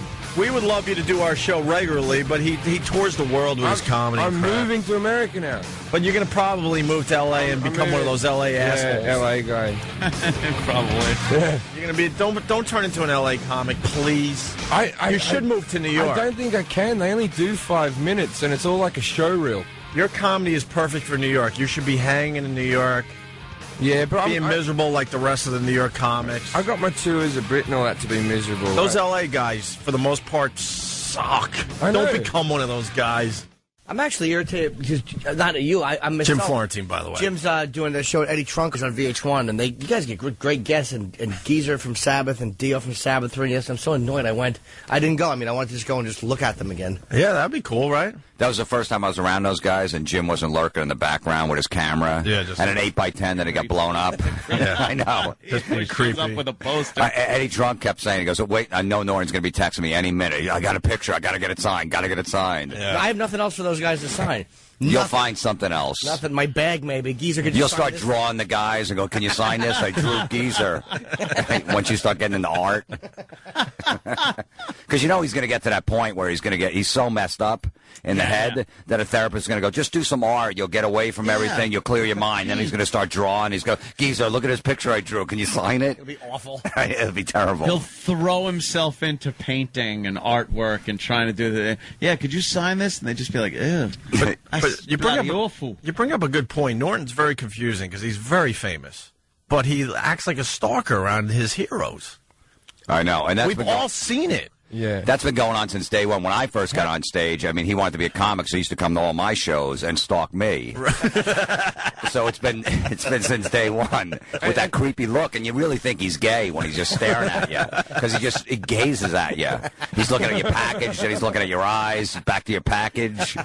Is that where the term gazers came from? The word gay? Who hasn't been with Norton after 3 hours after the show ended? Still waiting for the picture to be taken. Well, remember that time we were at some function, we were hanging out, me, you, and Jim, and he was getting pictures with everybody. He didn't know any of the celebrities. You got him good. And there was just some black guy talking to these two hot chicks, and he looked like Wesley Snipes, but he wasn't. And Norton's like, who's that guy? I go, we're like, he's on CSI. He's like, really? Is he famous? I go, yeah. Opie's like, yeah, he's the main guy. He's like, he is? You see this new action star? Yeah. But we're acting like, yeah, he's the main guy in that show. I don't know his name, and Florentine's working it with me, and we got Norton to tap the guy on the shoulder, interrupt his conversation with two hot chicks to get a picture, and the guy's like, a picture with me? Yeah, all right. Yeah, all right. I have a photo with him. He's like, all right. And as the picture's being snapped, I see Opie and Florentine rolling. And then you know. I've been got. Oh, boy. I've been got. Yeah. Dice got me like that once. We were in Nashville on our way to a gig, and we were in the airport, and he was telling me that some guy was Charlie Daniels. So I asked some guy for a picture because I thought he was Charlie Daniels, but it wasn't him. It was just some fat guy in a hat. But do you really have these pictures? I do. You got and Shirley MacLaine he got me with too. I want to see a fake Shirley MacLaine. Yeah. Oh. I have that. I want to see the pictures, just knowing that they're nobody. I want to see your happy face being near them, and they're slightly confused and befuddled. Why is he asking me face? Yeah. The Shirley MacLaine, is that just some old broad with red hair? I don't remember, but I remember. I only know I have it because it's entered as not Shirley MacLaine. I'm like, not Charlie Daniels. Can you bring that in? I will. I gotta see that stuff. And if you still got the black guy, I'd love to see that. I do have that. He was wearing some a corset almost. He had a weird outfit on, and you guys were like, "That's the guy. He's like some big action star. I can't remember his name." Our acting was good that day. That was right. I know, because he's tough to get. You know what I mean? Good. Yeah, I got. But he kept. Know what he did? Because we had to work it a little while, and Jimmy was looking at me and Florentine, trying to see if we were messing with him, and then he started this movement where he's looking at the guy, looking at us, looking at the guy, and he's like, and then he finally went for it. Yeah. tap, tap, tap. Excuse me, sir. The guy's in the middle of talking to 2 10s, and this guy comes over. I got a picture. Hey, we made his. We made his night. I can't ask for photos. No, I get all weird about it. I can't not. It's something really? I can't not do it. I don't know. Now I like it. Yeah, it's a hobby. But you're famous yourself. So you nobody. Have people stalking you, and then you stalk others. You're like third generation. I love Norton, but I had to give up going to concerts with him. I had to. It was the Metallica show in Jersey. I remember that. Well, I think you were there too. too. In Long Island, where you guys were stalking him in Godsmack. Well, the Metallica, man. The stage was pretty much done, and we were still there waiting for the Metallica picture. Got it though. Yeah, I Lars, know. me and Jim went around, got James. He's a tough one to Trust get. me, it was very easy to find our car because when we finally left the venue, guess what? It was the only car left in the parking lot. Metallica's bus and your car. I'm not even joking. We ended up walking out with the band. It was me, Norton, Brewer, and James Hetfield with his family walking out together. That was it. Because he can stay up all night, too. He doesn't drink. He doesn't party. He's got 17 coffees in him, so he's good till 6 a.m. I lose steam at like midnight, 1 a.m. I want to go to bed. He's like, nah, come on, we got to get this. We got to. Like, do you understand I'm feeling a hangover? I got to go. The checking of the camera. Yeah. Where he checks his camera every 2 minutes. Always. To make sure it's set and ready to go. We just went through that backstage. We just saw Metallica. I can't. A couple weeks ago, and Florentine had a couple we had to get. Oh, Jimmy's crazy with his he cleans it like Private Pile cleans Charlene, making sure everything works. Focus, slides nice. He does dry runs. Let's go to the venue the day before. We'll hang by this door. Yeah. But yeah, he's standing there with his picture because now he gets the 8x10s. He gets them blown up, and then he has to bring them to. So he's already got the pictures with the guys. Now he gets the pictures, and has to lurk and just with his 8x10 standing there next to like 8-year-old kids that want an autograph. See, to me, if I got the picture, that's good enough. I don't need it now signed. It's wow, I got a picture. With, yeah, you're in the picture. Yeah, but Jimmy goes... People are going to believe that you met him. No, I just like to have it because it was like guys were coming in 2 and 3 times. I'm like, why not get it signed? But does it end with the signing or now? Or now do you have to now get a picture with the guy, with you holding the picture that is signed? And then you need him to jizz on it. Can I have your DNA now? Because look, he started with the number 1 on him, then it went to number 2, and I don't know, God knows where it's at now. Yeah. So that's going to happen with the pictures. No, we had 50 Cent in recently, and that was pretty cool. I got him to sign the picture I got with him a few years ago, but I was the only one that didn't get a shot with him. I got it signed. That's all I need. I don't need anything else. There you go. I asked him if they could spit in my face while it's being filmed. Could you degrade me racially? Where are we? So we got Florentine, we got Jeffries. We printed out the top TV shows in Australia. Where's my copy? Remember we were talking about Australian TV. This looks like a load of crap. You remember you're talking to someone who hasn't lived in the country for about 7 years. But do you recognize any of these shows? I recognize a few of them, but these were the top shows last week in Australia. Well, the number 1, Underbelly, is a really good show. So what is it? It's like The Shield, or it's like The Wire, or The Soprano-y type of a drama. But it's about the Australian mafia. If you've ever seen the movie Chopper, it's very similar to the actual movie. Eric Bana, right? Eric Bana's big breaking film, Chopper, yeah. That was a great movie. It's a true story. They used a good line in that movie where they said the truth, the whole truth, and nothing like the truth. Which was a good take. But that's what it was. It was his recollection of what happened, but I imagine some of it. The best thing on that movie is if you ever get the extra features where he's just patting a chicken, like a really sadistic bro. And he goes, oh, yeah, I used to go in there, cut their fingers off. They didn't like it. Oh, you see them cry? You cut someone's finger off, they start to cry. Didn't he cut his own ears off? He cut his own ears off so he could move from one bit of the jail to another bit because he had a bounty on his head for slashing a mob boss's throat. So he cut his own ears off. But that's that great bit in the movie where who's the person who runs the prison? The warden. The warden goes, "You're not moving cells, Mark. You're not moving cells." He goes, "I'll be out by the afternoon." Then he cuts the ears off and he's there going, "Who said I wouldn't be out? You almost bloody walked me out." And he's just got blood pouring out the sides of his head. And he's like an Australian legend to us. We're like happy to have him. And he writes books now, the real Chopper. He writes crime novels that are very successful. So that's Underbelly done. Then we've got a whole lot of just crap. What's Packed to the Rafters? That sounds like a horrible show. That would be a sitcom about an immigrant family that are living in too small an apartment, I assume, is what I could... Oh, wow. Australia's got a lot of that stuff going on. What's Find My Family? I know what that one is. That's the orphan kids. Yeah. People who have grown up without parents, and then we go out, we find... Look, it says what it does on the tin, Opie. Yeah. How can you not think that's good Find food? My family. That's Find My Family. Why haven't we stolen that one? That would be perfect for American TV. It's ethically wrong, probably. Yeah, and sometimes just to make a good show, they give them false families. Do they? No, I don't know. That would be very funny. Get them really involved with these people that they think is their parents. Dude, I did see an ad, though, during that show that I was talking about earlier that I didn't talk about. Oh, let's do that. I did see an ad for a show where they do send somebody out and find people's long-lost fathers, mothers, families, things like that. So they have kind of taken this. And the father's like, oh, great, you found me. They've been doing that since the dawn of time. I always like the reunions on those shows whenever they go, and here's your dad the whole time. Yeah. And they come out and they cry, and the dad always gives a little bit of, I never wanted to leave you, but... You know what? But you did, mate. You did. What are you talking about? You have a choice in this world. You did. I was young, and I didn't know what I was doing, and... I was shagging a girl in Kansas like 10 months ago, and she just had a kid just like a week ago. And I think I've just slipped under the radar. I don't think it's mine. I'm pretty happy with it as well. It's not mine. I'm pretty sure it's not mine. Another guy's taking credit. Oh, okay. So, you know, got to be happy with that. Safe.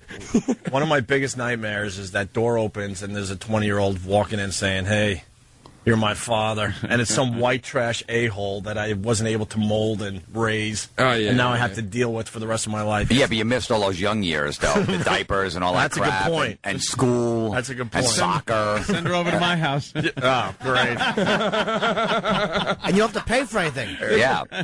But you'd have a good-looking daughter. But that's my nightmare right there. I have it all the time. Like it's someone that I wasn't able to mold, and now they're just some meth head, complete loser that I have to deal with for the rest of my life. Opie goes, how do I know you're my daughter? And she shoves her finger up her nose. Does this look familiar? You're mine. Oh, my daughter. Ugh. Hey, what's that show you were watching? We've been teasing this all morning. Not on purpose, by the way. After I watched Lost, of course, which is mandatory on Wednesday, ready to go to sleep, and then I noticed this show on. It's called, what the hell's the name of it? Look, I forgot already. Little Miss Perfect. Oh, I saw this. Yeah. Oh, my goodness. Little Miss Perfect. Now, if you saw the movie Little Miss Sunshine, I think you can understand what this is about. It's about these little beauty pageants that these parents drag these kids to. Anywhere from age 5 to, I think, 12 is the age bracket. It's horrible. And it is so despicable. The parents are the ones you just want to smash in the face.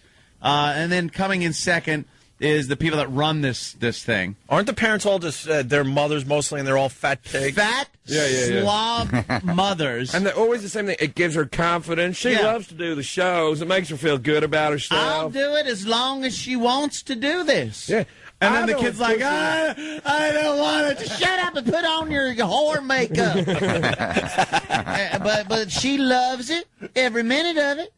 And it's mostly either very wealthy, spoiled brat kids from well-to-do families, or complete white trash from like a trailer park somewhere down south.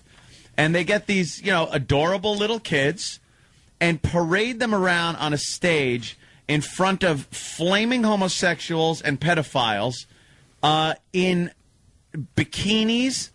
They have an evening gown segment of the show, just in case you're taking an 8-year-old out to, some nice restaurant. Yeah. They're not even up during on the evening. Oh, Uncle Paul. and it's the whole thing of how they treat these kids. And once I watched one episode, I knew, in my humble opinion, I guess I got to say, that the Ramseys killed JonBenet. Really? Because they aren't their children. They don't treat them like their children. They are property. They are things that are to be brought in. It's the way of socializing. You know how that Munchausen syndrome by proxy thing how the mothers usually get attention because it involves them with the doctors and this, and they can talk to people and stuff. It's the same thing with these pageants.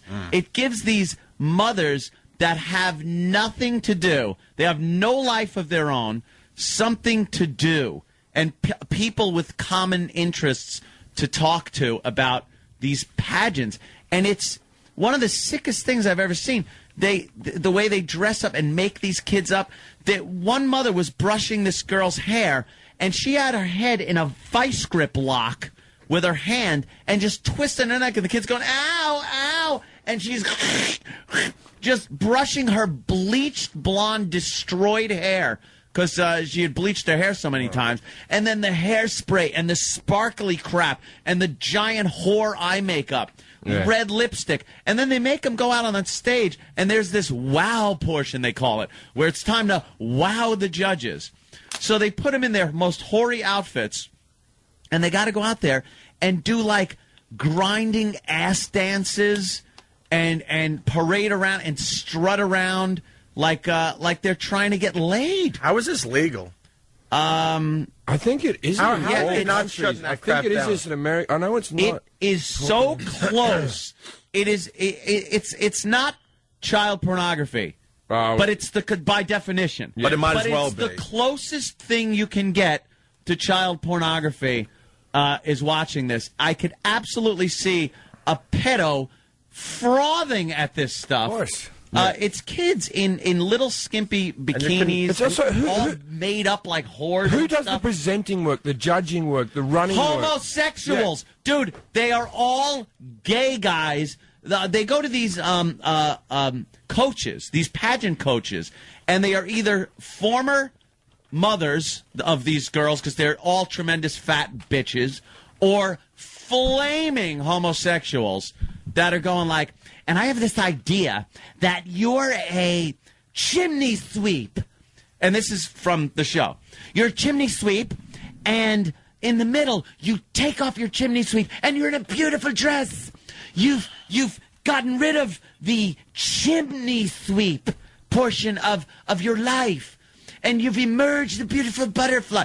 And the kid's just like, I want to play with my dolly. And the mother's like, shut up, yes, he's right. Shut the chimney sweep thing, you stupid little bitch. And I'm horrified. This is the footage of it here, yeah? Yeah, there's some footage right there. They're always saluting. They love that salute. Like, yeah. Look, there was an almost nude 10-year-old being carried out on like a litter. Surfboard.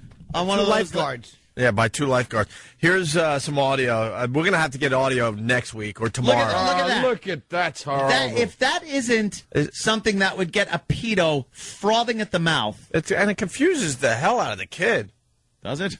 Yes, the kid all of a sudden thinks she's an adult before her time. It teaches a child that being sexy is very important. You get what you want. You're a winner if you're sexy. If you wear that is true, though. And but they should learn that. But they should learn that at 8 or 9 when they've grown up, not when they're 6. We got audio. We're going to get more tomorrow because Ann hit us with this at the last minute. Oh, yeah. Jim's looking at the one. I bet she has a MySpace page. I'm going to look her up. That's a good one. They're keeping the minors, Jim. Blue chipper. I used to do it. My sister had this friend. She was like 15, and she was in love with me. I was like 26. It's like my friend, I'm like, you know what? She's going to be hot. She started to get a nice rack. Yeah. So I'd send her a birthday card. I'd call her on a birthday every year. I'm like, you never know when she turns 18. A bit of lay-by. I invested a little bit. Yeah, I'd call her like twice a year. And then when she turned 18, I nailed her. It was beautiful. Oh, wow. Yeah, I brought her up. I brought her up like September 1st. It was a 40-man call-up. I put her on the roster. I can see that mission accomplished banner over the bed. Great, yeah. Are you dead serious? I swear to God, absolutely. Oh, you're my hero. I love the effort. Fantastic. That's fun. Yeah, you put the time in. You never know. Yeah. You know, what's a couple cards? Good man. It's the worst. Of Opie and Anthony. Continuing with the worst of Opie and Anthony, Jim Jeffries and Jim Florentine are still in studio. What are they doing there? They're just hanging around. I'm E-Rock, and there's Primetime Sam Roberts. Sup? Now they're on to drunk sex stories. Yeah, well, every comedian has just a plethora of debaucherous stories. That's part of the reason why they're in that ungodly profession. And Jim Jeffries and Jim Florentine are no exception. Listen as they exchange stories the likes of which you could only dream you took part in. Right here on the worst of the Opie and Anthony Show. It's the worst. It's the worst. The worst. Of Opie and Anthony. Oh, my God. It's an easy one today. Everyone just blah, blah, blah, blah, blah, blah, during the break. A lot of yapping. I love it. Yeah. I think there were 5 different conversations going on during the break. Opie, Anthony, Jim Norton, Jim Jeffries, Jim Florentine. A lot of Jims in today. All comics named Jim. Yeah. Should be a theme. We should have like Jim Thursdays. Yeah. Call it the gym workout. Sure. No, that's Oh, wow. The gym workout. 40. Pew, pew, pew. Oh, that's great, dude. That's terrible. Right? Mornings at the creepily bad. I just did a show at Radio. Where was it? And I don't even want to say where, but I just did a morning show somewhere in another market, and it was Free for All Fridays. Well, yeah. What happens on Free for All Fridays? There was nothing going on. I expected when I opened the elevator doors, like people going nuts. There was no free for all anywhere. I went in, we just like talked. Ancient Rome. It was not free for all. Drinking, vomiting, having sex, hacking people's limbs off. Nothing. You got to hate morning radio. I mean, you've been fortunate enough to do Howard's show, our show, and then you go out there and you have to deal with Free for All Fridays. Free for All Fridays. It's just horrible, isn't it? Yeah, it's something that's really bad. Did you ask any of the staff what Free for All Fridays meant? Like, you know, they busted my balls about coming on the show. They were like, "We need 5 topics." You know, all these. So you were on a plane recently. You know, like that. Yeah. We want stuff from Iraq. They go, "Look, I do 45 minutes of penis jokes. Yeah. Can I say it?" Like, no, you can't. I go, "That's all I talk about is just taking care of myself." I've never understood these radio guys where someone like Florentine or Jeffries or Norton, you don't need to prepare. You just sit them down and start yapping. But they do that. It's the easiest thing to do in radio. It's a talk show. I was doing one, and they do that thing where because they know I do a lot of religious material, and they go, "Hey, so you're in that hotel? There's always a Bible in the bedside table. What's up with that? Do you ever read that? And you're like, oh, you want that joke, do you? Oh no. And then I just said, all right, just say that I'm single. I got a bunch of material I could just talk about on the radio. Fine, because I want to sell seats. That's the bottom line. So, and then the producer comes out. He's like, well, how is he going to get into this? That you're single? I go, I have no idea. It's his job. How the hell do I know? How is he I don't know. Into this? How is he going to get into this? He's like, he likes this, that you're single, but how is he going to get into that? Are you kidding? I swear to God. I almost thought I was getting messed with. I'm like, all right, somebody's punking me right now. Yeah. Do you have change of a 5? Yeah, I got a few singles. By the way. So what does your wife think about that? You don't have one? What? Oh. They're the worst. Ham-handed way of... They're terrible. Unbelievable. That's why we love the comedians that come in on and do our show, but there was a time we hated having comedians on our show. We were able to turn this thing around because they would come in and you would ask them something like, how's it going, Florentine, or whatever, and next thing you know, they're doing their act like, how did that happen? Yeah, that's we just terrible. want to do the hang, you know? Yeah, how's it going? Well, not as good as it's going for George Bush. Yeah, right. Coincidentally enough, you said we like doing the hang. There was one comic that would do his act when he came in, and I believe he hung himself. Oh, yeah. Well. Doing the hang. Did he really? Richard Jenny. Was it Jenny? Did he hang? Shot himself. No, he shot himself? Oh, that's all right then. In the shower. I was thinking of the other guy from the Family Feud. Oh, Ray Combs? Yeah, Ray Combs. Yeah. Survey said... Survey said Brooks was here. Adios, funny man. Was he the host of Family Feud, was he? Oh, yeah. Yeah, for 10 minutes. You wanted to say something on the air about your parents? Or No. What were you talking about? There was something else, no? Me and Anthony were talking about, at the moment, I've given up alcohol for a couple of weeks just to drop a few pounds and just so I can have a clear brain. That was the scream you heard from me. Yeah, just to have a clear brain for a couple of weeks before the special. And then I've been on the road for 2 weeks, and I've picked up 3 times. And have you ever had sex where you're sober and they're drunk? I've never done this in my whole life. It's like rape without the guilt. No, not the guilt. Without the justification of being drunk. Like there is, it's rape with the guilt. Because the whole time they're passing in and out of consciousness. You're just pulling their hair up, going. You sure you're into this? Yeah. You're positive. Oh, yeah, okay. Put your head back down. It's rape without the charges. Without the charm. There is something about that when if both of you are drunk and you're rolling around, there's this mutual, all right, we're hammered kind of a thing. But if you're not drunk and that girl is ripped, it is just like, ridiculous. all right, just get this over with. Shut up. Whatever. It's so awkward. What do sober people do? How do they meet each other? How do they get together? And how do they have sex? Yeah. Like, the first time, you got to be plastered, right? Yeah, I would think so. You got to have a few in you. Is it just me on this one? No. I feel like right with you. it does feel like I've slipped into material, but this is true. I'm right with you. And also there was this girl in Cleveland who I went out with on the Friday night, and I really liked her. And then I go out with her on the Saturday night, and she wouldn't have sex with me then, after 2 days together. And then she's like, I still want to see you. And I'm like, well, why aren't we having sex? And she goes, I don't think we're ready. And I'm like, I'm here for 2 days. This is as ready as we get. This is the whole romance. Here it is. We got to confine, like on the Titanic sunk after 2 days. Look how big a romance was that? For a comedian, 2 days is like 2 days is everything. Regular guys in a relationship for a year. I had to kick her out of the hotel and go, if you're not going to see me, you have to leave because I'm an adult. And if you're not going to have sex with me, then I have no interest in talking to you. I know it feels bad, but that's the reality of it. What's going to happen in the morning? I'm going to chat to her more. I'm going to see how crap she looks in the morning without makeup and not have sex with her. That's going to add to your appeal. At least I would have had happy memories before. What are you sleeping in my bed for? We'll just sleep together. No. Unless I can wank in the corner, I don't want you in the room. Well, that's the thing when they always say, look, nothing's going to happen. Like, no, I don't want anything to happen. Let's just crash. And that really annoys them. They're like, wait a minute, he doesn't want to bang me? Look at you, you turn it around. 7 out of 10 times, you're nailing them within 10 minutes. Always started out, no, I don't want to have sex. We just met. I mean, come on. We don't even know each other. Why would we do that? Let's just crash. And then next thing you know, they're all over your mule. Do you guys as comics do the same thing when you're in bed with a girl in a hotel where she goes, I bet you go from town to town and just have sex with girls in different... Do you deny it? No. I denied it for years. I'm tired of denying it. And now I go, yes. In every town I try to, and you're just one of many. And it makes them feel small, but I like that. No, or I just go, I bet you bang every comic every week. How do I know you don't do that? Like, no, I don't. I go, well, you're here with me and you just met me. Florentine is the turn it around guy. Always. Wow. Any kind of argument with your chick, you just turn it around, make it their fault. Yeah. And then they're crying, go, how did this get turned on me? You just banged my friend and somehow it's my fault? Always. You brought her around. Exactly. You were looking you threw the garbage out, you were out for a couple minutes.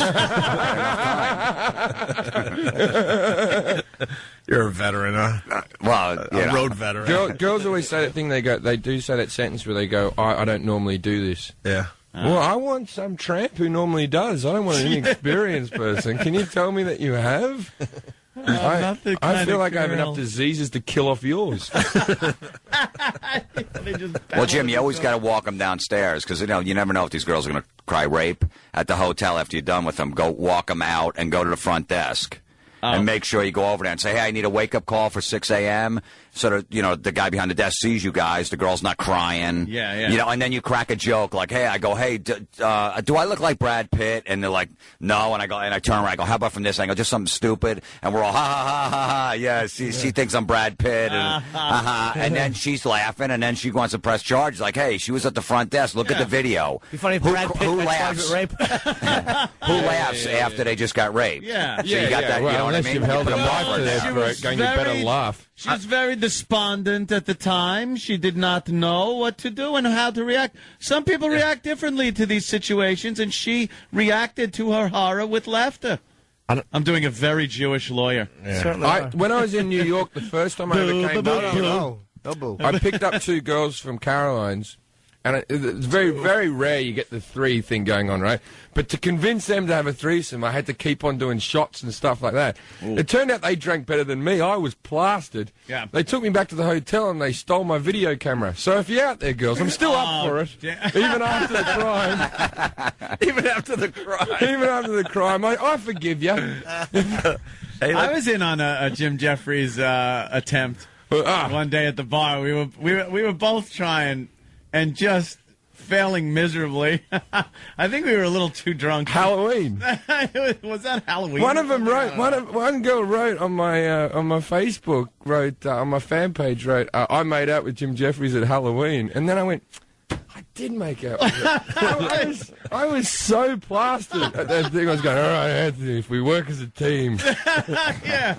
All right, see these two over here. We're going to walk up over, buy these girls some drinks. And I'll use my charming accent. They won't stand a chance. I do that. I think I start thinking of like Sean Connery, and I start walking up going, hello, ladies. How are you? Oh, that's where you from? Where you from? Oh, I'm from all over. Where do you want me to be from, bird? Oh, I do that. Me bird. You ever been with an Australian man where I'm big down under? Ha, ha, ha, ha, ha. Oh, it's horrible, man. Horrible drunk I am. Oh, that's funny, man.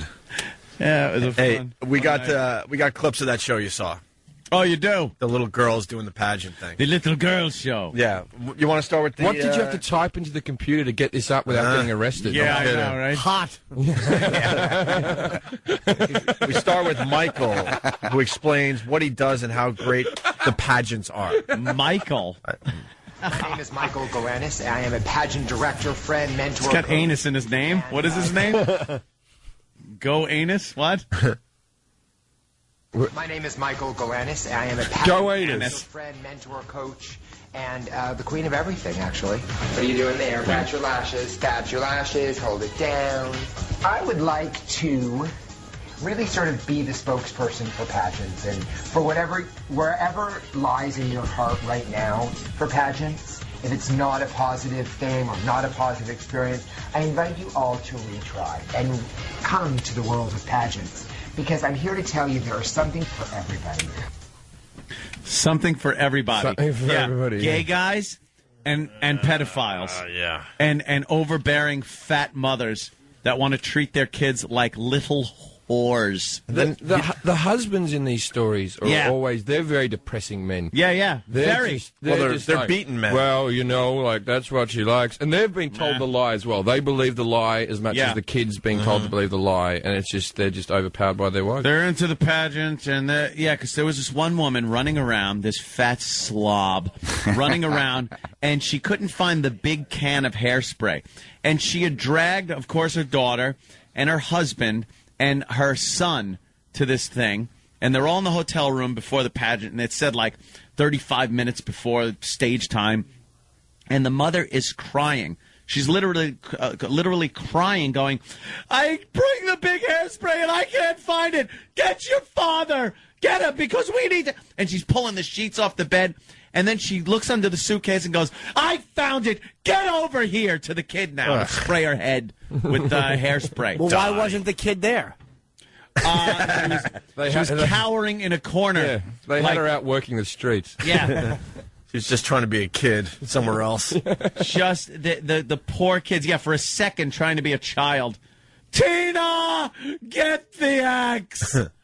Just that type of overbearing bitch. Well, this guy swears it's a whole positive thing. He swears. Oh, really? I continuously go to weddings and parties and things with girls with whom I've met at pageants, and I see what it's done for them.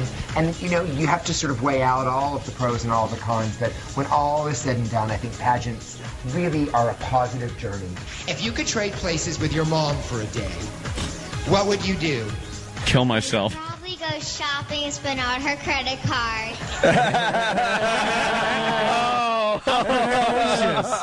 I'd eat all the chocolate hidden under the couch. I drink out of the special bottle she keeps over the fridge. I'd keep a secret. I'd abuse another child. I'd let me play. Just burst into tears. These poor little bitches. Oh, no kidding. What kind of problems are these? Are actually perfect, though. These are the disturbed kind of girls I've always liked and been attracted to. The ones that after a while. Yeah. I like girls with just like tons of baggage and just no dad. I like her. I don't think I've met a girl's father in years. You like him being a complete mess? I just want daddy issues. I want everything.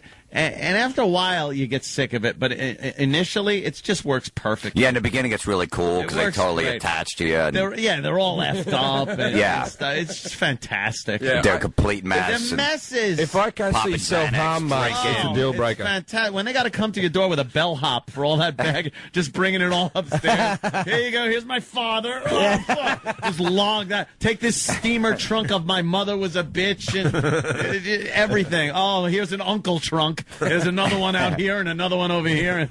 The wildest in bed. Yeah, that's what it is. Yeah, you got to have the crazies. Man. And then, but the thing is, you could run into that landmine of bursting into tears at any moment. Oh yeah, exactly. So you got, and holidays are special too, because Christmas, it's a happy occasion. Oh wait, that's the day Dad left. All right, right off Christmas. Like, 1 minute they're crying, next minute they're giving you treats in a movie theater. You know what I mean? You don't know why. You're like, all right, I'm going with it. She was just crying 10 minutes ago. It's like you fell into Girl Interrupted. It's like they're trying to suck Daddy's love out of the bottom of the thing.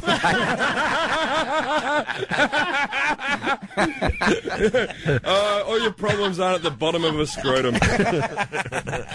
Oh, my God. Oh, nice. That was a fantastic Daddy's love. Come on, I know it's in there. Oh. Atta girl. Yeah. And then afterwards, we can't do this anymore. Hey, we might have found the girl that stole your video camera. What? Yeah, we got more from this Little Miss Pageant thing. What? Jessica. Hi. Hi. Were you one of the girls that went home with Jeffries after Caroline's last year? Yep, me and my friend Jen. It is, right? Where's my camera? Oh, we didn't take your camera. We took your CDs. Someone took my video You're camera. fessing up to stealing something, so your credibility is shot. There was a Sony DVD camera, the ones that you put the little DVDs in, that wasn't there in the morning. And anyone could have taken advantage of me, mind you. How old are you and your friend? I'm 26. 15. Yeah, come on. I met him at a pageant. How old is your friend? She's 14. No, come on. How old is your friend? 25. Okay, so do you remember these girls, Jim? I don't. I remember the situation. Did you do anything with Jim? I cannot remember what the girls looked like. Jessica. I was plastered drunk. Jessica. We closed down Caroline's, and then we went to Playwrights. I don't even know where Playwrights I bet you that's her. That Playwrights is around the corner from Caroline's. No, it's definitely her. Jessica, walk us through it, because Jeffries doesn't remember anything. Well, he was on your show. It was like the week he was on your show twice, and I thought he was hysterical, so convinced my friend to go to Caroline's on a You're Sunday. welcome, by the way. Thank you very much. No, I'm saying you're welcome to Jim. Yeah, you always do. You're welcome. We drank all day. We went there, drank. This is so embarrassing. Okay. We met him, and he was really friendly. Asked us to stay for a drink, so we did, and then we just kept drinking. Jim told us his life story, pretty much. Started singing show tunes in Caroline. And then finally the bartender was like, you guys got to leave. We have to go. So then we went to Playwrights. But we pretty much drank and chain smoked all night talking about his life story. It was pretty exciting. And wait, you went back to his room, so keep going. Let's go. Yeah, keep going. We went back to his room, the three of us. Yeah. And... Jim, do you not remember this? I can't remember. I'm a drunk. I'm a horrible.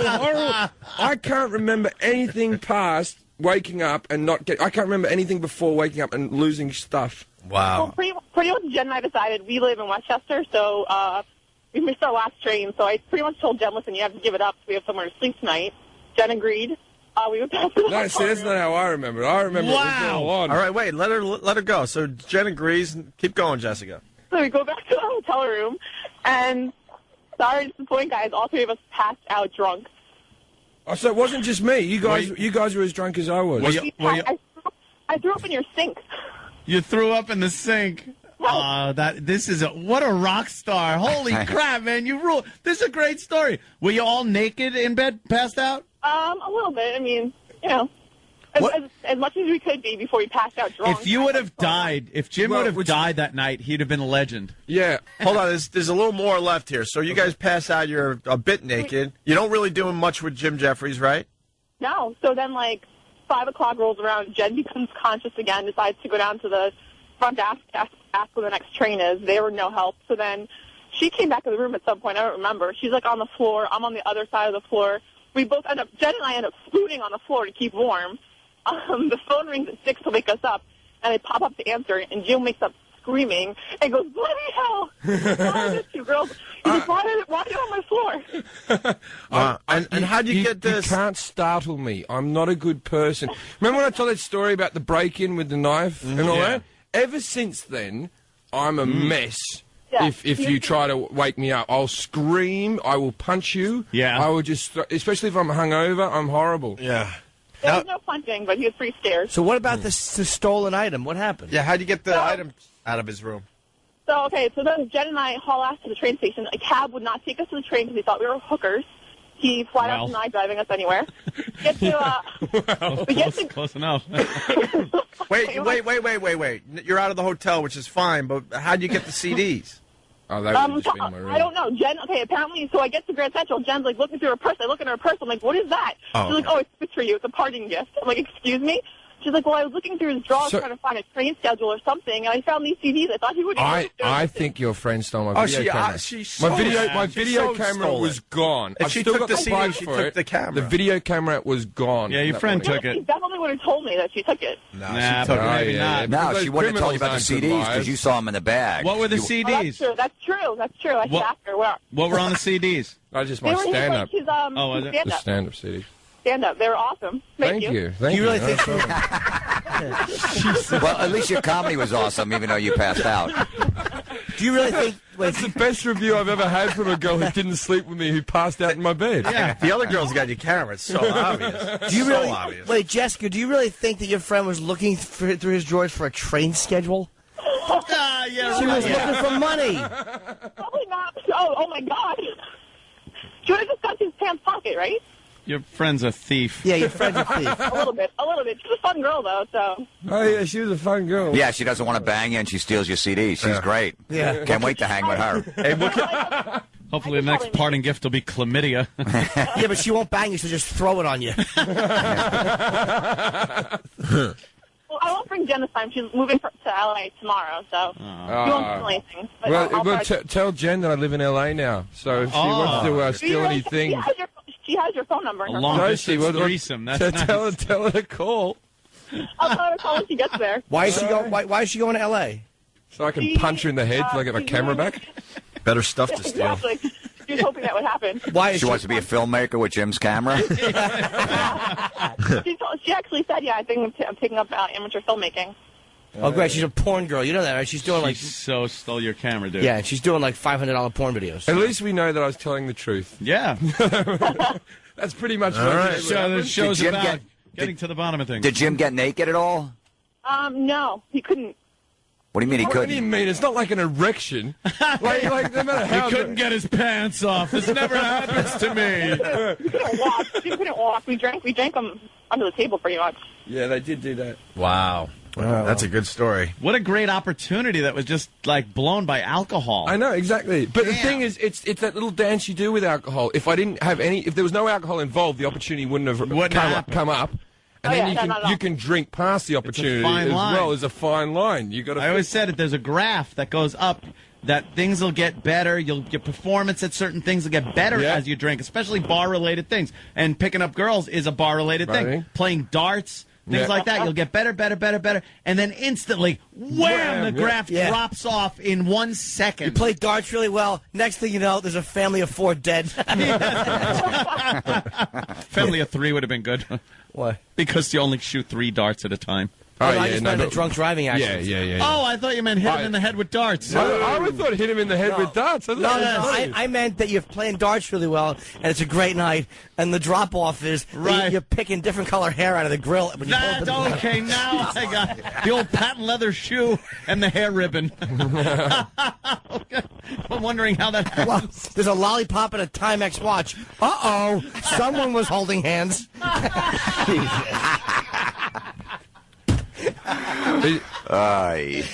she still alone? Hey, this is Jim Florentine. You listen to the worst of Opie and Anthony. The worst. It's the worst of the Opie and Anthony show. The worst of Opie and Anthony. Yes, you heard right. The worst of Opie and Anthony. It's E-Rock and Sam. And what do we have coming up after the break? A very irate primate. Rhyme. That could go anywhere. Irate primate. Yes. Yep. Angry chimp in Connecticut bites a lady's face off. No, don't spoil the whole thing. Next On the worst of Opie and Anthony. The worst of Opie and Anthony, it's E-Rock and Primetime Sam Roberts here with you. Yep. Sam, there's an angry chimp in Connecticut. Well, E-Rock, Michael Jackson gave away Bubbles. That's not the chimp. No. This is the point of reference. Okay. Michael Jackson gave away Bubbles and gave him to a shelter that takes care of chimpanzees because when a chimp gets to a certain age, it can easily, very easily, overpower a human being and eat off its face. That's disgusting. Well, that's what this chimp did. A woman decided to keep this chimp as a pet through adulthood, and one day the chimp decided to bite her friend's face off. Horrible.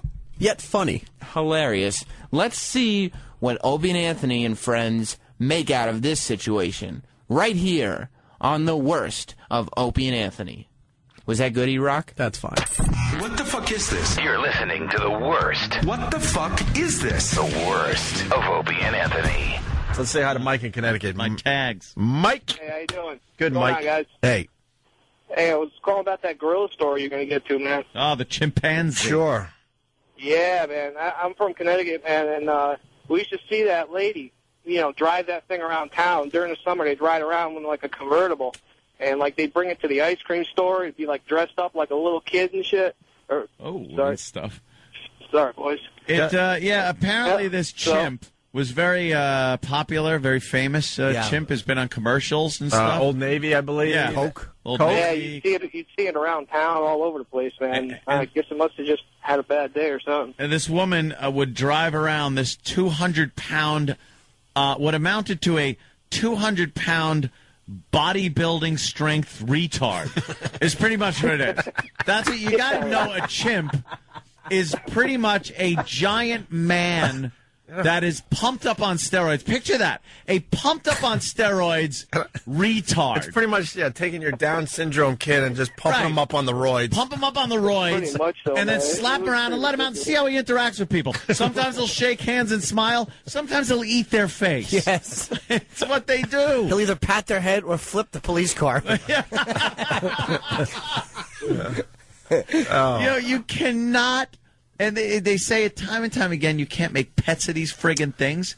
You can't, you just can't. Well, they have a primal instinct that sometimes clicks in, and they just decide, for some reason, I don't like you, and I have to eat your face off. Yeah. They said he might have had Lyme disease, though, which makes you nuts. The people said he had Lyme disease, and the first woman he attacked was a friend of the family, but they said the dummy might not have recognized her because her hair was different. So when she came over, he just attacked. Wouldn't you just keep your hair exactly the same every time you were hanging out? Because that's how the lady and the chimp. The chimp in the wild doesn't look, and all of a sudden the female chimp he's with has a new hairdo or extensions.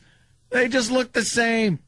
Unbelievable. Change that hair. That chimp wants to bite off your private areas, your feet, your hands, and your face. We're so lame, too. Like, us gym rats, we go to the gym, we lift, and we think, wow, we're strong. And then you read a story about this chimp who pretty much flipped a cop car over because he could, and ready to rip the door open before they shot him. Right, just did all this insane stuff, and this guy hasn't spent a day in the gym, this dumb chimp. No. They just kind of work out just by living. You think? That's pretty much They're it. just monsters. It's solid muscle and bone. This thing would tear Liddell's face off. Oh, yeah. You send Fedor after it. It would bite his head and smash his genitals. You can't fight this thing. You can't win. Apparently, the woman that was with the chimp, when it attacked this other woman, stabbed it with a big kitchen knife, big butcher knife. The owner. Yeah, the owner had stabbed the chimp. That loved this thing like a child. Well, that made it angry. Right. It didn't even phase it. Most humans, it would take you down a little bit. Not a chimp. It just makes them, more angry. It made him mad. So that was the point where it started attacking the cop cars. And it started ripping open the door to the police vehicle. What, did someone bump into us on the way out of Manhattan? Got all mad. It just started ripping open the door, and that's when the cops are like, screw this, and pumped a few rounds into the old primate. He ran back in the house and died in the house. In his cage. Yeah. He went to his cage. He cornered a cop. He ripped the cop door off, and his cop is in his car, probably just panic-stricken while this monkey climbs it out, and he had to shoot it. Just started firing into the chimp. He pumped bullets into it, man. It's like... like Jimmy said, it had Lyme disease and it was on medication, and the medication might have confused. Medication. Wait, now you got to deal with psychotic chimpanzees. She would give it a Xanax in its tea. Yes. She would give it that. It's true. Xanax. Right? That's great. We can't get my mom's medication right, but this lady's going to attempt to get the Chimp's medication right. You know, on that off day when maybe it's overdosed a bit too much or hasn't had enough of its thing, it just likes to eat your face. Right. I got an email from one of the EMTs that were on the scene, and it said that they aren't even describing the injuries that this woman had. It had eaten through her face, ripped her teeth out. Her eyes. Why does the chimp always go for the face? Eyes and nose, and just this woman doesn't have a face anymore. Her eyes she's blind now? Yeah, took her eyes out. Both eyes. Yeah. They must know that's a tasty treat in the wild. Human eyes are a delicacy. They always in the go for the face. world. They probably go for the face because that's the only part that's exposed. It's very vulnerable, and I think that's the part that they're threatened by. Because they don't want to chew through the clothes. They want to get right to the meat. But they do. Also, they took her hand off, ripped her arm off just below the elbow. Just ripped the frigging woman's arm off. Well, the chimps. When I was first did that pilot with Mikey, the chimp we had. Little Mikey was so cute. He was adorable, and they said don't smile at him because that looks like you're baring your teeth. Yeah. And there's certain eye contact things that they miss, but the eyes are vulnerable. It's pretty much the same rules that apply to the subway. Yes. And if the chimp begins to say I'm homeless, and just don't trust it because he's only going to hurt you. You're going to eat your face. Well, they go for the things that can hurt them, like your eyes. Your teeth can bite them, and your hands can hurt. That's probably like how they fight in the wild. I think it's also what's threatening to them. Like it's your eye contact, your mouth, like you said, baring your teeth, things like that. Like they're used to those facial expressions meaning something. Sure. So they probably just want to eliminate that by biting it off. Right. And then the other things that could hurt them, the limbs, they go for the limbs. And then the genitals are also a target. I guess to, hey, you're not procreating anymore. Yeah. I'm putting you out of business. If I had a pet chimp, I would just be on Valium all the time, so I had no facial expressions. Oh, yeah. So you could just walk around with, like, the 1,000-yard stare. Right. Not making any facial expressions. No. By the way, I just hung up on 5 phone calls that would have got us fired. Racist, racist, racist, racist, and racist. Why is that? I'm just reading things. Oh, my goodness. Here's the news story. Fox 5 News has learned tonight that the chimp might not have recognized the victim because she changed her hair color. Oh, good. And what the victim, someone close to the chimp's owner, is telling us that the family is torn apart by the wild struggle that followed. The woman was torn apart. Yeah, no kidding. The family is fine. They have to use the words torn apart. That hairdresser must be feeling a little guilty. Oh, I changed the color. I didn't think the chimp would notice. I just thought it would make her look more youthful. She looked fabulous. He made it into the shape of another chimp. So he thought that this was a lady with a chimp on her head. He gave her something that's new. It's a new hairstyle called the banana. Yeah. No, he painted her hair white and made it look like a row of growling teeth. Old growling teeth hair. They'll love it. I'm telling you. They ripped her teeth out? Why would you change your hairstyle if you're living around a chimp? Well, she went over there. She probably didn't think that the crazy monkey would attack her. It's always a guest. Don't visit people with chimps. Oh. That's what I say. Scott from Hop Hog, a little fun fact today for everybody. Human eyes, one of the greatest treats of all time. If only that happened to Sam when he changed his hair. He let his hair grow, and the monkey didn't recognize him. Yeah. What we've learned about the victim, she's 55 years old, and she was very well known to the owner. In fact, she visited there practically every single day at this house, a large sprawling property in North Stamford. And she was so close to this chimp that she even had a gift for him in the car that she was bringing over there today. Don't bring gifts. That seems to be a taboo thing also. No kidding. You know what happened to the guy that brought the cake? Yeah, they just get a little too excited when they see gifts. Unless you have enough for all the chimps. You're losing a thumb, your genitals, your face, your hand, your foot. Gouged her eyes out? Yeah. Her nose is gone? Bit her. Imagine the horror of just seeing those giant chimp teeth opening up and biting into. There's the guy that lost his nose to a chimp attack. Yeah, that was. Didn't they put a better nose on him? Does he look silly? No, that's. See those little marks? Those are little magnets. So he pulled his nose off so he could show you. Oh, he's got what a he would look like nose? without the fake nose. Yeah, I've seen the magnetic nose thing. It's the creepiest. You see it every once in a while on the streets. It's the creepiest thing. Oh. But it covers up a world of hurt. Let's have him walk past an electromagnet and just have it fly off.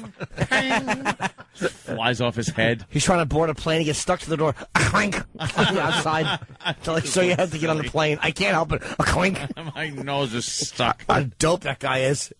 Just wear a mask. I would force him to take off his nose every time he goes. Sack with a hole in it. Every time he goes through the metal detector, I would force him to take it off. Yeah. He should wear it upside down just to really get people at the party talking. Oh my God, it's raining. He may drown. Hello. The victim arrived, and as soon as she got out of the car, the chimp, who had roamed outside of the house onto the property, which was pretty normal for him to do, immediately attacked her. The 70-year-old woman who owned the chimp, she went to help her friend, but this chimp, who was 200 pounds, exhibited superhuman strength. That's what Ann's talking about. Superhuman. It's not human. And she's 70. Yeah, she's 70. What's she going to do? We haven't with it? We haven't invented a roid yet that can make you as strong as a chimp. No. They're talking about A-Rod and the rest of them. Chimp baseball. Chimp baseball. Dude, if you could teach chimps how to do it, would be home run city. And then you wouldn't have to worry about the steroid thing. You would have a lot of walks, though. How do you get around the walk thing? I know. Well, you need a good pitcher. How are you going to get a good chimp to pitch I bet strikes? you could get a chimp to hit, but it'd probably be hard to get him to really pitch. Right. And, pick up the signals from the chimp catcher. Right. That's a whole communication thing that they don't have figured out And yet. then in between batters, the chimp pitcher is eating the balls. Yeah. I mean, come on. Yeah. We're trying to play baseball here. Of the umps. Yeah. Of the umps. That's what he said. Of the umps. Stupid chimp baseball. Chimp baseball. I forgot. I was just thinking they're so strong it would be cool, but it would just look stupid. It would be. They'd be out in the outfield spinning around like Jimmy. Yeah, you brush the guy back with a pitch, he eats your genitals. Yeah. You're like, all right, we got to stop the game and get a new pitcher. Ours has been mauled. Go to the bullpen. I think we'd be able to get one game done, but it would be a hell of a game. I'd watch. I don't think you'd ever get a second game. Yes. But, yeah. How about this? I have an idea. If you want to own a chimp, he has to have false teeth that you can only put in his cage when he's Very eating. good. So when he walks around, he can only mush bananas in his gums. Yeah, you'd be laughing at him as he's trying to bite you. Well, you You'd wouldn't get be all laughing. mad. You'd still be gouging your thing out and be gumming your nose. Yes, but at least it wouldn't, rip your face off. Yeah. The scene was so dangerous in this North Stamford property that when EMS arrived, they had to be escorted by the police to try and get that woman out of there. And even then, this ordeal and this struggle did not stop. What cops tell us then happened is that the chimp started to turn on the police. The cops retreated into their cars. They immediately notified people in the neighborhood to have any children that were outside. This happened about 4 o'clock in the afternoon, brought into the home. And then the chimp went over to one of the cop cars, actually opened the door, and began assaulting the officer. That's when a cop pulled out his gun, fired several shots into the chimp. The chimp ran away. They followed the trail of blood, which led to the chimp inside the home, inside a room that was kind of his habitat where he basically lived, and that's where they found the chimp's body. God, her describing it sounds like they were fighting Godzilla. Yeah, they were. And then there was a cage that pretty much took up the entire room. Yeah. One of these rooms in the house. Damn you all to hell! 6 years ago, the same chimp had to be tranquilized by cops. Great. Yep. Yeah, maybe that tells you something right there. Great. His name was Travis, by the way, the chimp. Yeah. Little Travis. Exactly. Couldn't get enough man-ass. You want to find out about the victim? Here it is. Here it is. An unbelievable ordeal. Tonight, that 55-year-old woman is in extremely critical condition at Stamford Hospital. The 70-year-old widow who owns the chimp is also being treated for an undisclosed injuries. And what police tell us, it's not illegal in Connecticut to own an exotic pet. Derry and Ernie, back to you guys. Extraordinary story. Lisa, thank you very much for giving us all the details. Thank you. All right, now to the economy in crisis. What about the woman? Now the economy in crisis. That's how important your life is. It's worth a couple minutes on the news and then move on to the next story. Yeah. That's how they started the actual news broadcast. They came in like it was breaking news, and then just the anchors really could care less about the story and went right into Obama and finance. Well, yeah, we're more affected by the economy than some dumb chimp that's running around Connecticut. Yeah, exactly. That chimp needs a good spanking, as far as I'm concerned. Yes. And he got one with a 9mm. And a knife and everything else. What happened to the owner? She's in the hospital, too. I bet he didn't hurt her too bad. I mean, it's... The chimp probably ripped her uterus out. Whatever was through left her of it. nose or something. 70 years old. She's 70. Basically, if you just kick her in the shins, it falls out. Raisin. Looks like the rosin bag after a pitcher drops it. He gets scared and it falls to the ground. That's great. It's the worst of Opie and Anthony. All right, we got a chimp. We got more details on the chimp.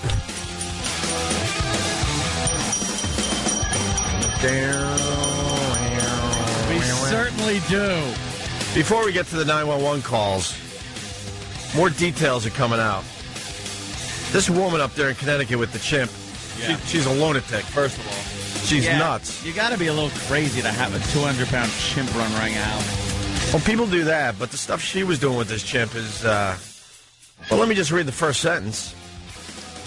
Why Chimp went bananas on gal is the headline. Went bananas. Get it? Because they like bananas. Each night, Sandra and her beloved chimp Travis would share a glass of wine before snuggling in bed together. Oh, boy, you can only imagine what was going on. Yeah. Oh. Why are you giving a chimp wine? And then snuggling in bed. Oh, where was she taking the banana baby food? Chimp had to be boozed. He had to be boozed up before he'd do it. Yeah. Oh. It's still a beast. Yes. You know, have arms and legs and kind of make faces like a person, but... She probably turned the thing into an alcoholic. Yeah. The Connecticut widow says she still cannot fathom how that loving animal who she raised as her child could turn violent. But when he began to maul her friend, Charla Nash? Charla Nash. Sandra said she didn't hesitate to stop him, even if it meant killing him. Well, she said that her friend not only came with a different hairstyle, which was not long brown, it was short blonde, clippy, it was a different car. He just didn't recognize her. And I guess he was freaking out because he had Lyme disease, and she'd given him a Xanax to calm him down. Xanax, wine. What are you doing to this thing? Can you give chimps Xanax? I mean, you can, but it didn't work out. How do we know that they can handle Xanax? Who made that call? Yeah, how do you know it works? What do you ask him? Are you nervous anymore? Right. That's a crazy judgment call. What, you got the veterinarians out there, like, experimenting with this stuff? Yeah, it's okay to give him a half of Xanax if he's feeling a little edgy. Yeah. I had to get a shovel and a knife to get Travis off of Charlie, the visibly shaken woman said yesterday. It was very difficult to do this, but I had to save my friend. I'm so sorry for what happened to Charlie. She's my dear friend. The violence began. Shirley, all right, we know all that. Not going to be kissing her hello anymore, that's No. for sure. Ugh, just kiss a packet of open chop meat. Well, then it goes into the 911 call, so I don't have to read any more here. Dude, how awful is it to be having your face eaten by a chimp and to gouge your eyes, and then the owner's trying to get it off you, and then she has to go, let me go get another weapon. This isn't working. Yeah. The whole time he's still biting and hitting you. Yeah. I'm stabbing it, and it's just making it worse. I think it could possibly be the worst thing that could happen to you. Yeah, that is horrible. And still live. Wild beast. And still live. You know, at least... it's just pulling your eyeballs out and eating them in front of your face. At least a lion, a tiger, stuff like that, they know. They grab your throat and just squish it, and you're dead. It's over fast. Yeah, there have been maulings and stuff, but I think that's more the lion or tiger just effing with you. Yeah. But if they want to kill you and eat you, or you're interfering with their young or something like that, whammo, right for the neck. The chimp eats you like you're a good rib. Chimp's just like nibbling on your face and ripping your arms out. Just trying to find all the soft meat off your body. What kind of strength it has to just rip your arm out of its socket? I don't even want to. That thing was just going crazy. Did it rip her arm out? Yeah. Ripped her arm right out. Let's say hi to James in New Hampshire. Strong. James? Like a chicken wing. Good morning, gentlemen. Just pops it out of its I socket. just wanted to... Go ahead, James. Yesterday, I believe it was Inside Edition. They revisited, I believe his name was St. Pierre, that was attacked by his chimp Mo last year. Yes. Oh, the famous story, yes. And they revealed his brand new face which included a wax nose, but they implanted 3 magnets in his skull and 3 in the nose, so it's a detachable wax nose. Yeah, we were talking about that yesterday. It pops on and off. Yeah. Oh, it's fantastic. They actually mic'd it, and you hear the click as the magnets connect. It was hilarious. I guess that's a pretty cool thing. Amazing how medicine is. I guess there's no way to build a realistic looking nose out of He you. sneezes on the subway and it goes flying across the car. Or it just goes. It just goes. Hey, there's a door jam on the phone. No, don't kick that. That's half my face. There are just 2 slits where his nose used to be. We're looking at the picture now. Just bit his nose off and ate it. How's the guy doing? You said they gave an update. Besides the wacky nose, what else is going on with him? Besides the fact that he looks like the villain from Silence of the Lambs, the second version, I guess he's doing all right. Yeah. I guess it's easy to blow your nose. You just pull it off and tip it out now. Ew. Like an ashtray from the Vega. Punch it out, boys. Have a All good right, one. thanks for that, man. All right, here's the montage of the news warning you about the 911 call. Oh, yes. Just moments after her beloved pet went on a rampage in Connecticut. Now, we have to warn you, the call is disturbing and it's graphic. Police in Connecticut have released the chilling 911 call from that horrific chimpanzee attack. And we want to warn you, the 911 call is disturbing. A bone-chilling 911 call from a Connecticut ranch. The anguish of the call for help is chilling. They can't wait to play it. When you hear that, right, you turn the radio up. Oh, That's yeah. what I did. Yeah. I heard and it's very disturbing. Yeah. Whoop, volume. It's like we were talking yesterday. It's that whole rubbernecking thing. Yeah. You know, there's no redeeming value to playing the 911 call on the news. We're not going to learn anything. No, we know everything that happened. Right. We just want to hear the desperation. Yeah. I want to be able to hear the little chimp in the background just asking for some Grey Poupon and some salt and pepper. Our whole job is to go, could you imagine if this was me? Oh. I can't imagine being eaten alive by a chimp. That's exactly what it is, too. And that's all it is. They want to play on people's sympathies and fears. Because we're not going to have a chimp eating humans epidemic anytime soon. This is one of those Could it extremely... happen in your town? Of course not. Yes. Where do you live? For emergency. Oh, this is Sandy. What's the problem? Send the police. Oh, my God. That thing does not sound happy. That Dude. sound, just hearing that and it's ripping you to pieces. It's in distress. It's so angry. Oh, my God. I haven't heard these yet. Me neither. Ugh. I'm enjoying my omelet. Ugh. Can you throw a nose on here? Why don't you put a couple of grapes in the middle of the omelet? The eyeballs. For emergency. Oh, this is Sandy. What's the Send problem? the police.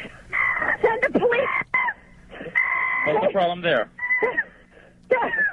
The chimp killed my friend. What's the problem with your friend? Oh, please. What's the problem with your friend? I need to know. Send the police up with a gun. With a gun. Hurry Who up. has a gun? Please hurry up. He's killing my girlfriend. What is the problem? He's killing my friend. Who's killing your friend? My chimpanzee. Oh, your chimpanzee is killing your friend. Oh, my God. Oh, your chimpanzee. Why don't you go back to the bar and call me later on when your chimpanzee goes away? Yeah, there's not... This guy's like, she's just like, chimpanzee, friend, gun, police. But it's like you can hear that primal attack. That sounds like a bird, actually. That's frightening, man. Yeah. Isn't that nasty? He's just saying in chimp, I'm going to eat your face. There's nothing you can do. And there was nothing you could do about it. She's gone. Her face is gone. You got to assume they already sent the cops out, and he's just on the line with her. You got to assume usually what they do, you know. You just kind of send the cops out. How? They don't have the address yet. But they got to give him, they got to give him an address. The picture of this chimp, they keep showing it on TV. Why would you be friends with someone that has a pet chimp that wears a diaper? I would never go over their house. What? I would never Rather assume one not wearing a diaper. No, I'm just saying I don't want to be around someone that has a chimp as a pet. Look you at can't him, assume that they know what they're doing. Yes, it could be that we were hearing in the background. Yes, it could be that. Yes, it could be that. I'm just reading horrific Pal Talk responses to what we were hearing. But there's footage of him being so cute with a baby, and there's footage of him in the commercials with Morgan Fairchild. Well, he was a little baby. He's an old grumpy chimp now. Right. No, I mean, they have older footage of him, too, when he when the police had to wrangle him in. But he was still kind of cute. No, the problem is, when the chimp is young and playful, you put him in commercials. The chimp doesn't know any better. But then the chimp gets older, it gets the hormones going, and now you're, preventing it from getting some of that nice chimp you-know-what. Was it a male or female? It has been. What was it? Travis. It was, a male. So we don't know. It could be either. So, if you got a chimp as a pet, you got to get him some Yeah. Because eventually, eventually that's going to catch up with him. I think it's like the child star syndrome, He got all the attention. Right. He was a little baby, cute chimp. That's right. Working with Morgan Fairchild. Right. And look at what happens. He gets older. Gets all ugly looking, mangy. No one wants him anymore. He was the belle of the ball at one point. Yes. Yeah. And then just screaming at you while your limbs are being ripped off. Oh, he's really, really attacking that lady. Yeah. Oh, boy. He was mad. Let's go to Rich. And there's no talking to it, which is like, hey, settle down. Let's talk this out. Yeah. Oh, sorry, you're a chimp. Well, she should have had a stun gun or something. She should have had some kind of weapon just in case this happened. But the friend couldn't stop. That's the scary part, is this woman who raised him couldn't get him off. Because of all the wine and Xanax. And who knows what else she's pumping into the chimp. Stabbed him, and it made him mad. It's like LaMotta beating his brother. Let's go to Rich in O-Town. Rich. Hey, happy birthday, Jimmy. Thank you. Hey, I just want to say that the beginning of it sounds like it's a wacky radio prank call, like TLJ or the Jerky Boys or something, and the dispatcher doesn't even sound like he believes it. It sounds like, oh, yeah, chimp, right, okay. Right. Wait, let me hear that again. Sure, emergency. Oh, this is Sandy. What's the problem? Send the police. What's the problem there? The chimp killed my friend. What's the problem with your friend? Oh, please. What's the problem with your friend? I need to know. Send the police up with a gun. Hurry Who up. has the gun? Please, hurry up. Oh, send the police. He's killing my girlfriend. What is the problem? He's killing my friend. Who's killing your friend? Chimp, my Bob. friend. Baba Booey. Is killing your friend. Let's say hi to Keith in Connecticut. We got more of the 911 call, but first, Keith. Keith, go ahead. Hey, what's up? You were talking about that diaper before. Yeah. They own a towing business. So on top of you getting your car towed away and being aggravated, when you go to the office to go pick up your car, that filthy monkey would throw his diaper out the window at you and hit you. For real, this thing was throwing dirty diapers around? Yeah, nonstop. If you look at the news, the building they keep showing with the tow trucks, the second floor, the window has bars on it, and it sticks outside the building. So he has a clear shot. He just drops them like water balloons. Wow. All right, punch it out. Thank you. Would you do a chimp diaper mustache? If it prevented him from doing that to my face, I certainly would. That's pretty funny. 911. This is Mario. There's a monkey throwing the barrels at me. He's trying to kill my princess friend. People on Pal Talk are funny. Is there more of that? Or that's not the whole call, right? No, let's go with this one. There's someone on the way. With guns, please, shoot him. What is the monkey doing? Tell me what the monkey's... He ripped her face off. He ripped her face Oh. off? He's trying to attack me. Please, Okay, hurry. I need you to calm down a little bit. They're on the way. Can you put yourself away? I don't want the monkey attacking you. Please, hurry up. Listen to me. They're on the way, ma'am. Guns. They gotta shoot him, please. Please, hurry. Are you there with your friend? I need you to help your friend. Can you go help your friend? I can't. What are you, nuts? This guy doesn't know how to handle it. Could you go help your friend? It's obvious. No, she can't. Help your friend. What are you, crazy? That lady is left out this whole time. Yeah. That woman has chimp teeth being sunk into her. Yes. And he's ripping her apart. Yeah. He's already ripped her face off by the time this call is made. Face is gone. You know, I think the operator should be saying, can you go help your friend? Can you help your friend? Maybe, pat the chimp on the head? Hurry. Are you there with your friend? I need you to help your friend. Can you go help your friend? I can't. He tried to attack me now. Is he still there with your friend? Yes. Okay, so then back off. Then don't get any closer, okay? They're already on the way. Yeah. Oh. Can you jump over the monkey and the barrels and help your friend? Let's hear that 911 audio again. There's someone on the way. With the music. What is the monkey doing? Oh, see, that's what. All right, that's all right. If you're interested, there's a Donkey Kong kill screen coming up. Yeah, I'm with Larry. Larry. You're going to find your chimp dead in the driveway, Larry. Your mother, Larry. Your mother's a chimp, Larry. You know, I was going to say the same thing about the stun gun. If you own a monkey, why wouldn't you own a stun gun? Yeah, I cattle totally prod. agree with you. It doesn't mean you have to use it on the thing, but just in case. Something, Exactly, an exactly. attention If you getter start for the freaking out, thing. shock them. Shock the monkey, you're saying? And then you can play that song. Or Shock spank the a monkey. Or spank Hey. You know what it is, too? We had little Mikey in here.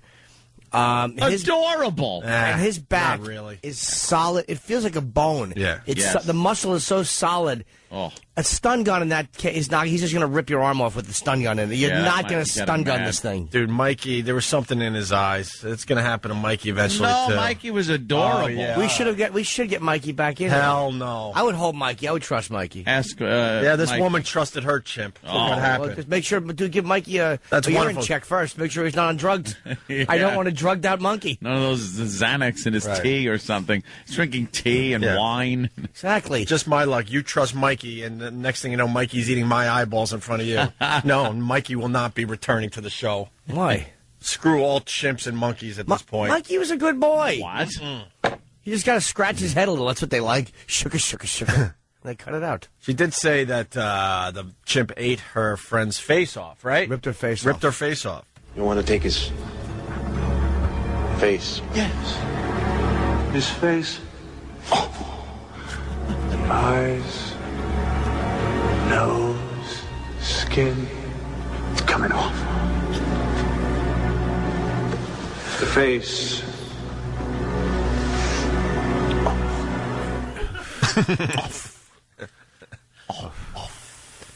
So that was the whole call?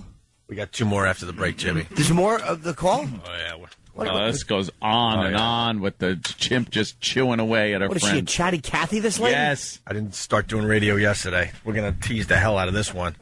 Going to get some TSL and some QM and some quarter hours, right, Stunt Brain? Yes, sir. That's what we do today. Let's say hi to Dan in East Meadow. Dan. Hey, boys, how you doing this morning? Good. It sounds like Sheila Broflovsky from South Park. Go help your friend. Whoa, whoa, whoa! Yeah, it does sound like that. My chimpanzee! Send Officer Barbary! Take it easy, boys. That's a good one, bro. Let's go to Talon the trucker. Talon, what are you hauling? Chimpanzees. Diapers, paper towels, stuff like that. You hear about the truck that dumped its meat all over the highway there? No, I didn't hear about that. Big story here in New York. I don't know where they got the footage, but meat all over the highway. Apparently, it was a bunch of hamburgers. He's funny. Oh, why wasn't there a chimp on that set? There was. He wrote the script. What talent? So I guess that's why they call that area the meatpacking district over there in New York. Shut up. Yeah. Yeah. All right. Don't jackknife. That would break my effing heart. Hey, Talon, is there a reason for your phone call today?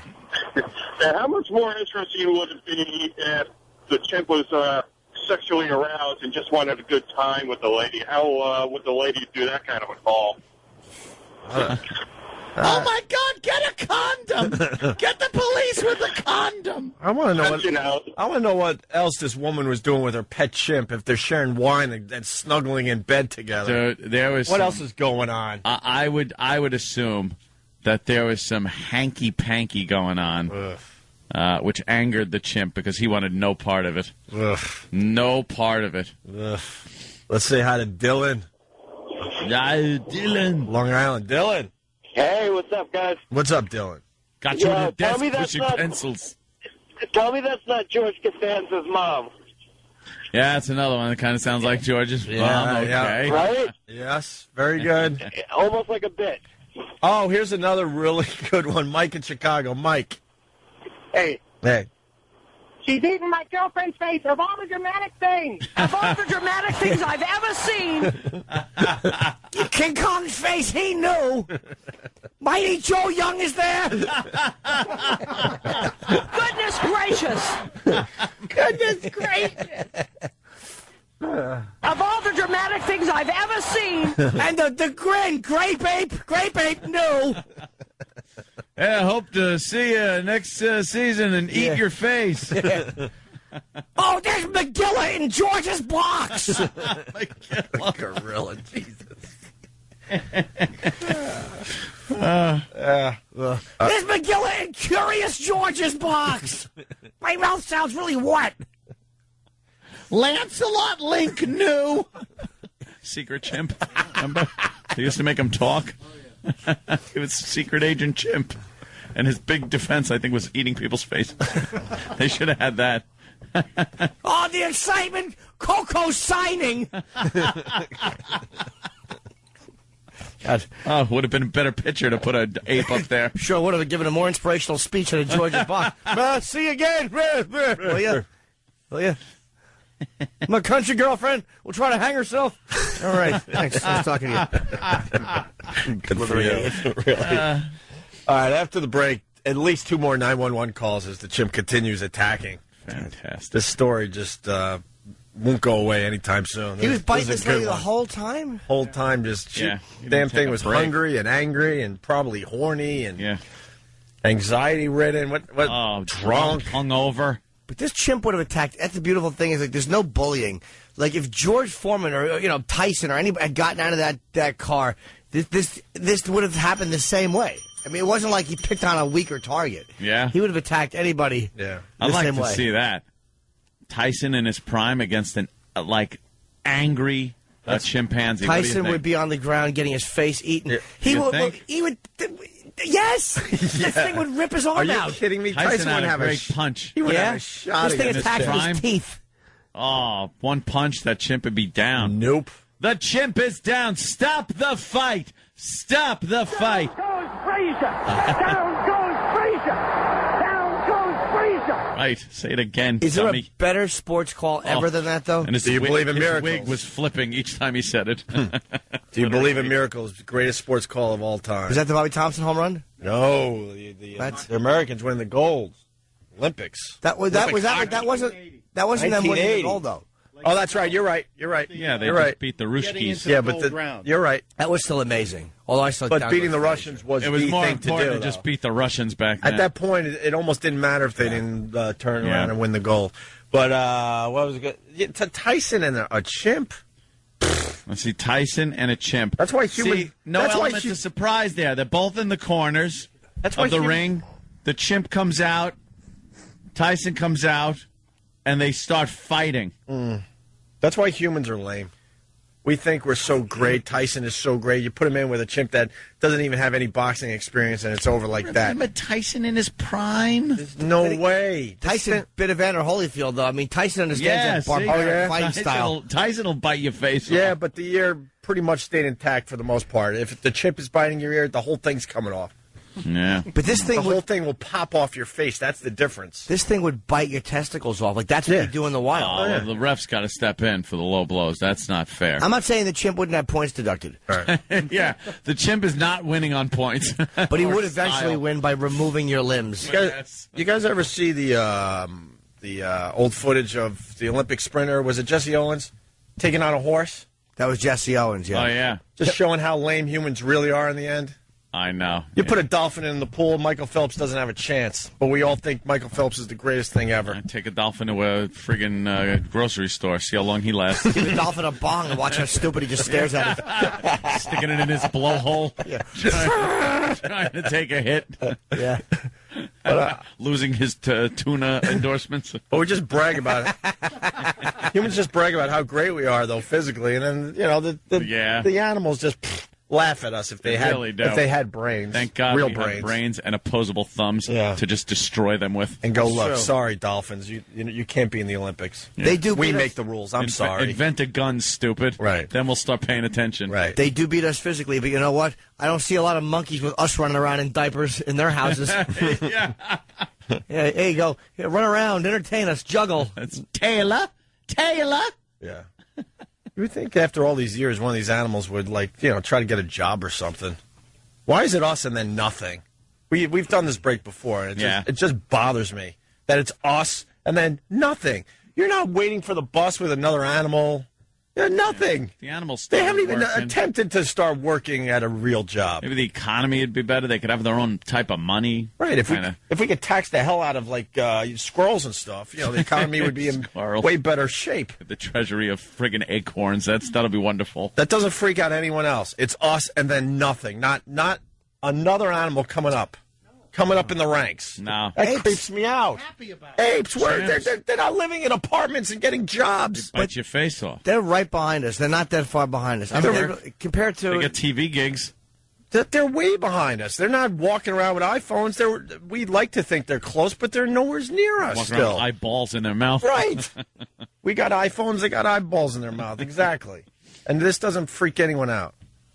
I want Mikey in. I want to pet Mikey. I feel better about chimps again. Oh, Mikey's good. He's great. Yeah. Doesn't make sense. Cute little chimp. We don't belong here. Aliens put us here. Thank you. Steve on Long Island.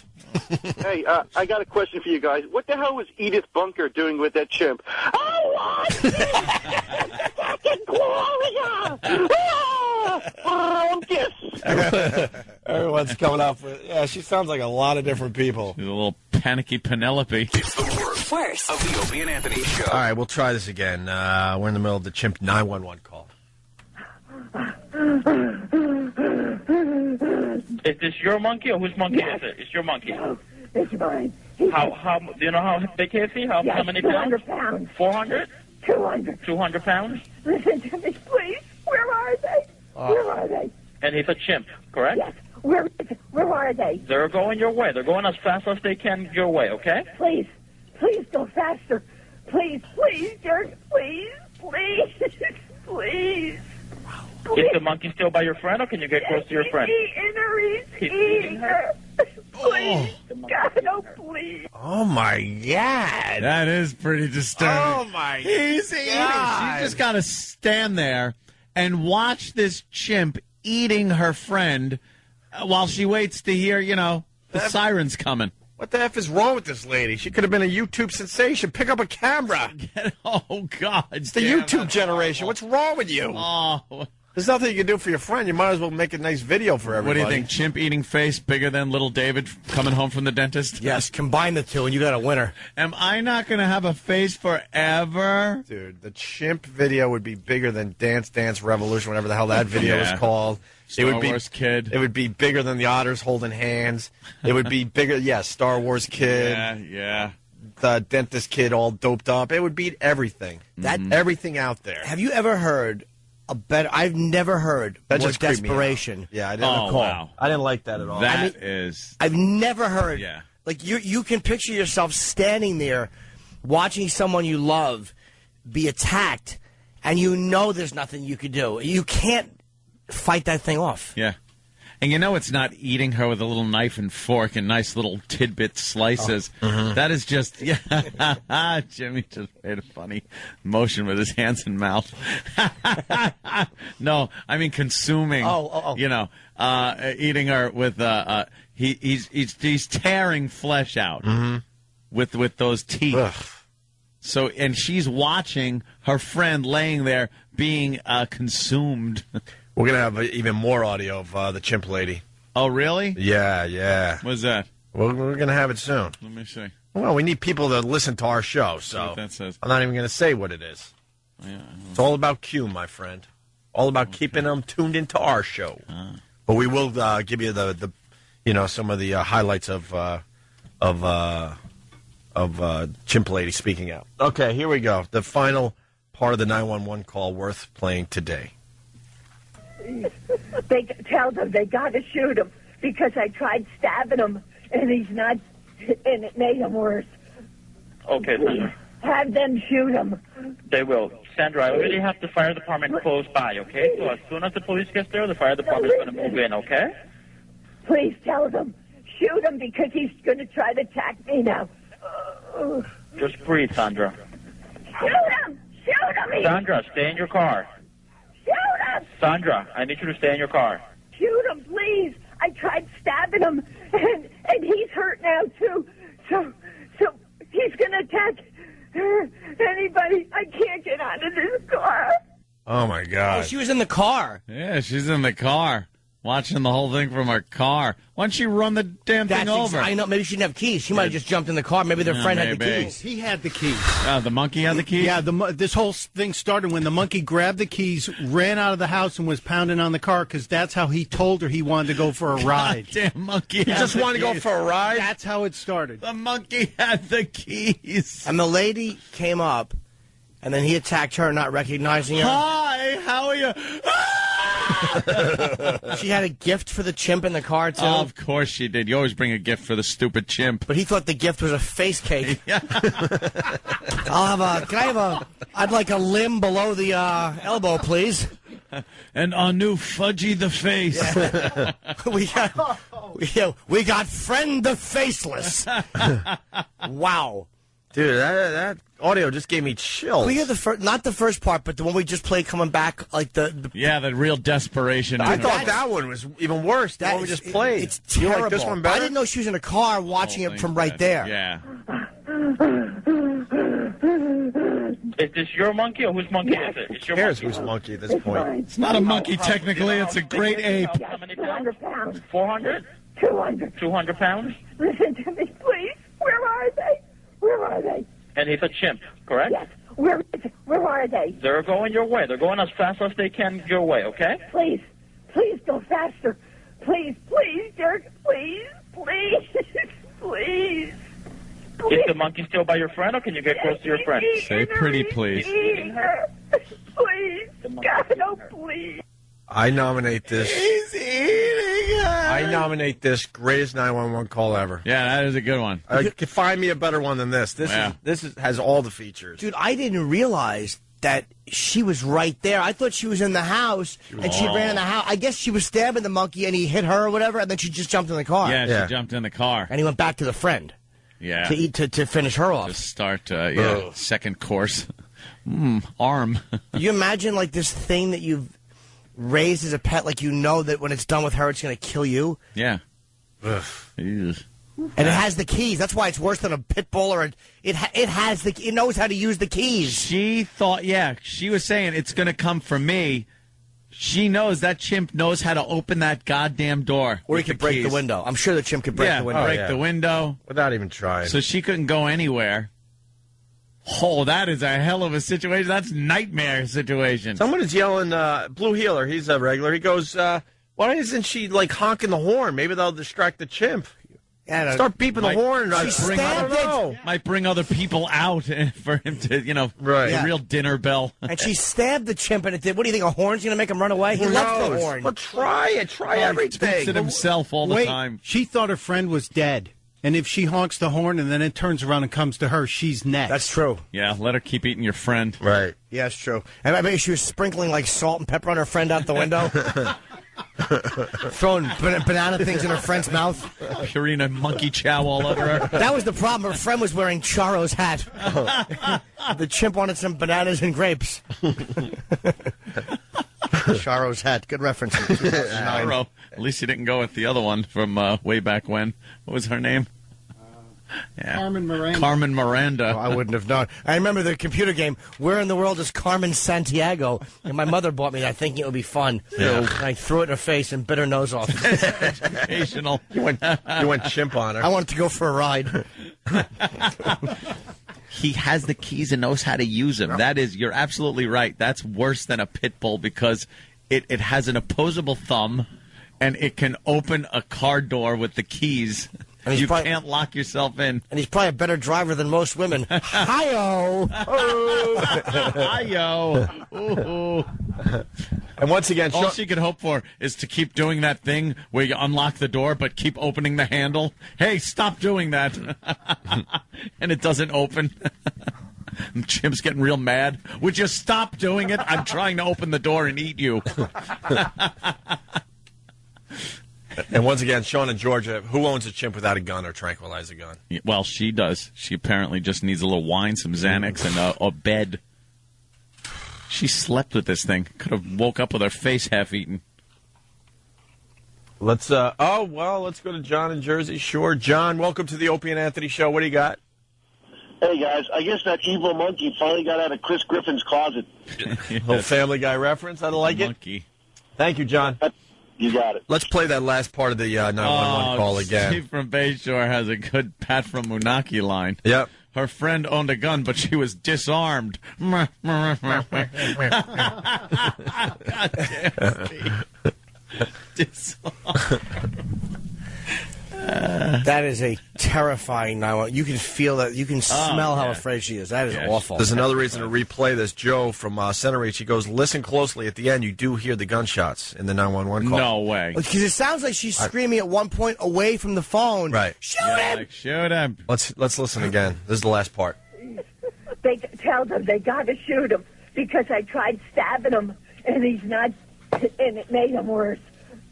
Okay, Sandra. Have them shoot him. They will. Sandra, I already have the fire department close by, okay? So as soon as the police gets there, the fire department's going to move in, okay? Please tell them. Shoot him because he's going to try to attack me now. Just breathe, Sandra. Shoot him! Shoot him! Sandra, stay in your car. Shoot him! Sandra, I need you to stay in your car. Shoot him, please. I tried stabbing him, and he's hurt now, too. So he's going to attack anybody. I can't get out of this car.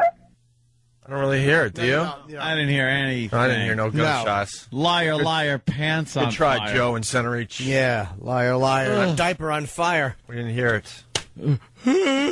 God, those sounds. It's amazing how when you're making a 911 call, when there's a 200-pound chimp eating your friend, all social graces go out the window. Yes. Yeah. She's just making guttural noises. You wonder if her window was open because, it might have been automatic window locks, which most of no one has rolled up windows anymore. So if that window wasn't closed... Oh, she was probably afraid it was going to come and jump in the window at her. Just jump in, and maybe it was... But then again, she is screaming. She should be whispering, Ixnay. Yeah. Well, PETA got involved. This is the update on the story. Oh, good. Did they? This story still has legs. Unlike the friend. Yeah. Yes. Near the scene of the attack, a man left bouquets of flowers, and a relative of the chimpanzee's owner spoke briefly. She's getting phone calls from PETA, and people, are making threatening phone calls saying she killed Travis. But it's not what she did, the relatives said.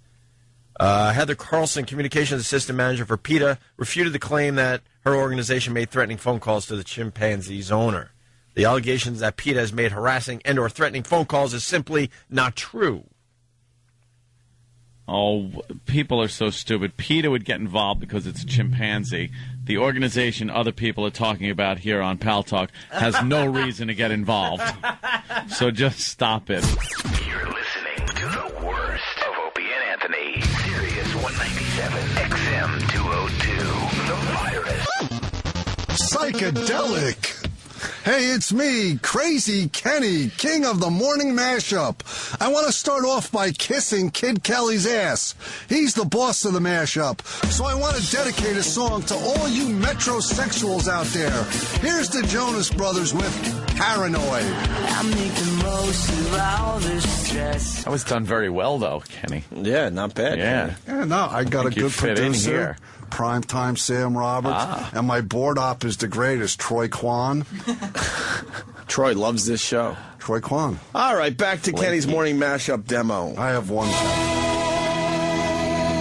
Stinks. Yo, everybody, I'm Crazy Kenny, king of the morning mashup on XM 20 on 20 and Sirius Hits 1. And speaking of hits, what do you say to a woman with two black eyes? Nothing. She's already been spoken to twice. Play that Fat Cow song. Here's Kelly Clarkson, and I don't hook up on the morning mashup. Wow. Man. That was good. Is that the kind of content they're looking for over there? Yeah. A little wacky zaniness and blatant insults. Oh, they're very edgy. They're dark, right? Yeah, they're new wave. Yeah, huh? You know, they like to wake people up in the morning. Apparently so. Don't leave me. It's a beautiful day on the morning mashup. I'm Crazy Kenny, king of the mashup. And this next song is for Mashup Nicole. It's Pitbull with I Know You Want Me. You know what Nicole and a police car have in common? They both make a lot of noise to let you know they're coming. Hey, Nicole, what's the difference between ooh and ah? About 3 inches. It's Serious Hits 1, XM 20 on 20. Let's mash it up! Serious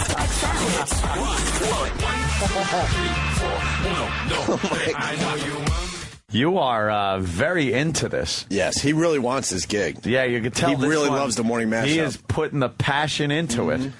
I think that's a pretty good one so far because I like it that you're incorporating the people of the mashup morning show. Yes. And jokes we haven't heard in a few decades now, which is terrific. Yeah, you do a little... I told Ant during the break, I'm like, Kenny misses vaudeville. He'd have been great. You would have been a star. Right. Dragging a steamer trunk across the country. Right. Yeah. Wearing my zoot suit. You'd have to have some weird facial hair, too. Which one would you go with? The handlebar mustache. That'd be good. Action. Yeah, with the beard that points in 2 different directions. Yeah, that one. Yeah. And then you could do like a weightlifting act on stage in one of those little stupid weightlifter outfits from back in ye oldie days. Yeah, the tights. And then the sides are just full, they're balloons. Yeah. On a stick. And then you do like a weightlifting. And then you tell those great jokes in between. Maybe next road show. Never know. Maybe. Are we doing another one of those? Let's say hi to Steve in PA. Steve. Hey, guys. What's happening? What's up, man? Hey, we already know what channel Kenny belongs on. Traffic and weather. Under. Yeah, you used to do some good traffic for us, Kenny. Yeah, I remember those days. Yeah, I'm versatile. Maybe we do one of those next week. Versatile. Old school. More of Kenny's morning mashup demo. Players, I'm Crazy Kenny, king of the mashup on Serious Hits 1 and XM 20 on 20. Hey Ryan, how you doing? Who cares? Just joking. Seriously, Ryan, what sexual position produces the ugly kids? Why don't we ask your mom? Here's the Black Eyed Peas with Boom Boom Pow. The morning mashup. Gotta get dip. Gotta get dip. Gotta get dip. Gotta get dip. Gotta get dip. I thought Kenny was popping back in there. Boom, boom, boom, boom, boom, boom. Why are you making fun of those guys? No, they're good sports. They could take a joke. Yeah? Yeah. I don't think that's the kind of good-natured ribbing that goes on over there, is it? It's okay. Ryan's like, Rich is the star of the... Yeah? Yeah, he's the good-looking one, like a movie star. All right. Yeah. Well, you seem to him, know the Nicole. show. Stanley, he's the thug, he's the gangster. Yeah. And then there's, Ryan. What's wrong with Ryan? I don't know. He means well. What's wrong with Ryan? No, I love Ryan. But when you see him walking down the hall, like all 4 of them, Ryan's always You gotta explain last. that. I guess they'll do 20 minutes of music or something, so the whole gang walks together to go get a beverage. Yeah. Yeah, they stick together. During commercial breaks, they walk by our studio to go to the kitchen to get a beverage. We can learn something from those guys. They all go we all go to the bathroom together, apparently. Sure do. A little different. Bunch of men. Good point. Family Guy mentioned capri pants last night. Really? Oh, finish your thoughts, okay? It's tough because I don't want these phone calls to hang up. That's the only reason I jump in like that sometimes. I'm sorry, GH. I didn't have a thought. If I had a thought in my head, it would be lonely. All right. Kenny's head is like outer space. It's just a vacuum that things fly through and don't. And there's a lot of room in between each one. Yeah. And occasionally when they collide, there's a big problem and somebody's getting a nightstick across the teeth. Let's try something. Kenny, what are you thinking about right now? How handsome you are. Oh, Jesus Christ. All right, what are you thinking about right now?